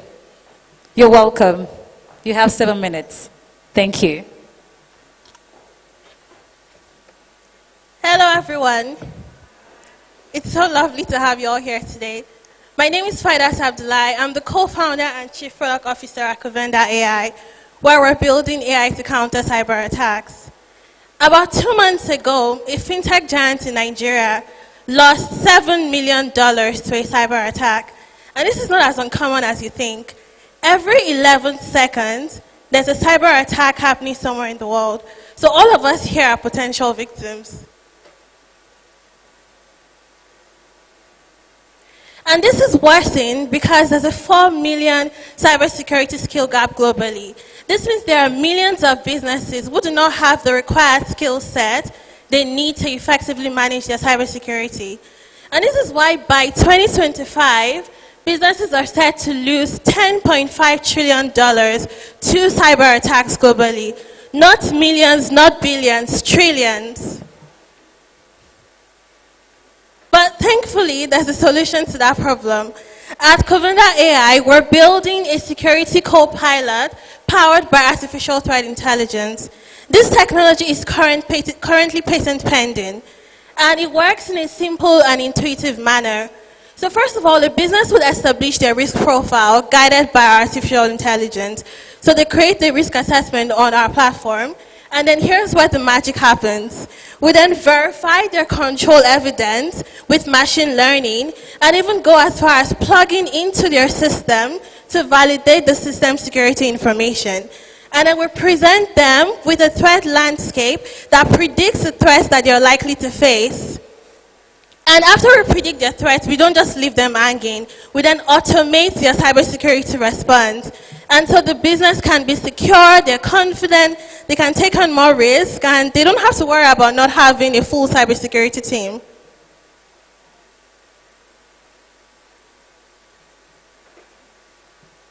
So our product provides a shared view of risk. Our product provides a shared view of risk that's personalized for every business.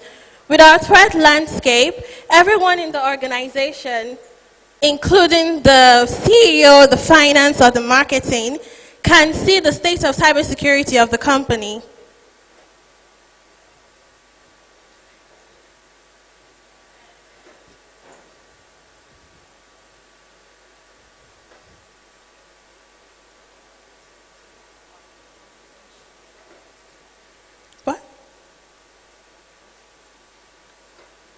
Sorry about that. I wanted you to see the threat landscape, that's why I paused. So, as I was saying, our product provides a shared view of risk that's personalized for every business. So with this threat landscape, everyone in the company, from the CEO to finance to marketing, can see the state of their cybersecurity. Because cybersecurity should not just be the problem of the security team. The opportunity in the market is over $1 trillion, but that's an unrealistic market for us to capture all at once. So we're starting with the North American market because they currently spend the most on AI-driven cybersecurity. Our target industries are the financial services and healthcare because they currently suffer the most losses from cyber attacks. So here's how we're going to capture the huge market I just told you about. We're going to sign on resellers across different regions to help us sell our products with a commission. We would also sell on cloud marketplaces like AWS, Microsoft Azure, and Google Cloud. We would also use our product as a primary tool to acquire customers. So we'll offer trials and demos, and when they use our product, they would then become paying users. We would create strategic content and thought leadership on our website and social media so people know we can solve their problem.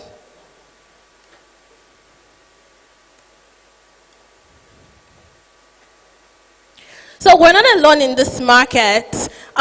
We have competition in the market, but a lot of them are either too focused on security compliance to pay attention to the threats that customers are actually facing.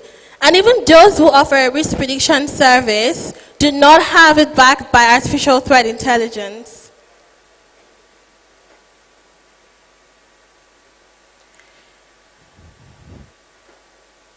Oh, here's the slide. So even those who don't have a risk prediction, even those with a risk prediction service don't have it powered by artificial threat intelligence.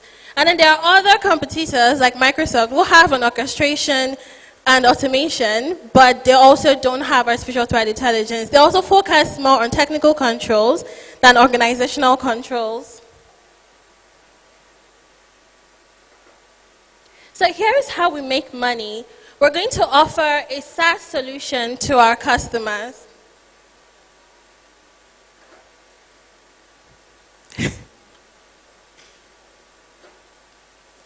So here's how Covenda makes money. We're going to offer SaaS subscription to our customers because we want our solution to be scalable and accessible to everyone.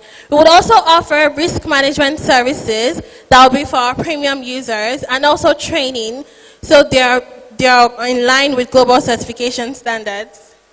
Our pricing is value-driven. So we have a free starter package that's accessible to everyone because we've painstakingly created a threat library and control library, and we want everyone to have access to that. Then for people who want more and have less than 100 users, we'll charge them $320 per month. And for people who require even more of a personalized solution, we would offer them they would pay $1,300 a month. So here's how we see ourselves getting to $15 million in annual recurring revenue over 3 years. So our average revenue per user is $5,000 based on the pricing I just showed you. And we're projecting 3,000 users in 3 years. And that would get us to $15 million after 3 years. So here's our progress so far. We raised $25,000. And since we launched our MVP on June 1st, that's last month, we've signed pilot agreements in private beta with top companies in the US and Canada, including Verifone, a top technology provider of digital payments, Thomson Reuters in Canada, the Royal Bank of Canada, and other companies. And we launched our public beta yesterday, so now we're fully accessible for everyone. So here's the people behind the product. So our CEO, Oshoke Ojor, he's the brain. His cybersecurity expertise powers our innovation. He's a 2-time Chief Risk Officer of InterSwitch and NIBS, and ex-director at the U.S. National Lab for Cancer Research. And then there's me, Faidat. I'm the Chief Product Officer. I'm the link between the cybersecurity and the technology. I'm a certified product manager, a financial modeling and valuation analyst, and I have 3 degrees, including an MSc in finance, business management, and law. Then there's Ikena. He's our CTO. He's a 2-time co-founder. He's a Tier 1 exceptional talent, and he has expertise in consumer and enterprise SaaS.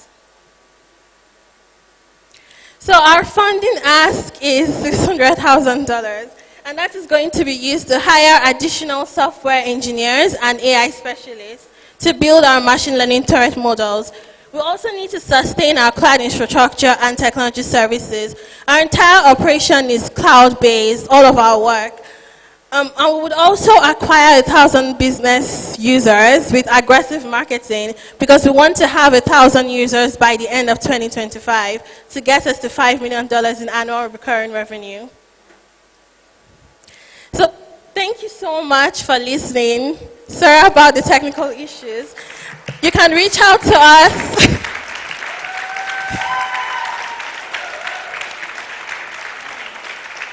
Okay, thank you so much, and join us on our mission to revolutionize cybersecurity. Thank you. Please put your hands together. All right. Please do not go anywhere. Fadiat. Faidat. Please hold on. Please, can we have all the founders come on stage, please? So that the judges can then ask questions and then we can all come at a go. Please, can we please put your hands together for our founders, please, as they make their way on stage. Please keep on clapping till, please don't be tired of clapping. Please don't. It's been quite an interesting journey from ideation to putting it together. And now they're here vying for this. Please, can all the women in the house celebrate these women? Exactly. Thank you. You can please be seated. Thank you. Our judges, we have about 5 minutes because of time, so we need to race up, but I'll give them the microphone so each of you, so just let them know which founder, whatever, or maybe the question all of them can answer at the same time. Hello. First of all, congratulations. It's not easy getting up there and presenting, so well done to all of you. I guess Toon, question for you. What does your ideal customer profile actually look like? And it seems that your business is, that part of the importance is on engaging the employee, but I didn't understand how you were engaging the employee. Sorry, just 2 questions. You said ideal customers, yeah. And then the second one is how are we engaging? Okay, so thank you very much for the question. The first one, we have varied clients, right? So we have varied customers. The first one is enterprise, and the second one is SMEs as well, smaller businesses. But we're also poised to capture founders that do not have HR teams and micro teams, which is why we have 3 pricing tiers. So then to the second question on how we engage, we mentioned the engagements, the employee engagement toolkits that look at productivity, engagement itself, retention, and one of the ways that we do that in collaboration is through the different toolkits. So the first one is productivity. We work with our employees, so the employees then fill out their sum-ups and handle and put in all their productivity tasks that they have done for the day. So companies can decide to tweak it and make it a daily thing or a weekly thing, but who drives it is actually the employees themselves, so they feel like they have control. And one of the reasons that we've done that is because we're getting to a place where we can't do performances annually. People want regular feedback. The sort of the generation that we are in now is we want regular feedback from our teams, and we want to be able to give our feedback to our leaders as well. The second thing is the engagement tools. We have some things called Spark, where we connect people across different places, different geographical locations, so that way, if you're working with remote teams, you're not saying how do they meet. We have one-on-ones, we have peer one-on-ones as well, so that way, as people come into teams, they know who works in different teams, they know what people are affected by, they know what people are inspired by and empowered by, and you can do all of that on our platform just by setting things and saying, Fridays, we have Spark and we connect with everyone, or every 2 weeks or every month, there's someone in Brazil connecting with another employee in Nigeria just for 15 minutes. And what we do is we already have preset questions for people who are do not have the gift of the gab like me, and who are probably thinking, I'm going to be speaking with Oyi, and she's in a different place, I've never met her, how do I connect with her? We already have preset questions. So that's that. And then also, because we're also a culture platform, a work culture platform, companies can put in their different values and the different cultures that they want to drive. So for instance, one of our cultures is pursue mastery. So what we do is every week we say, or every 2 weeks, depending on how a company wants to set theirs, it's around who's driving, who's personalizing the culture of mastery that we have. And then people get to vote across the different parts of the organization and say, Oyi did something, or Lanre did something, and I loved what she did, and this is how she embodied the culture of mastery or growth, for instance. So what we do, those toolkits are really like that sweet spot where everyone gets to understand what people are doing, but in a fun way, in a clean way, and in a way that people don't feel like they're micromanaged, but it almost seems like it's social media in a box in that way. So that's the answer. Thank you. Thank you.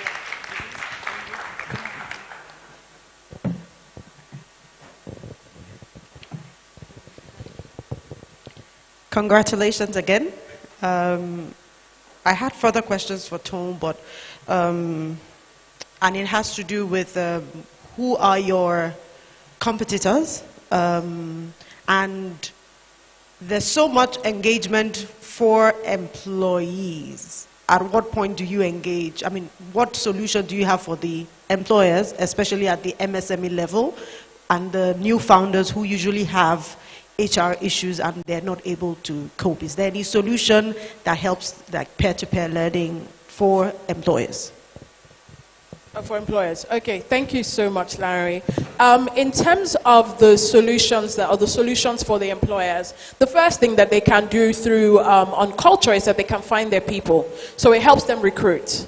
It helps HR managers manage the people that they have in the teams. So they can run reports. You can almost predict who is going to leave you just by virtue of how well they have connected with the platform, or if they're engaging, or if they're not running their productivity template, or if they're filling out things and they're saying their mood is horrible. We have little emojis where you can fill in your mood every day. So as a manager or as an HR person, if someone on your team has filled consistently that they feel like trash, right? You already can sense that there's a problem here. I need to schedule a check-in. And so it's a way of monitoring them, but not monitoring them, but also using the feedback that they give you. The productivity, every time they have a blocker, you ask them, what are you going to do, or what were you supposed to do yesterday or today, or what did you do this week? And every day they have a blocker and say, I have a problem. And Shay, if you were leading them, then to you're already knowing this is a problem. I need to get in and figure out why you're not able to get out work from your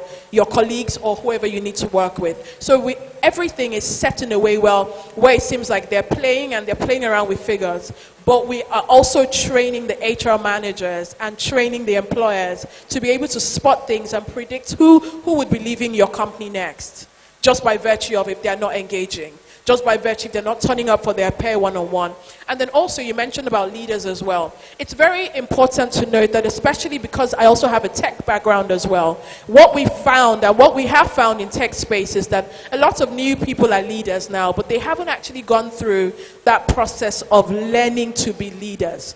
So one, we have in that resource bank that we mentioned, we have checklists for them. So very quickly, it's almost like how to build a culture of growth. If you join a team, you join a team and you're a new leader, how to be a new leader in 5 steps. How to connect with your new team in 5 steps. So there's something for everyone on that platform, regardless of who they are. So those engagement tools, we say they're for the people, but they're also for the employers, because that way you can track things and keep your retention levels high. Thank you. All right, just last one for you, so that we could close Yes. with you. All right, so your idea is novel, is interesting. Thank you. I really look forward to the market uptake of those products. So I'll ask for novel products. It's always interesting for me to ask, who is your role model within your competitive space? Who's your what? The role model. Who are you looking at? Which competitor are you looking at to be like? So it's a combination. It's a combination. We have competition in this market, and we have competition across the different aspects that we touch on. There are 2 close competitors in Nigeria, right, who have a similar model but have different service offerings. One of them is highly focused on payroll. We don't have anything on payroll at the moment, but at the same time, that company does not have anything on core engagement with people and doesn't have anything on courses. Right? The second one is very similar to us as well. Doesn't have anything around culture, but has on payroll and has on courses as well. So it just depends. Who we're angling to be like is a company called Culture Amp. Culture Amp is an Australian HR company that has now grown and expanded towards America. They're very focused on the optics of how you can predict things using certain tools like culture. Now, so if we combine that, you know, with the other 2 that I mentioned as our competition, it puts us in a very sweet place. One of the things that we had done is that we built early. we started building early, and we realized, and this is just giving you an insight into where the journey that we've had, but we didn't have anything on the HR system, and we didn't have anything on, you know, around the, we just had the courses and the toolkit, and it seemed like a lovely product, but it felt like, is the market ready? Is Nigeria and Nigerian employers ready to focus on culture and engagement? And so we went back, and which is why we've made it an all-in-one, where we have the HR platform that is a necessity for them and very important for them to run reports and track things, but also introduce all these things that give it an edge. So it's really a people platform with the culture edge.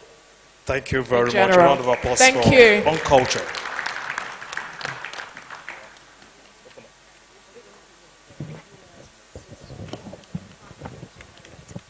Do we keep going? Yes. Apologies to my judges. I'm a woman under authority, and my boss has said that because of our time, one question per founder so that we can wrap things up, because some of us still need to know. And of course, we don't want to keep the First Lady waiting because she has other things to attend to. Thank you.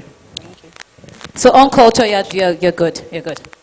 So the next person, please. Who's the next founder? Marianne Gray. Yes. Okay. Okay, all right. So please, can you summarize summarize it? I'm going to time you 1 minute. Thank you. Question. So my question is, hello? So can you explain your different revenue models? Which one are you actually making the most amount of money on? And that's not in terms of gross transaction value. I'm not sure if that sales number you were talking about was gross transaction or if it's the money you're keeping. So what are your revenue models? Which ones are you making the most money from, and what's the margin on that? Okay, so we have a 45% profit margin. We have 4 revenue models, ways we make money. Can you hear me? Okay, there's 4 ways we make money. We charge a commission on every transaction carried out on the platform.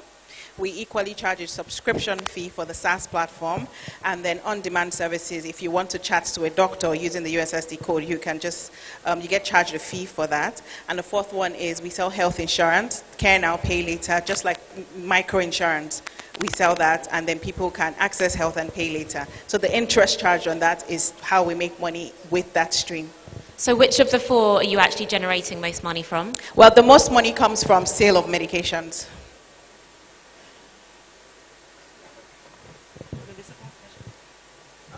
Okay, so you're good. Got it? Yes. Thank you so much.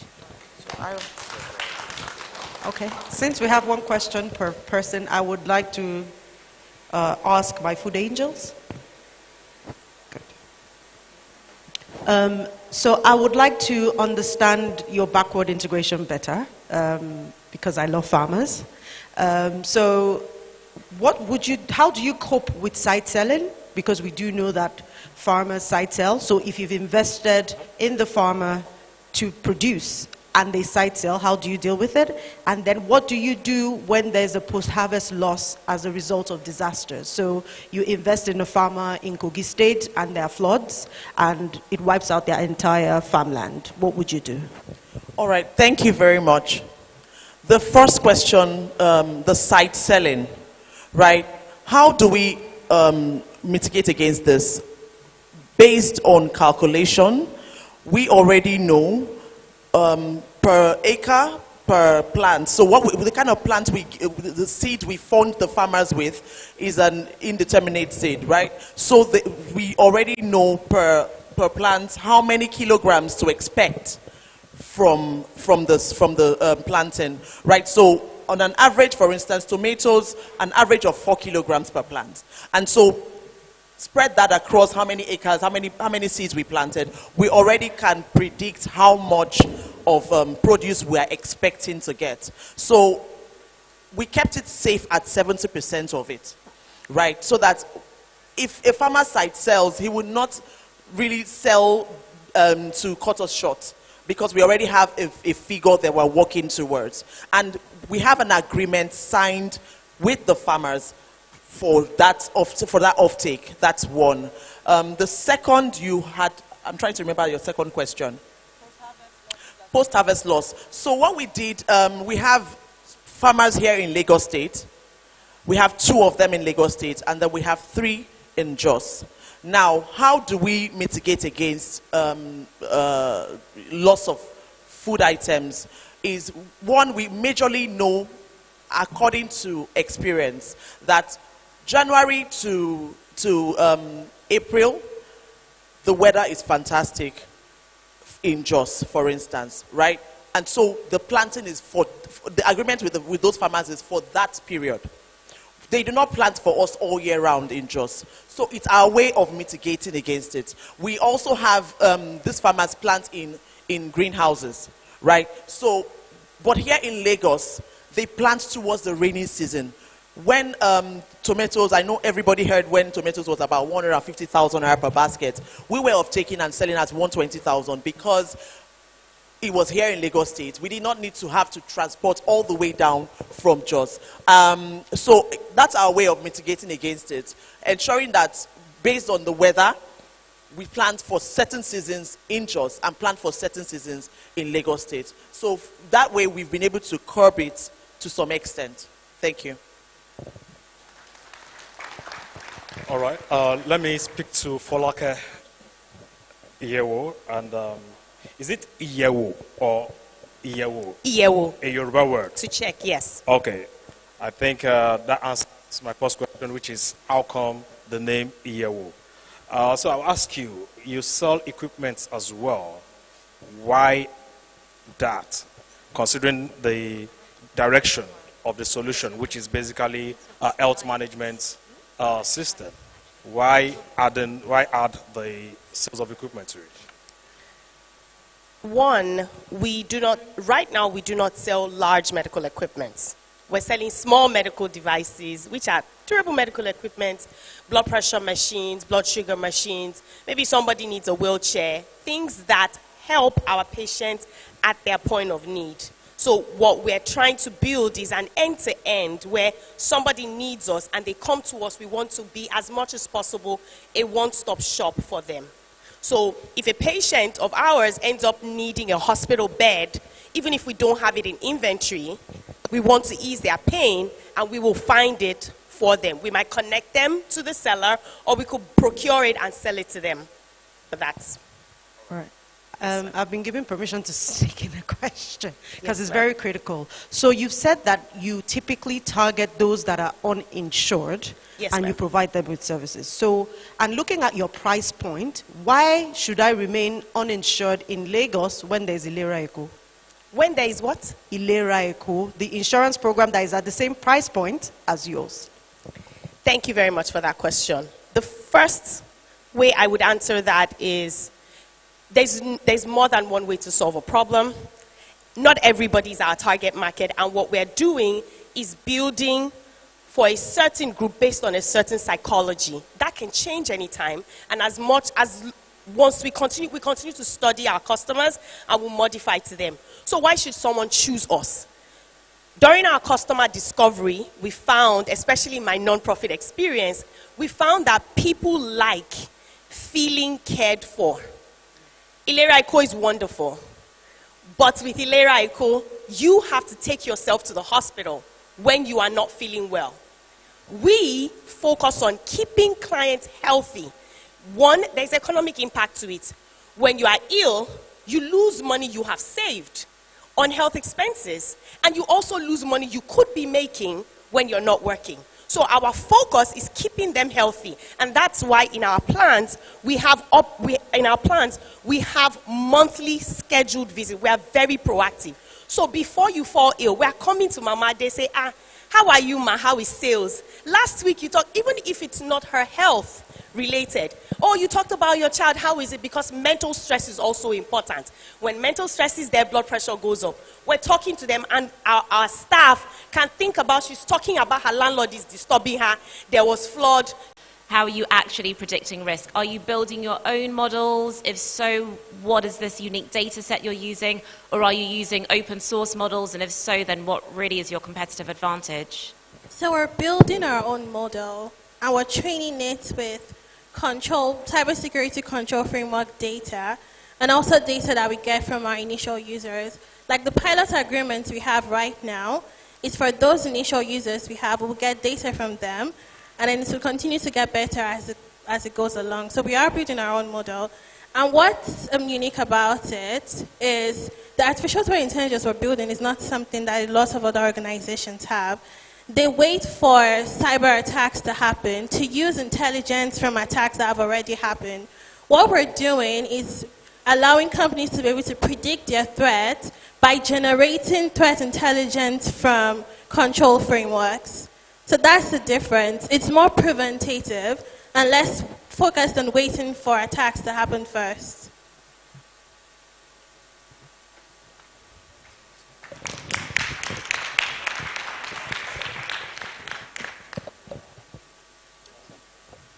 All right.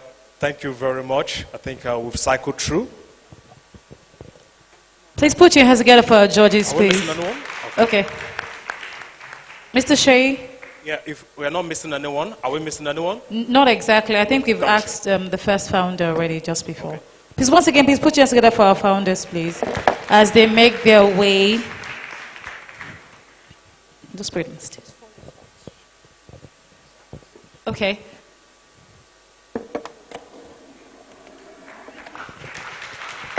Yes, we'll have ES and, of course, the First Lady take pictures. And, of course, the Consul General, Netherlands, and Mokwe Abudu. Please keep on clapping as they come on stage to take pictures, please. Can we also have the funders join them quickly? The funders. Can we have the funders join them quickly so we have it all? All the founders and the funders. All the founders and the funders, please quickly join them on stage, quickly. All the founders, please make it really quick. Please put your hands together as they make their way on stage. Okay, just hold on, please. Please, founders and funders, please hold on. After we have pictures with this 6, and then we'll have, so that everything just goes once and for all. Music, please.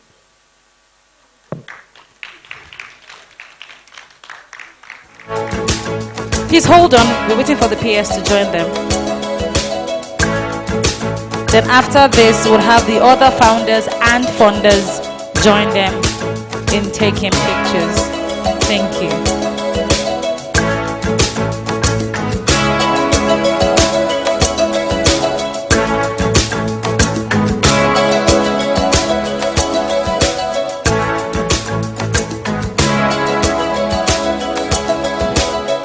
Hear the drums echoing tonight. Are we good, photographers? All right, can we have the other funders and founders? Other founders and funders, please join them. She's coming in 12:30 flight. Yes, some will be down, so can we just come forward and then the others can come down? Yes. I think you should stay up. Right. Music, please. Melodies. He turned to me as if to say, hurry boy, it's waiting there for you. Gotta take the life to drag me away from you. There's nothing that 100 men or more could ever do. I bless the rains down in Africa. Time to do the things we never had.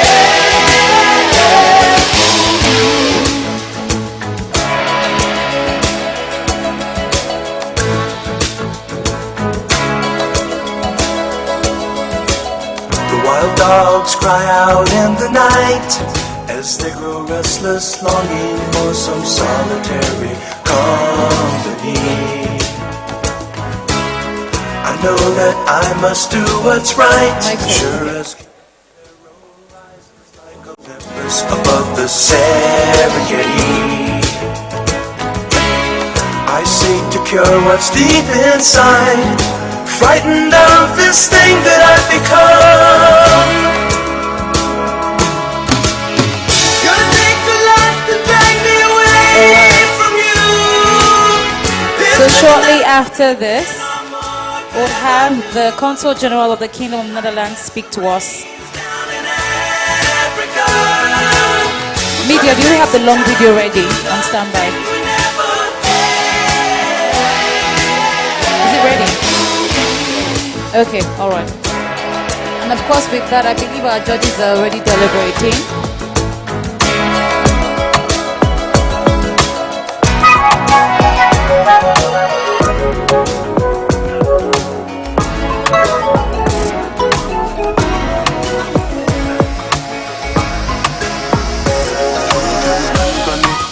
You can put 100 grand on it. Anything I said. Please put your hands together.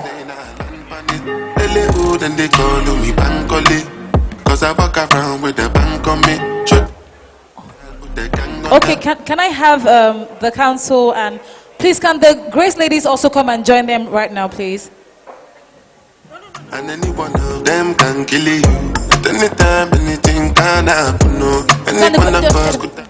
Graceful ladies, please come join them quickly, just before. I'm paranoid, borderline bipolar. Wear my vest and clean my corner. I ain't going out, brother. You can bank on it. You can put 100 grand on it. Anything I said, I stand on it. In a private lane, I land on it. Telehood and they call me Bankole. Cause I walk around So with the whilst bank on me. we're still having pictures, please would like the Her Excellency and of course the council to take a picture with the graceful ladies, please. Yes, the council, yes. Okay. Just join them quickly.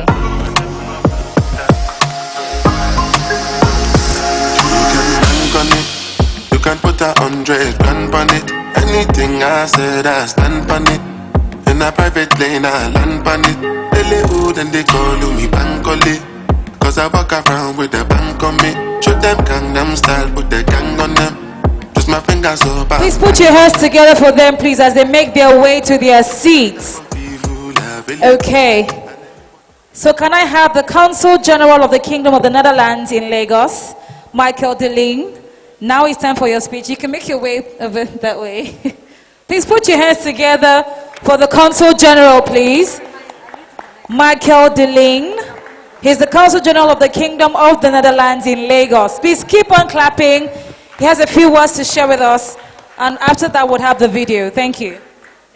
Thank you very much. Thank you very much. Don't worry, I will be very brief. I'm standing between you and the weekend. But it's great to be here. Our good friend Hakim, who convinced all of us that we should be here. And he did that, I guess we're all here because we know that Hakim can be very convincing. So I came, and then when I walked in, I realized, there was no need for him to convince me because I should have been here anyway, and here I am. No, because this is really, it's part of an ecosystem that we are proud that we can relate to it. And I say can relate to it because I'm not a founder, and I'm not a funder in a direct way. I don't run a company. It's the Consulate General of the Netherlands in Lagos. We try to connect people. But we try to connect the right people. And we try to make a small impact. Some of you might have heard of the Orange Corners that we do. Actually, there was some Orange Corners people in the room. A business incubator whereby we try to support young Nigerians, men, women, but we always have this bias towards the women. And then there is a fund that we use called the Dutch Good Growth Fund. It runs through an intermediate fund manager in Lagos, whereby we also support female-founded businesses. The coincidence is that I just come back from Abuja the day before yesterday, where I represented the Dutch government in signing an agreement with FCMB for about 25 million euros funding for women-led entrepreneurs.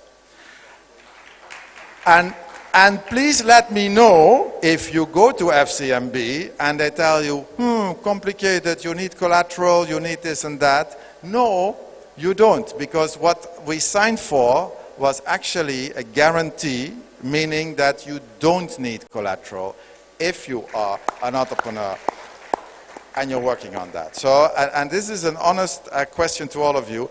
Let me know, knock on my door, you just Google me, you find me, if you have problems accessing finance, because this is exactly what we try to do.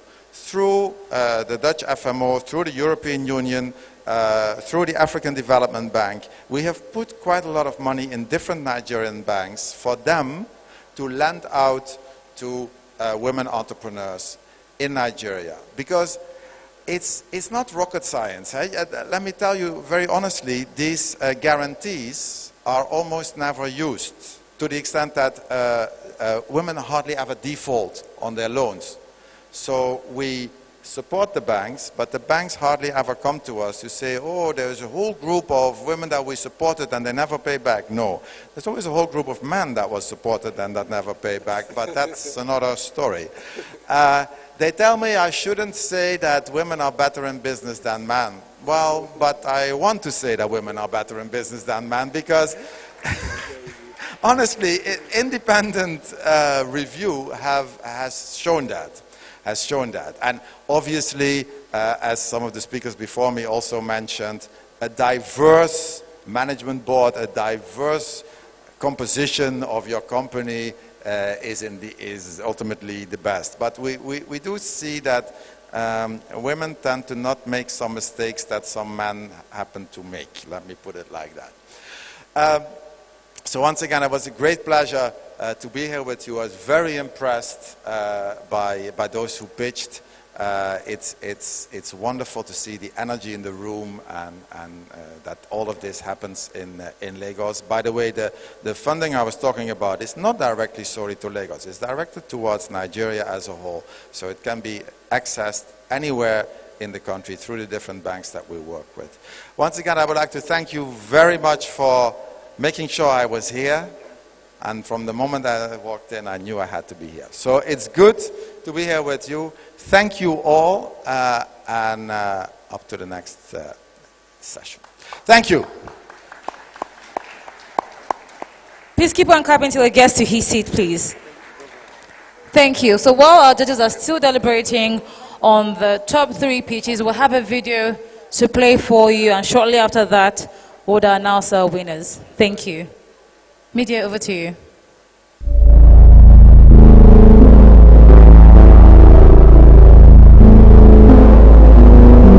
Welcome to Lagos, the startup capital of Nigeria.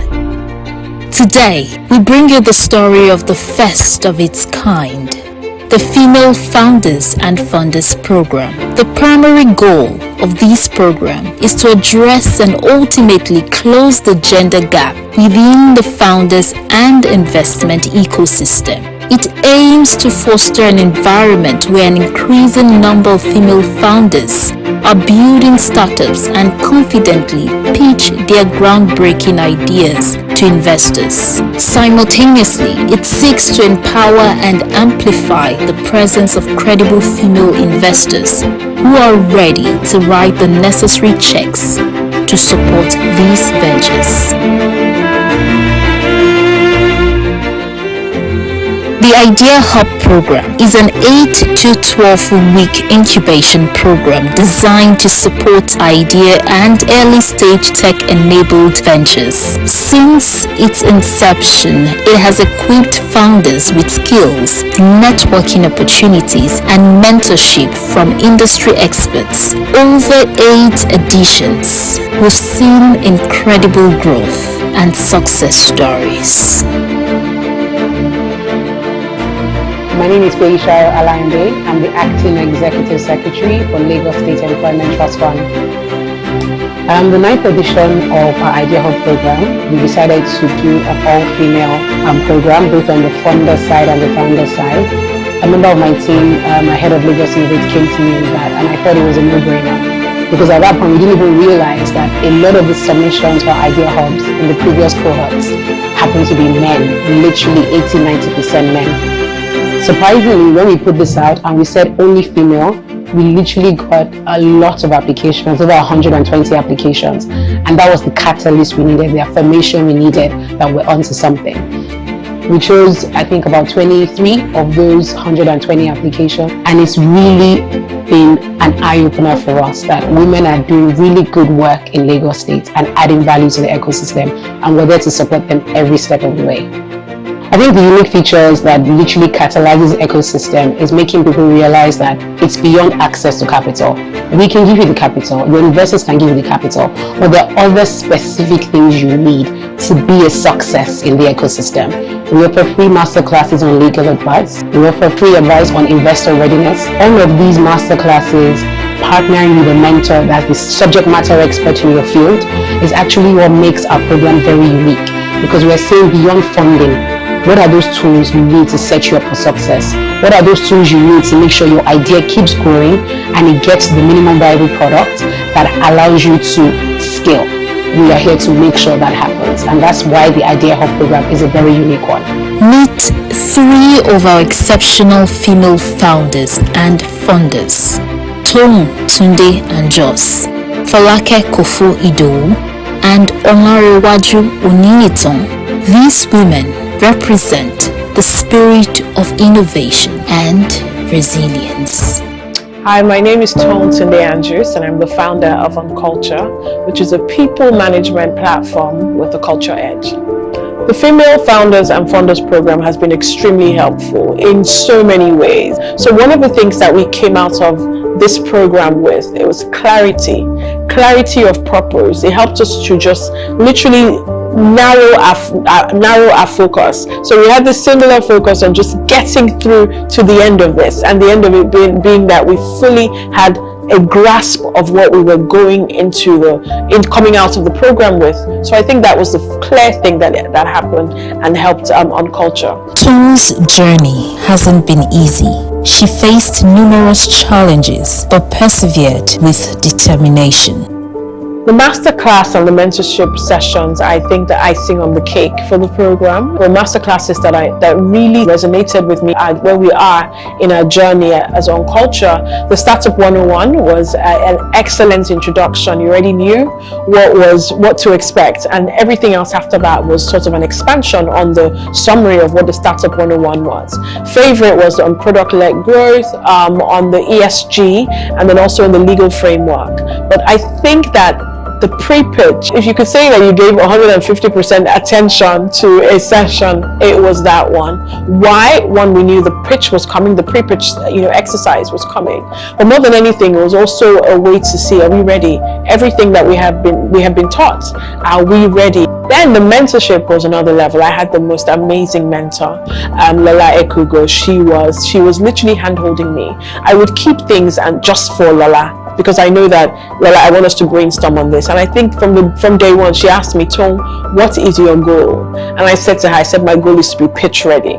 And what that meant to both of us was not just being pitch ready and knowing what to say, but being pitch ready so that you have attacked the problem from every angle, and you have come out with a workable solution.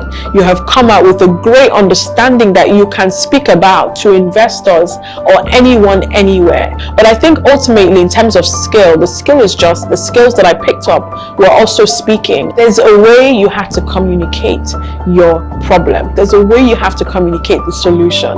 And I came out of entire program feeling, one, very confident, feeling like I could present, feeling like that my personality could still shine through selling OnCulture to everyone.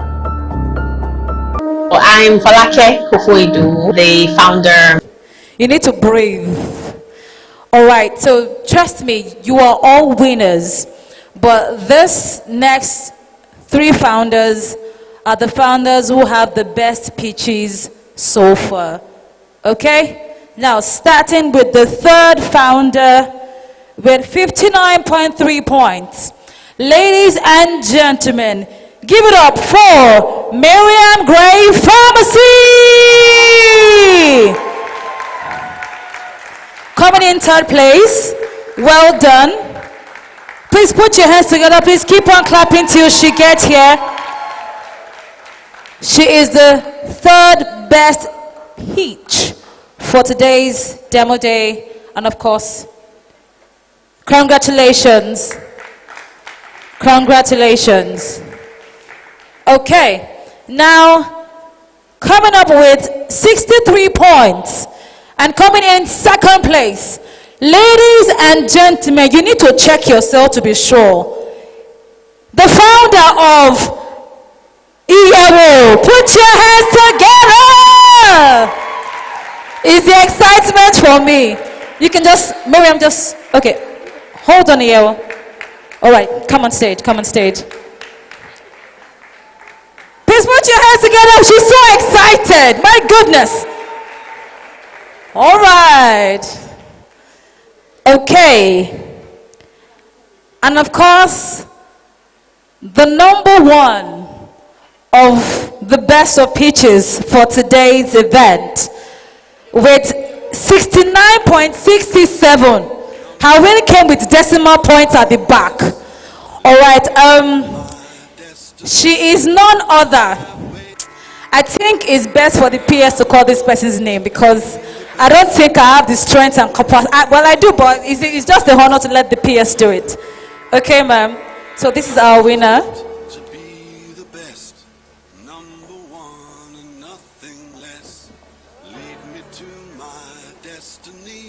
And the winner is My Food Angel.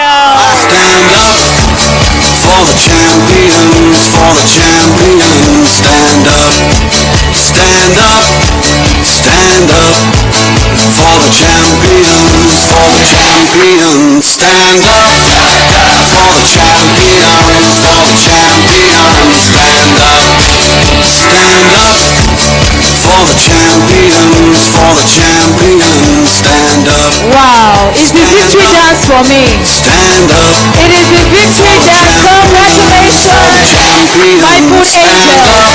Wow. For the champions, for the champions. Stand up. Stand up. Stand up. Well done, well done, well done. For the champions. Stand up. All right, thank you, DJ.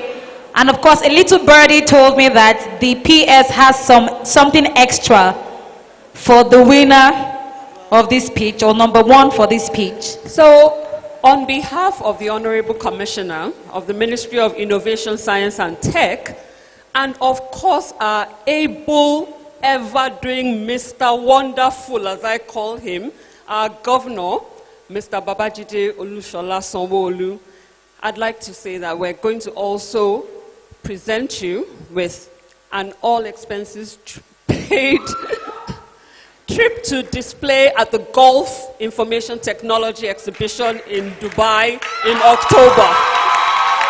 Put your hands together. Everybody say, God bless Mr. Governor. Everybody say, God bless Mr. Governor. And of course, our Honorable Commissioner, God bless you. Thank you so much. Congratulations. Congratulations. Pictures, please. Pictures. And of course, can we have the other winners join them with their checks, please? Okay, can we have our partners, please? Bawani Godalo. So guys, we had other partners that were very significant in this period.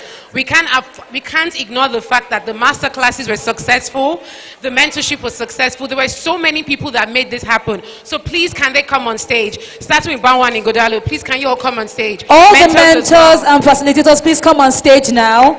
If you know you're a mentor, facilitator for this program, please, now is the time. Please come on stage. Please keep on clapping till they get here.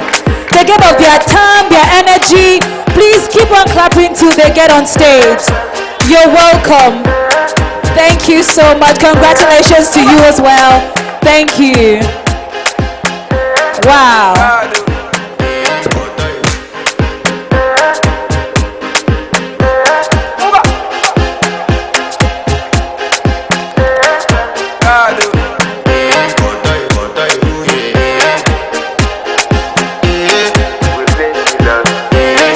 My Food Angel is just wondering, my goodness. Congratulations to you. To a place she loves. I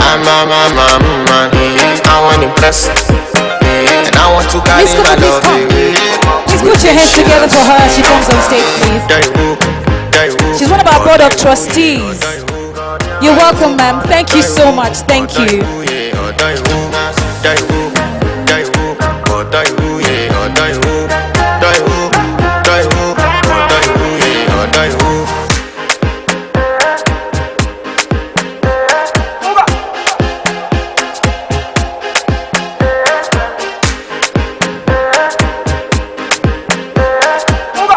Ladies and gentlemen, please put your hands together. Celebrate, celebrate, celebrate. Ifeoluwa Martins, please, where are you? It's time for your closing remark. Let's make this really quick. Congratulations to the #1 hit so far. Ifeoluwa Martins, please, let's make it really quick. Thank you. No, it's fine. Please put your hands together for our partners, sponsors, and of course, First Lady, and of course, our winners. Congratulations to you once again.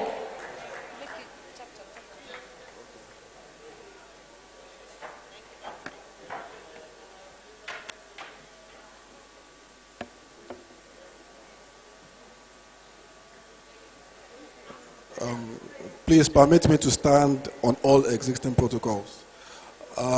Good afternoon, ladies, and the few gentlemen that were able to sneak in here today. We know that this was supposed to be an entirely female event, so kudos to the men that were able to sneak in today. We have gotten to the part of the event whereby we're going to give special thanks to those that have made this day possible and a success. On the top of that list is the First Lady of Lagos State, Dr. Mrs. Ibijoke Sanwo-Olu. Thank you so much, Ma, for giving us your presence today.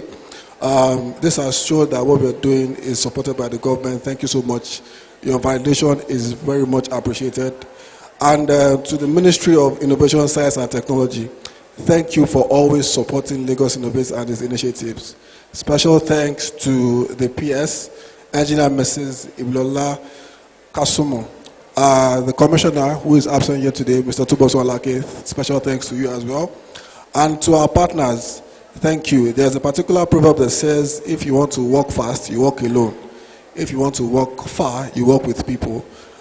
This day would not have been possible if LSCTF or Lagos decided to do it by themselves. But thank you to our partners, Afrik Local, GIZ, Bawa and Ighodalo. Thank you so much for your support. This is the first of many to come. And to our mentors and facilitators, what would we do without you? We can go to school to learn different degrees. Everybody, Hakim, everybody at LSCTF, but we can't have your individual experiences. Thank you so much for sharing your experience with the founders of this cohort. This is not bye-bye, but see you again, likely very soon. And to the team at LSCTF, please, a round of applause for our executive secretary. She has been very supportive of all our programs so far. Thank you so much, Ma.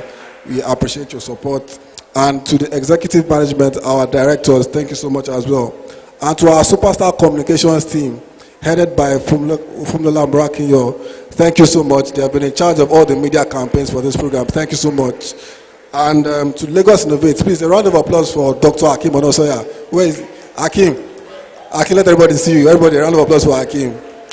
Today won't be possible because if not for Hakim, this was Hakim's idea. Even though when we started, we never imagined that this would blow up to this. So thank you so much to Dr. Hakim. And to the other female member of our team, Anulokbo Falaju, thank you for coordinating everything as well. Thank you so much. And to our guests, thank you for taking out your time. You know this is Friday.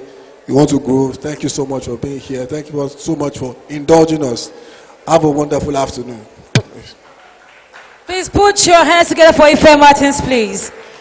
Okay, now moving on quickly, just before we go out for lunch, please, I want us to take our time. First and foremost, we would like our VIP guests to please, I believe the ushers will direct them. First, the VIP guests, alongside the First Lady's entourage, should please make their way to go on for their lunch. Can we have all the founders? If you know you're a founder, please come on stage for pictures. Founders only. All the founders, please come on stage right now. As we speak, all the founders, please come on stage so that we can have your pictures. All the founders, if you know you're a founder, please come on stage now so that we can take pictures with you. Thank you. All the founders, please, can you all come on stage? If you know you're a founder and you're in this hall, please come on stage. Even those that pitch their ideas, please come on stage as well. All right, so that we can take pictures. Let's make it really quick. All the founders, please come on stage. All the founders, please come on. Let's make it really quick and fast, please. Thank you. But while that is going on, can we have the VIP guests and alongside with the First Lady's entourage, please make your way outside for your lunch. While every other person, please be seated. Let every other person please be seated. As long as you have a meal ticket, be assured that you definitely have access to get lunch. Thank you. So can we have all the founders? All the founders, please come on stage for pictures. Shortly after that, we'll have the Lagos Innovate team take pictures with the founders. The Lagos Innovate team take pictures with the founders. Thank you. Initiating rage process.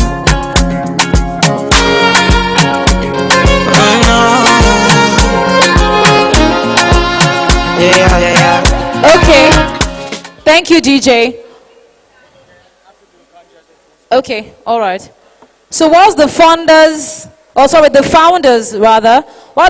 founders are taking pictures, please, the funders should be on standby. The female funders, please be on standby so that you can take pictures with the founders. And of course, members of the team for GIZ, DTC, AfriGlocal, and of course LSETF, please be on standby as well. Thank you. Initiating rage process.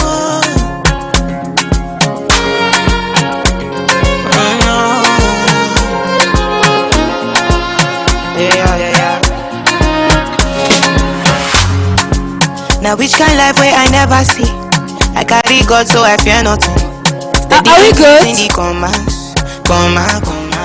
Can the funders join them now? Oh, hold on. Okay. Photographer. Excuse me, sir. Are we good? Okay. So after this, the funders can join them. After this, the funders can join them. Once again, please, our VIP guests alongside the First Lady's entourage should please step outside for their lunch. Funders, please join them. If you're a funder, please join them. Funders, please join them. Initiating rage process.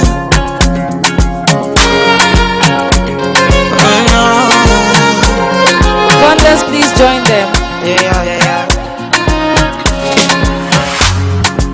Now which kind life way I never see? I carry God so I fear nothing. Thank you. Shortly after that, can we have the LSETF team join them as well? Please be on standby. Shortly after this, you join them as well. Are we good? Official photographer. Everybody look at the camera, please. Okay, so team members of LSETF, please join them right now. Yes, LSETFs, please join them. And after that, AfriGlocal, please join as well. Okay, all right. Sorry, pardon me. I didn't know that my madam has been there. So everyone, please look at the camera.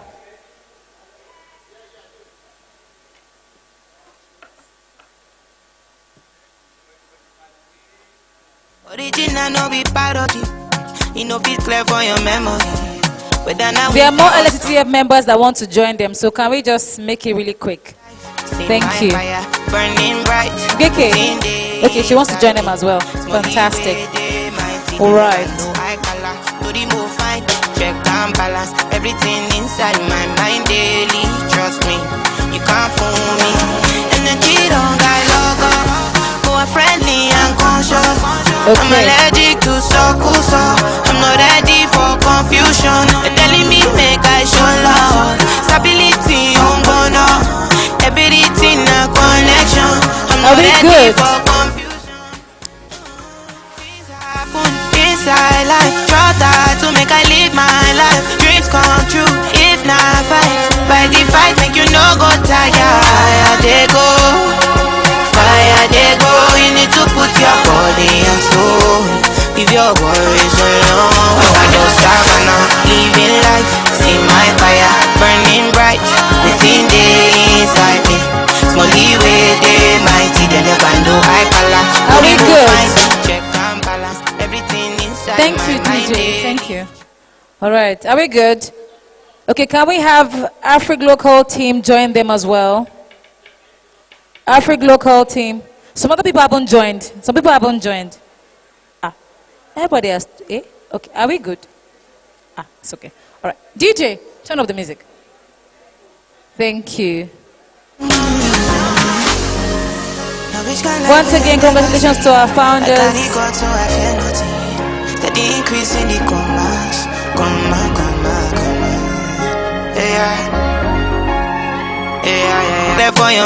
So if you know that you pitched you pitched today, can you please come forward? If you know you pitched your idea today, please come forward, please. Thank you. If you know you pitched, please come forward. If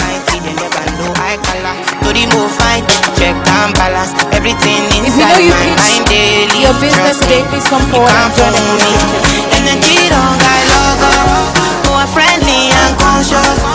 I'm allergic to so I'm not ready for confusion. They're telling me make I show love. Stability on bono. Everything a connection. I'm not ready for confusion. Things happen inside life. Try to make I live my life. Dreams come true if not fight. By the fight make you no go tired. Fire they go, fire they go. You need to put your body and soul. If your worries alone, I just savannah, living life. See my fire burning. Thank you, DJ. So if you have your meal ticket, you can now proceed to get your lunch. If you have your meal ticket, please proceed to get your lunch now. Thank you. DJ, over to you. Thank you. More friendly and conscious. I'm allergic to so I'm not ready for confusion. They're telling me make I show love. Stability on bono. Everything a connection. I'm not ready for confusion.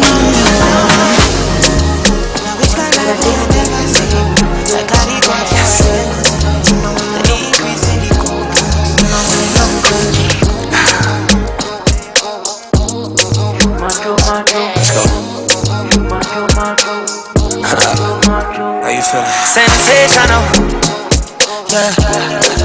What didn't I do for you, girl?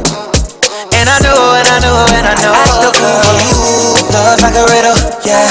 Give me the clues for the riddle. Oh wow, laugh just a little, yeah. Life's pretty sweet, can't be bitchy. Tell me love her to the morning, nah, nah, nah.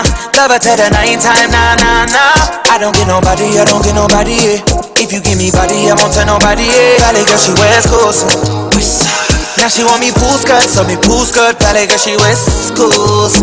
You see, it's obvious, sensational, yeah. What didn't I do for you, girl? And I know, and I know, and I know. Act the fool for you, love like a riddle, yeah. Give me the clues for the riddle. Oh wow, laugh just a little, yeah. Life's pretty sweet, can't be bitter. This one she's fine, oh yeah. She want this, and she got this. She know we control them, yeah. She dance it, she wind it. She make me want give her body back shots, body. Give her body back shots, body. Give her body back shots, body.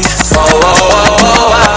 Back she the way I jump for NYC, yeah. Big girl, she carry the best dancing, yeah. Steadily ready, the assassin. Sweet in my belly, you're like cake icing. Something jelly, eggplant emoji. So train when I slide it in. Now she watching me like telly. Sensational, yeah. Waiting I do for you, girl. And I know, and I know, and I know. I do for you, love like a riddle, yeah. Give me the clues for the riddle. Oh wow, laugh just a little, yeah. Life's pretty sweet, can be bitter. How do you know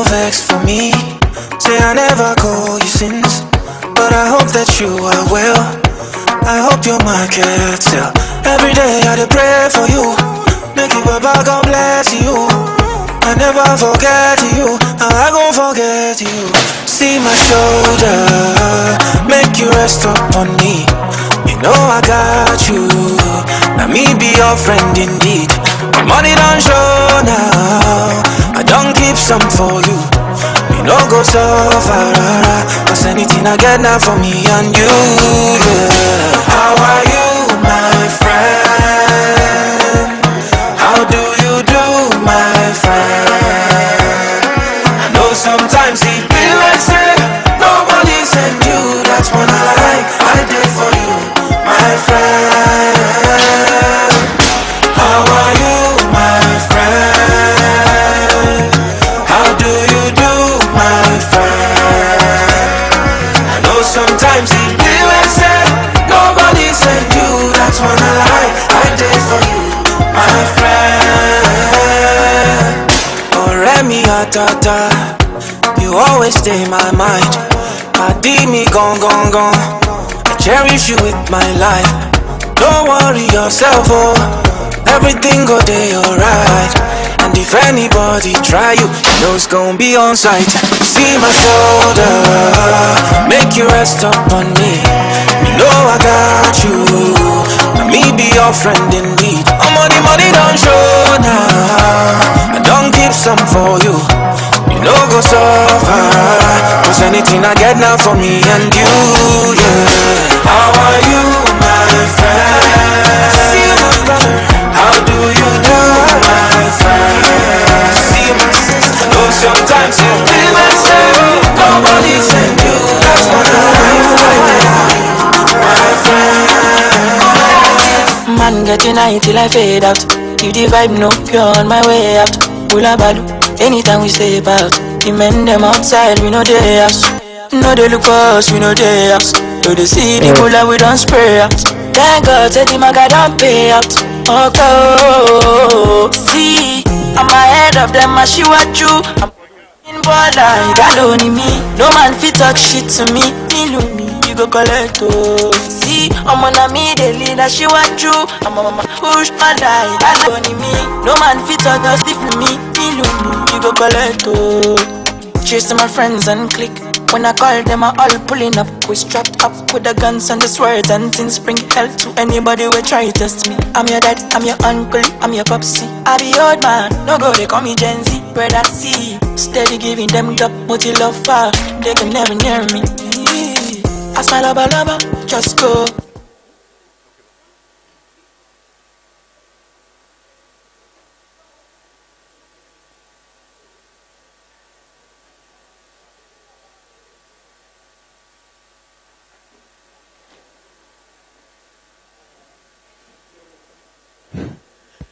Good afternoon, ladies and gentlemen. I am sure everyone has had such a great day. On behalf of AfriGlocal, which I lead, I would like to announce another very rewarding opportunity. For the 6 finalists, we are committed to providing an acceleration program for each one of them. And this would actually put them in front of the angel investors who have also made the commitments to provide early stage funding. So for the 6 finalists, I raise my glass to you. I congratulate you. And for all the other funders, we would also be working with you to actually make sure that your accelerated growth continues. But for the 6 finalists, we are committing to making sure that your acceleration program is taken care of, and that the angel investors who have been on this program will be able to make their commitments.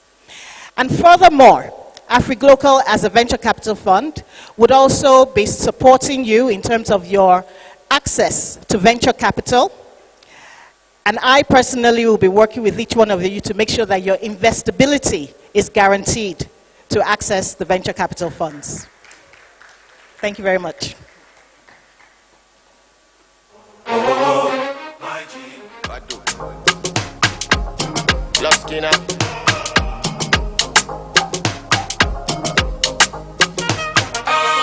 Kokaye, what I do with my life. If you know like I'm quick Fatima. Kokaye, what I do with my money. If I go broke, I go contain them. Okay, thanks for your concern. I can manage that, so no worry about me, worry about your airline.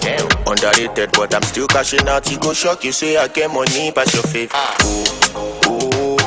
My G, Shuluwo to le spend on your own. My G, on my day on. My G, Shuluwo to le spend on your own. My G, on my day on. Kokaye, if you rubbish my talent, no be you I sing for, no be your apartment. I can guess say you stay with your mommy and daddy. At 35, what about you? Kokaye, if I know in Grammy, I go still in Grammy. Repete, to my poor vitamin C, my two vitamin C, all for me. My G, Shuluwo to le spend on your own. My G, on my day on. My G, Shuluwo to le spend on your own. My G, on my day on. Kokaye, if you get 35 houses, now only one house you go stay at once. And when you die, they go sell all and use the money buy moto. Bash me 1 month. Kokaye, if I step on you, go the next level. Ayo fair, mago. Yellow, oh. My G,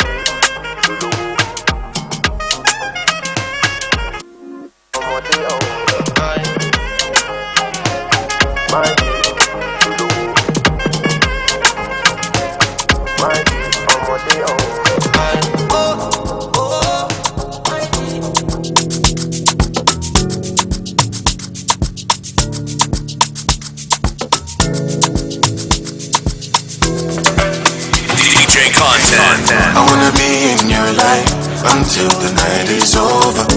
I wanna hold you so tight, coming closer. It's been a hell of a ride, but every single moment you were there by my side. Whenever I'm broken, you make me feel whole. Whenever I'm lonely, you're there for my soul. Wherever you are, girl, that's where I call my own. Whenever you doubt it, I'll be letting you know.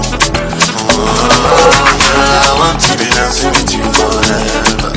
You see through the storm and take me as I am. Baby, it's magic anytime that we're together. I make I just love you and hold you for my hand. Hold you for my hand. Hold you for my hand. Hold you for my hand. Over and over again, yeah, my love is burning, babe. Feels like time is frozen and the night is for us. Being alone again, every moment's golden, yeah. Feelings I've been holding in, it must be love. Whenever I'm broken, you make me feel whole. Whenever I'm lonely, you're there for my soul. Wherever you are, girl, that's where I call my own.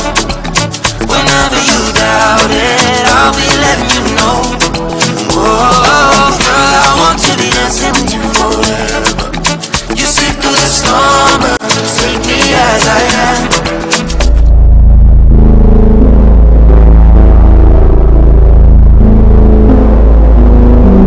Welcome to Lagos, the startup capital of Nigeria. Today, we bring you the story of the first of its kind, the Female Founders and Funders Program. The primary goal of this program is to address and ultimately close the gender gap within the founders and investment ecosystem. It aims to foster an environment where an increasing number of female founders are building startups and confidently pitch their groundbreaking ideas to investors. Simultaneously, it seeks to empower and amplify the presence of credible female investors who are ready to write the necessary checks to support these ventures. The Idea Hub program is an 8 to 12-week incubation program designed to support idea and early-stage tech-enabled ventures. Since its inception, it has equipped founders with skills, networking opportunities, and mentorship from industry experts. Over 8 editions, we've seen incredible growth and success stories. My name is Beisharo Alayande. I'm the Acting Executive Secretary for Lagos State Employment Trust Fund. The 9th edition of our Idea Hub program, we decided to do an all-female program, both on the funder side and the founder side. A member of my team, my head of Lagos Innovate, came to me with that, and I thought it was a no-brainer. Because at that point, we didn't even realize that a lot of the submissions for Idea Hubs in the previous cohorts happened to be men, literally 80-90% men. Surprisingly, when we put this out and we said only female, we literally got a lot of applications, over 120 applications. And that was the catalyst we needed, the affirmation we needed that we're onto something. We chose, I think, about 23 of those 120 applications. And it's really been an eye-opener for us that women are doing really good work in Lagos State and adding value to the ecosystem. And we're there to support them every step of the way.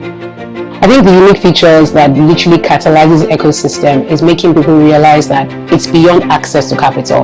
We can give you the capital, your investors can give you the capital, but there are other specific things you need to be a success in the ecosystem. We offer free masterclasses on legal advice. We offer free advice on investor readiness. All of these masterclasses, partnering with a mentor that's the subject matter expert in your field, is actually what makes our program very unique, because we're saying beyond funding, what are those tools you need to set you up for success? What are those tools you need to make sure your idea keeps growing and it gets the minimum viable product that allows you to scale? We are here to make sure that happens, and that's why the Idea Hub program is a very unique one. Meet 3 of our exceptional female founders and funders, Toun, Tunde and Jos, Falake Kofo-Idowu, and Olarewaju Oniyitan. These women represent the spirit of innovation and resilience.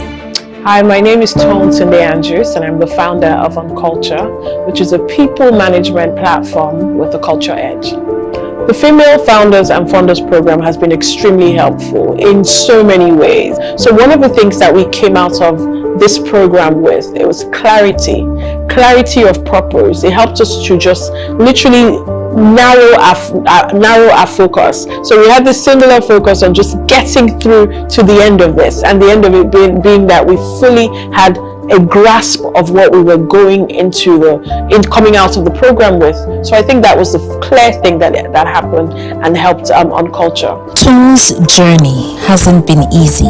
She faced numerous challenges but persevered with determination. The masterclass and the mentorship sessions, I think, the icing on the cake for the program, were masterclasses that really resonated with me where we are in our journey as on Culture. The Startup 101 was an excellent introduction. You already knew what to expect, and everything else after that was sort of an expansion on the summary of what the Startup 101 was. Favorite was on product-led growth, on the ESG, and then also in the legal framework. But I think that the pre-pitch, if you could say that you gave 150% attention to a session, it was that one. Why? One, we knew the pitch was coming, the pre-pitch exercise was coming. But more than anything, it was also a way to see, are we ready? Everything that we have been taught, are we ready? Then the mentorship was another level. I had the most amazing mentor, Lola Ekugo. She was literally hand-holding me. I would keep things and just for Lola, because I know that, Lola, I want us to brainstorm on this. And I think from day one, she asked me, Toun, what is your goal? And I said to her, my goal is to be pitch ready. And what that meant to both of us was not just being pitch ready and knowing what to say, but being pitch ready so that you have attacked the problem from every angle, and you have come out with a workable solution. You have come out with a great understanding that you can speak about to investors or anyone anywhere. But I think ultimately, in terms of skill, the skill is just the skills that I picked up were also speaking. There's a way you have to communicate your problem. There's a way you have to communicate the solution. And I came out of, entire program feeling very confident, feeling like I could present, feeling like that my personality could still shine through selling on culture to everyone. I'm Falake Kofoidu, the founder and CEO of IEWO. What inspired and motivated me to build my startup is just strong desire to provide an opportunity for affordable and accessible quality primary health care for Nigerians, in a way that focuses on continuity of care based on the experience that my family had and with my mother's illness. She was a trader, in the same market for years, and seeing many of her peers also who are growing, and many of them don't have family members who are doctors, hearing their challenges, it just inspired me to be able to do something, not just for my community, but many people like my mom and their families to be able to sustain themselves and continue to be economically relevant and active through their active work life.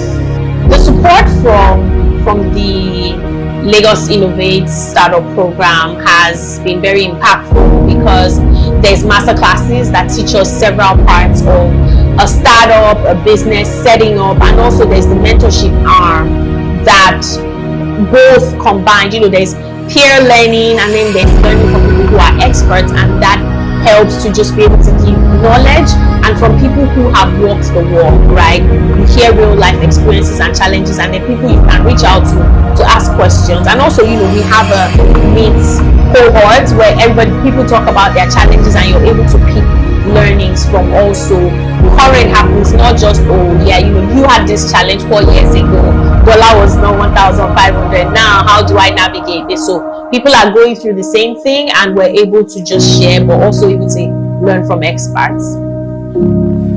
Falake has made significant strides in her startup during the program. Being part of an all-female cohort feels amazing. It's nice because there's a level of similarity that we have. The challenges women have, the biases women face is different from what men face, because when you're in a classroom with people that have faced the same biases, the same kind of pushbacks, and we learn from each other in how to handle situations, how to navigate terrains.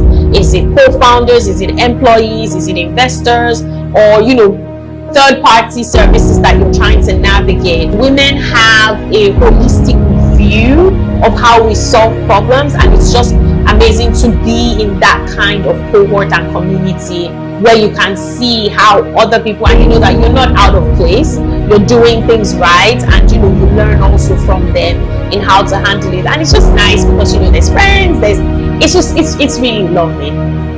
The impact that I'm hoping that my startup can bring to my community and the industry, which is healthcare, or I would say health tech, honestly, is to revolutionize access to primary care. We are very focused on primary health care. We do other things because that's just what healthcare is about. But primary care, to just be able to change how Nigerians view primary care, where people say, why would I go to the doctor when I'm not feeling fine? Which is when you actually should go to the doctor so that you stay fine. For those poised to become funders, a deep understanding of funding intricate dance is key. They must hone the craft of spotting and fostering the seeds of promising startups, a skill that marks the wise from the crowd. My name is Olarewaju Oneto, and I'm the founder and CEO of Holistic Business Solutions, an advisory firm that focuses on developing innovative solutions and projects towards sustainable economic growth and development. I also wear a second hat as the executive director of a non-profit arm called Seed Care and Support Foundation. On the program, one would think that I wouldn't apply in the first place because my background involves impact investment. I've worked around grants. But despite that, I decided to enroll in the program because, like Warren Buffett says, you need to invest in yourself first. The more you learn, the more you earn. And the program has actually been very great for me. I've learned various things. One critical one is even my investor thesis, knowing exactly where we would like to invest. In addition to that, we've learned critical things, due diligence procedures, how we can ensure that we know when to do equity investment, what stage, where we want to invest, what sectors. Really helping us with that clarity is why I feel this has been a great experience for me. This particular training has really enlightened me about being a female funder. The first is the data that was shared that not a lot of women are supporting other women in terms of equity investment across the region, the African continent especially. And so having this knowledge has ensured that I'm very open to really investing in women. My prior experience, if I look at the 2 investments I've made in the past, this has been in men. However, following these sessions that I've had and the opportunities that I've seen, I believe that I would be investing more in women and helping to close the gender gap. The Female Founders and Funders program is not just about startups. It's about creating an environment that fosters creativity, innovation, and productivity. Nestled in the heart of Lagos, the program is designed to inspire. Impactful experience for the startup founders is definitely one of not being alone. I spoke to a couple of the female founders, and it was just exciting to hear their stories. That some of them even said, even if they didn't make it to the pitch day, they actually enjoyed the sessions with their mentors because there were so many questions that they weren't able to ask, or they didn't even know who to ask, and they've got them answered. So I think for them, the unique experience is having a group of people that are going through the journey with you and that can actually help you go from one step to the other. But then above that is actually your mentor, who can actually be there present with you, shaping your idea and getting you ready for the pitch day. So the uniqueness for us is beyond the pitch day, what's next? What other idea do you have to bring to the table? What other stakeholders do you need to birth the next idea? How do you get even more global investors beyond Nigeria? We tell our team, dream big, keep dreaming. We're here to make sure every step of the way that dream becomes a reality. The success of the Female Founders and Funders program is made possible by our dedicated partners, mentors, and masterclass facilitators. The Female Founders and Funders program came out of a very informal discussion where I sat with people on the government side lamenting about the disparity of funders when it came to women. And at that point, I mentioned that that problem goes beyond just the founders. A lot of spotlight has been on founders and making sure that women are rightly represented. But we still find that women, as much as they are doing very well in their careers, are not paying as much attention in terms of their own personal wealth creation and also funding other women. We're very interested in businesses that apply a gender lens focus. And as an asset allocator, we have decided to be advocates to make sure that all startups are very aware of this. The gender gap permeates even the investment space because there are not that many women who are asset allocators. And this has impacted the whole ecosystem. We have a lot of brilliant women working behind the scenes, but not all of them are decision makers, particularly when it comes to fund disposal. So for me, it's a privilege to be an asset allocator and to be able to support the gender funding gap that we're trying to close. By incorporating global perspectives and expertise, we enrich the learning experience and foster innovation. These international collaborations and partnerships provide our female founders and funders with valuable insights and resources that are crucial to the program's success, sustainable development, and impactful solutions beyond Lagos. To involve international partners into the Female Founders and Funders program, I think it's a very smart and good decision, because the German Development Corporation especially has a strong focus on female empowerment worldwide, and we are very happy to bring in these expertise into the Female Founders and Funders program. With this, the program can leverage, participants can leverage on international networks and expertise. The Female Founders and Funders program aligns seamlessly with other intervention and activities of GIZ in the field of economic development and female empowerment and gender parity. To name some of DTC's activities is, for example, the Tech My Biz initiative, where we look into the promotion and incubation of solutions by startups, or, for example, the digital skills for entrepreneurship curriculum and training that we will carry out in throughout Nigeria, with a focus on women and youth. For the long-term outcomes that we expect and want to see out of this program is, first of all, an increased number of female-led startups in Nigeria. Second of all, we envision a big network of female investors that can work as a role model for others, and will accelerate the process of having even more female-led startups in the Nigerian ecosystem. In our program, mentorship is the guiding light for founders. Experienced mentors provide crucial advice and support, accelerating growth and fostering a community of shared knowledge and experience. I decided to be a mentor for the Female Founders and Funders program because I love giving back. I love the work that LSTF is doing in terms of social development around Lagos. And I believe it was an opportunity for me to give back my experience and my knowledge to other female founders to make sure that they succeed. So I think one that stood out to me was one of my mentees had to do a pitch, and just helping her refine her pitch deck, her idea, her narrative, her monetization, and just her route to scale was really commendable, because by the time we finished, her pitch deck and she pitched, it sounded like a different person, and she felt more confidence to be able to implement that idea.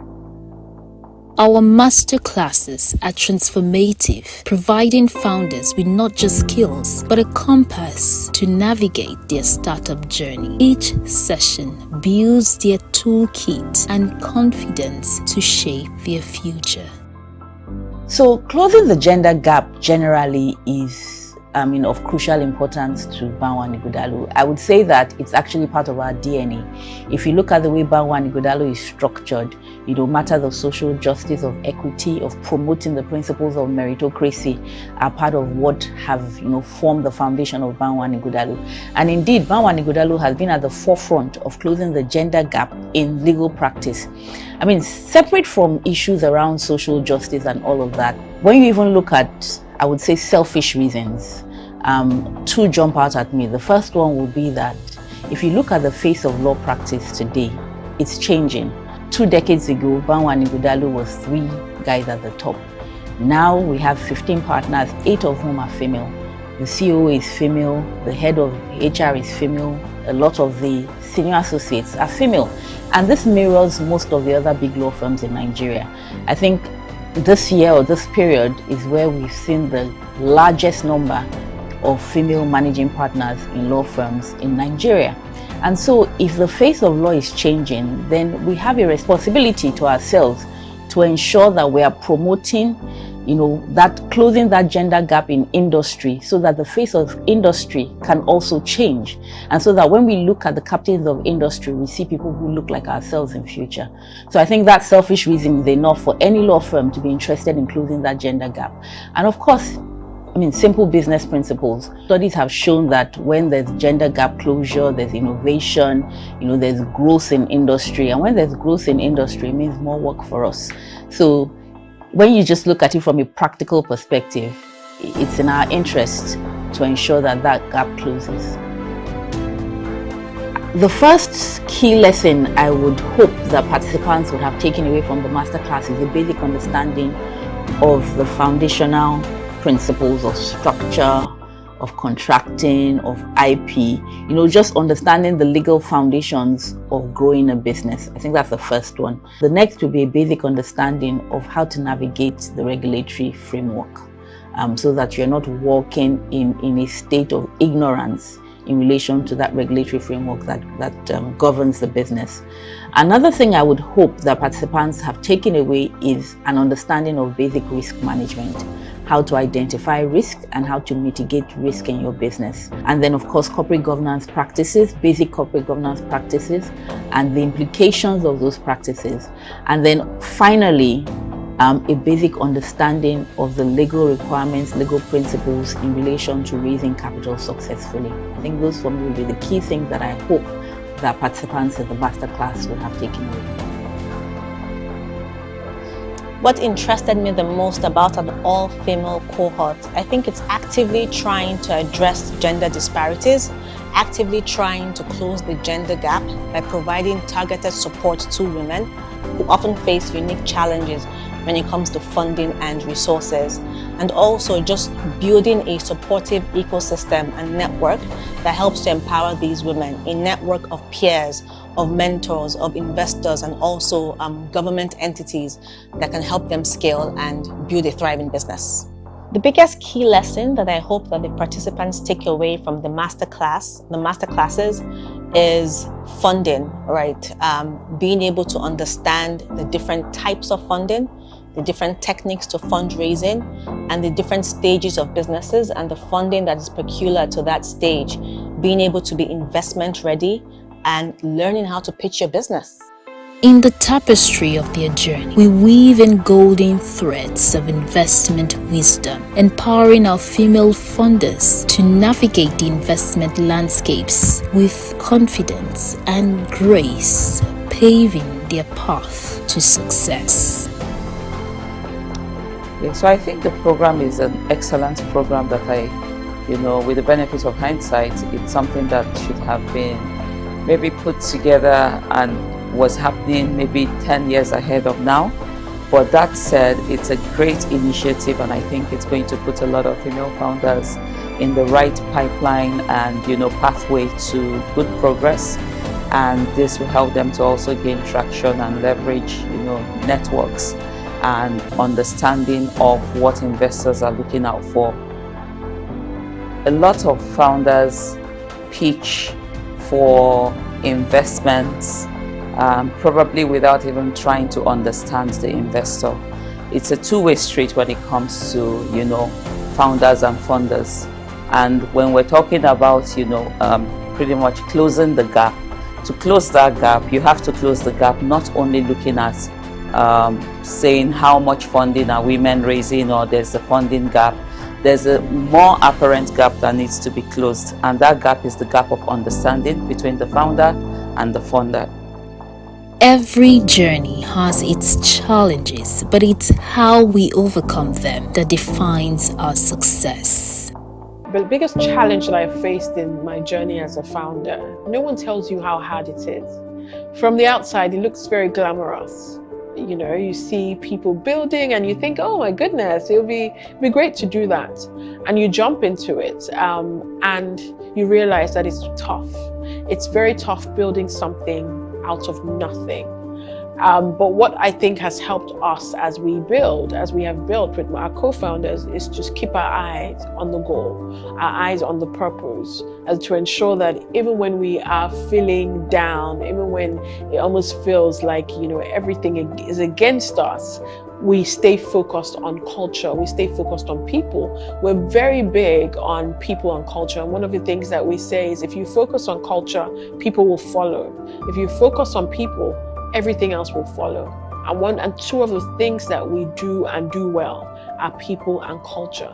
So I think the challenge has been the work, has been building. It's nothing, something out of nothing. But what has always helped is just staying true to our purpose. Some of the challenges that we faced so far, honestly, has just been the economic landscape of the country. Things are very volatile. The exchange rate affects everything. And so it's forced us to reprioritize. And some of the lessons from the master classes has helped us to focus on what we need to prioritize on, especially in building our MVP so that we can manage our resources well. Another is just getting skilled hands who can really do the job and be dedicated enough to the level that we need. The major challenges that are in it to women. The first is the fact that because we want to tend to take care of the home, take care of ourselves, and then the business, we find it difficult to separate ourselves. And so one of the critical challenge is, as an investor, is to find deals where women have really been able to separate the business from themselves, especially at the pre-seed stage. Another challenge that I would highlight has to do with ensuring that we have all that it takes to go through a due diligence stage. Now, these challenges can really be overcome for women if we teach the founders what to do.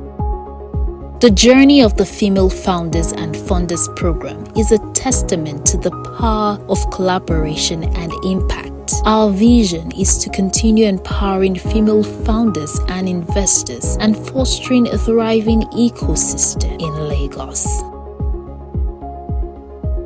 The Female Founders and Funders program has transformed our startup in many ways. First of all, getting in was a validation, a nod that we were doing something right and something that would scale and stand the test of time. The second thing is that it has given us that confidence to show that we know what we're doing, we're right on track, and we can also communicate what we are doing to every stakeholder. The third thing is it has prepared us for launching. It has prepared us to launch and just move. It has made sure that we were on track, we have set targets, and we have stayed strictly within those targets and within those lines to get ready to launch. So that is what it has done. We always say to ourselves, if all we went through was just a masterclass and going through the mentorship, then we are 100% way better than where we were before. Everything else is an additional bonus that we welcome happily. But this is what the program has done for us at OnCulture. My plans for the future and for myself. For me, personally, God help me. I want my business to succeed, I want my startup to succeed. I want it to touch lives and impact. I want it to break barriers, honestly. Be an African business, right? Not just Nigeria, because we have this issue across healthcare access, healthcare financing, across the continent. So honestly, I want my business to travel far and resonate across the continent. And for me, I just want to have a successful business and have a successful life so that I can relax. That you've done something good, you've put something good out in the world.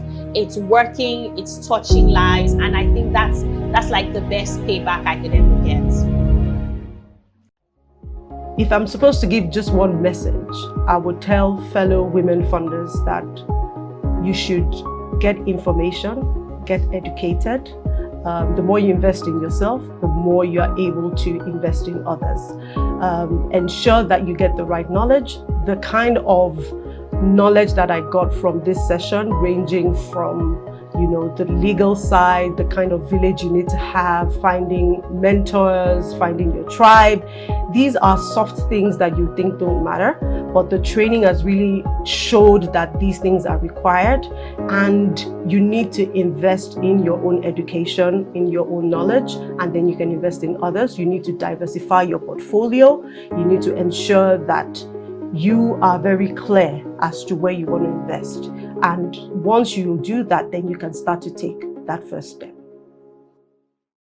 The future of the Female Founders and Funders program is to replicate this beyond this year. We're making sure that we plan for this year on year, and we're even looking at making sure the younger youth in Lagos State actually benefit from this system. We're going to see if we can take it to universities so that as they're coming out of university, they know what they need to do to actually get that idea. They're encouraged to realize there's an ecosystem that's willing to accept them, to have that idea, build that idea, and birth that idea to its minimum viable product. So we're going to take it beyond this cohort and make sure we replicate this across board. One of our mandates for LSTF is job creation. So with this idea, and with the Idea Hub and our Lagos Innovates program, we make sure that to support female entrepreneurs across the entire ecosystem, irrespective of the sector, we will continue to be that conduit, making sure we bring the right partners, the right investors in the room across all sectors to ensure every innovative idea we can actually add value to Lagos State. We want to be the implementation partner for any innovative idea that brings value and adds solutions to Lagos State. Thank you for joining us on this journey. Together, we are building an equitable future for the startup and investment ecosystem.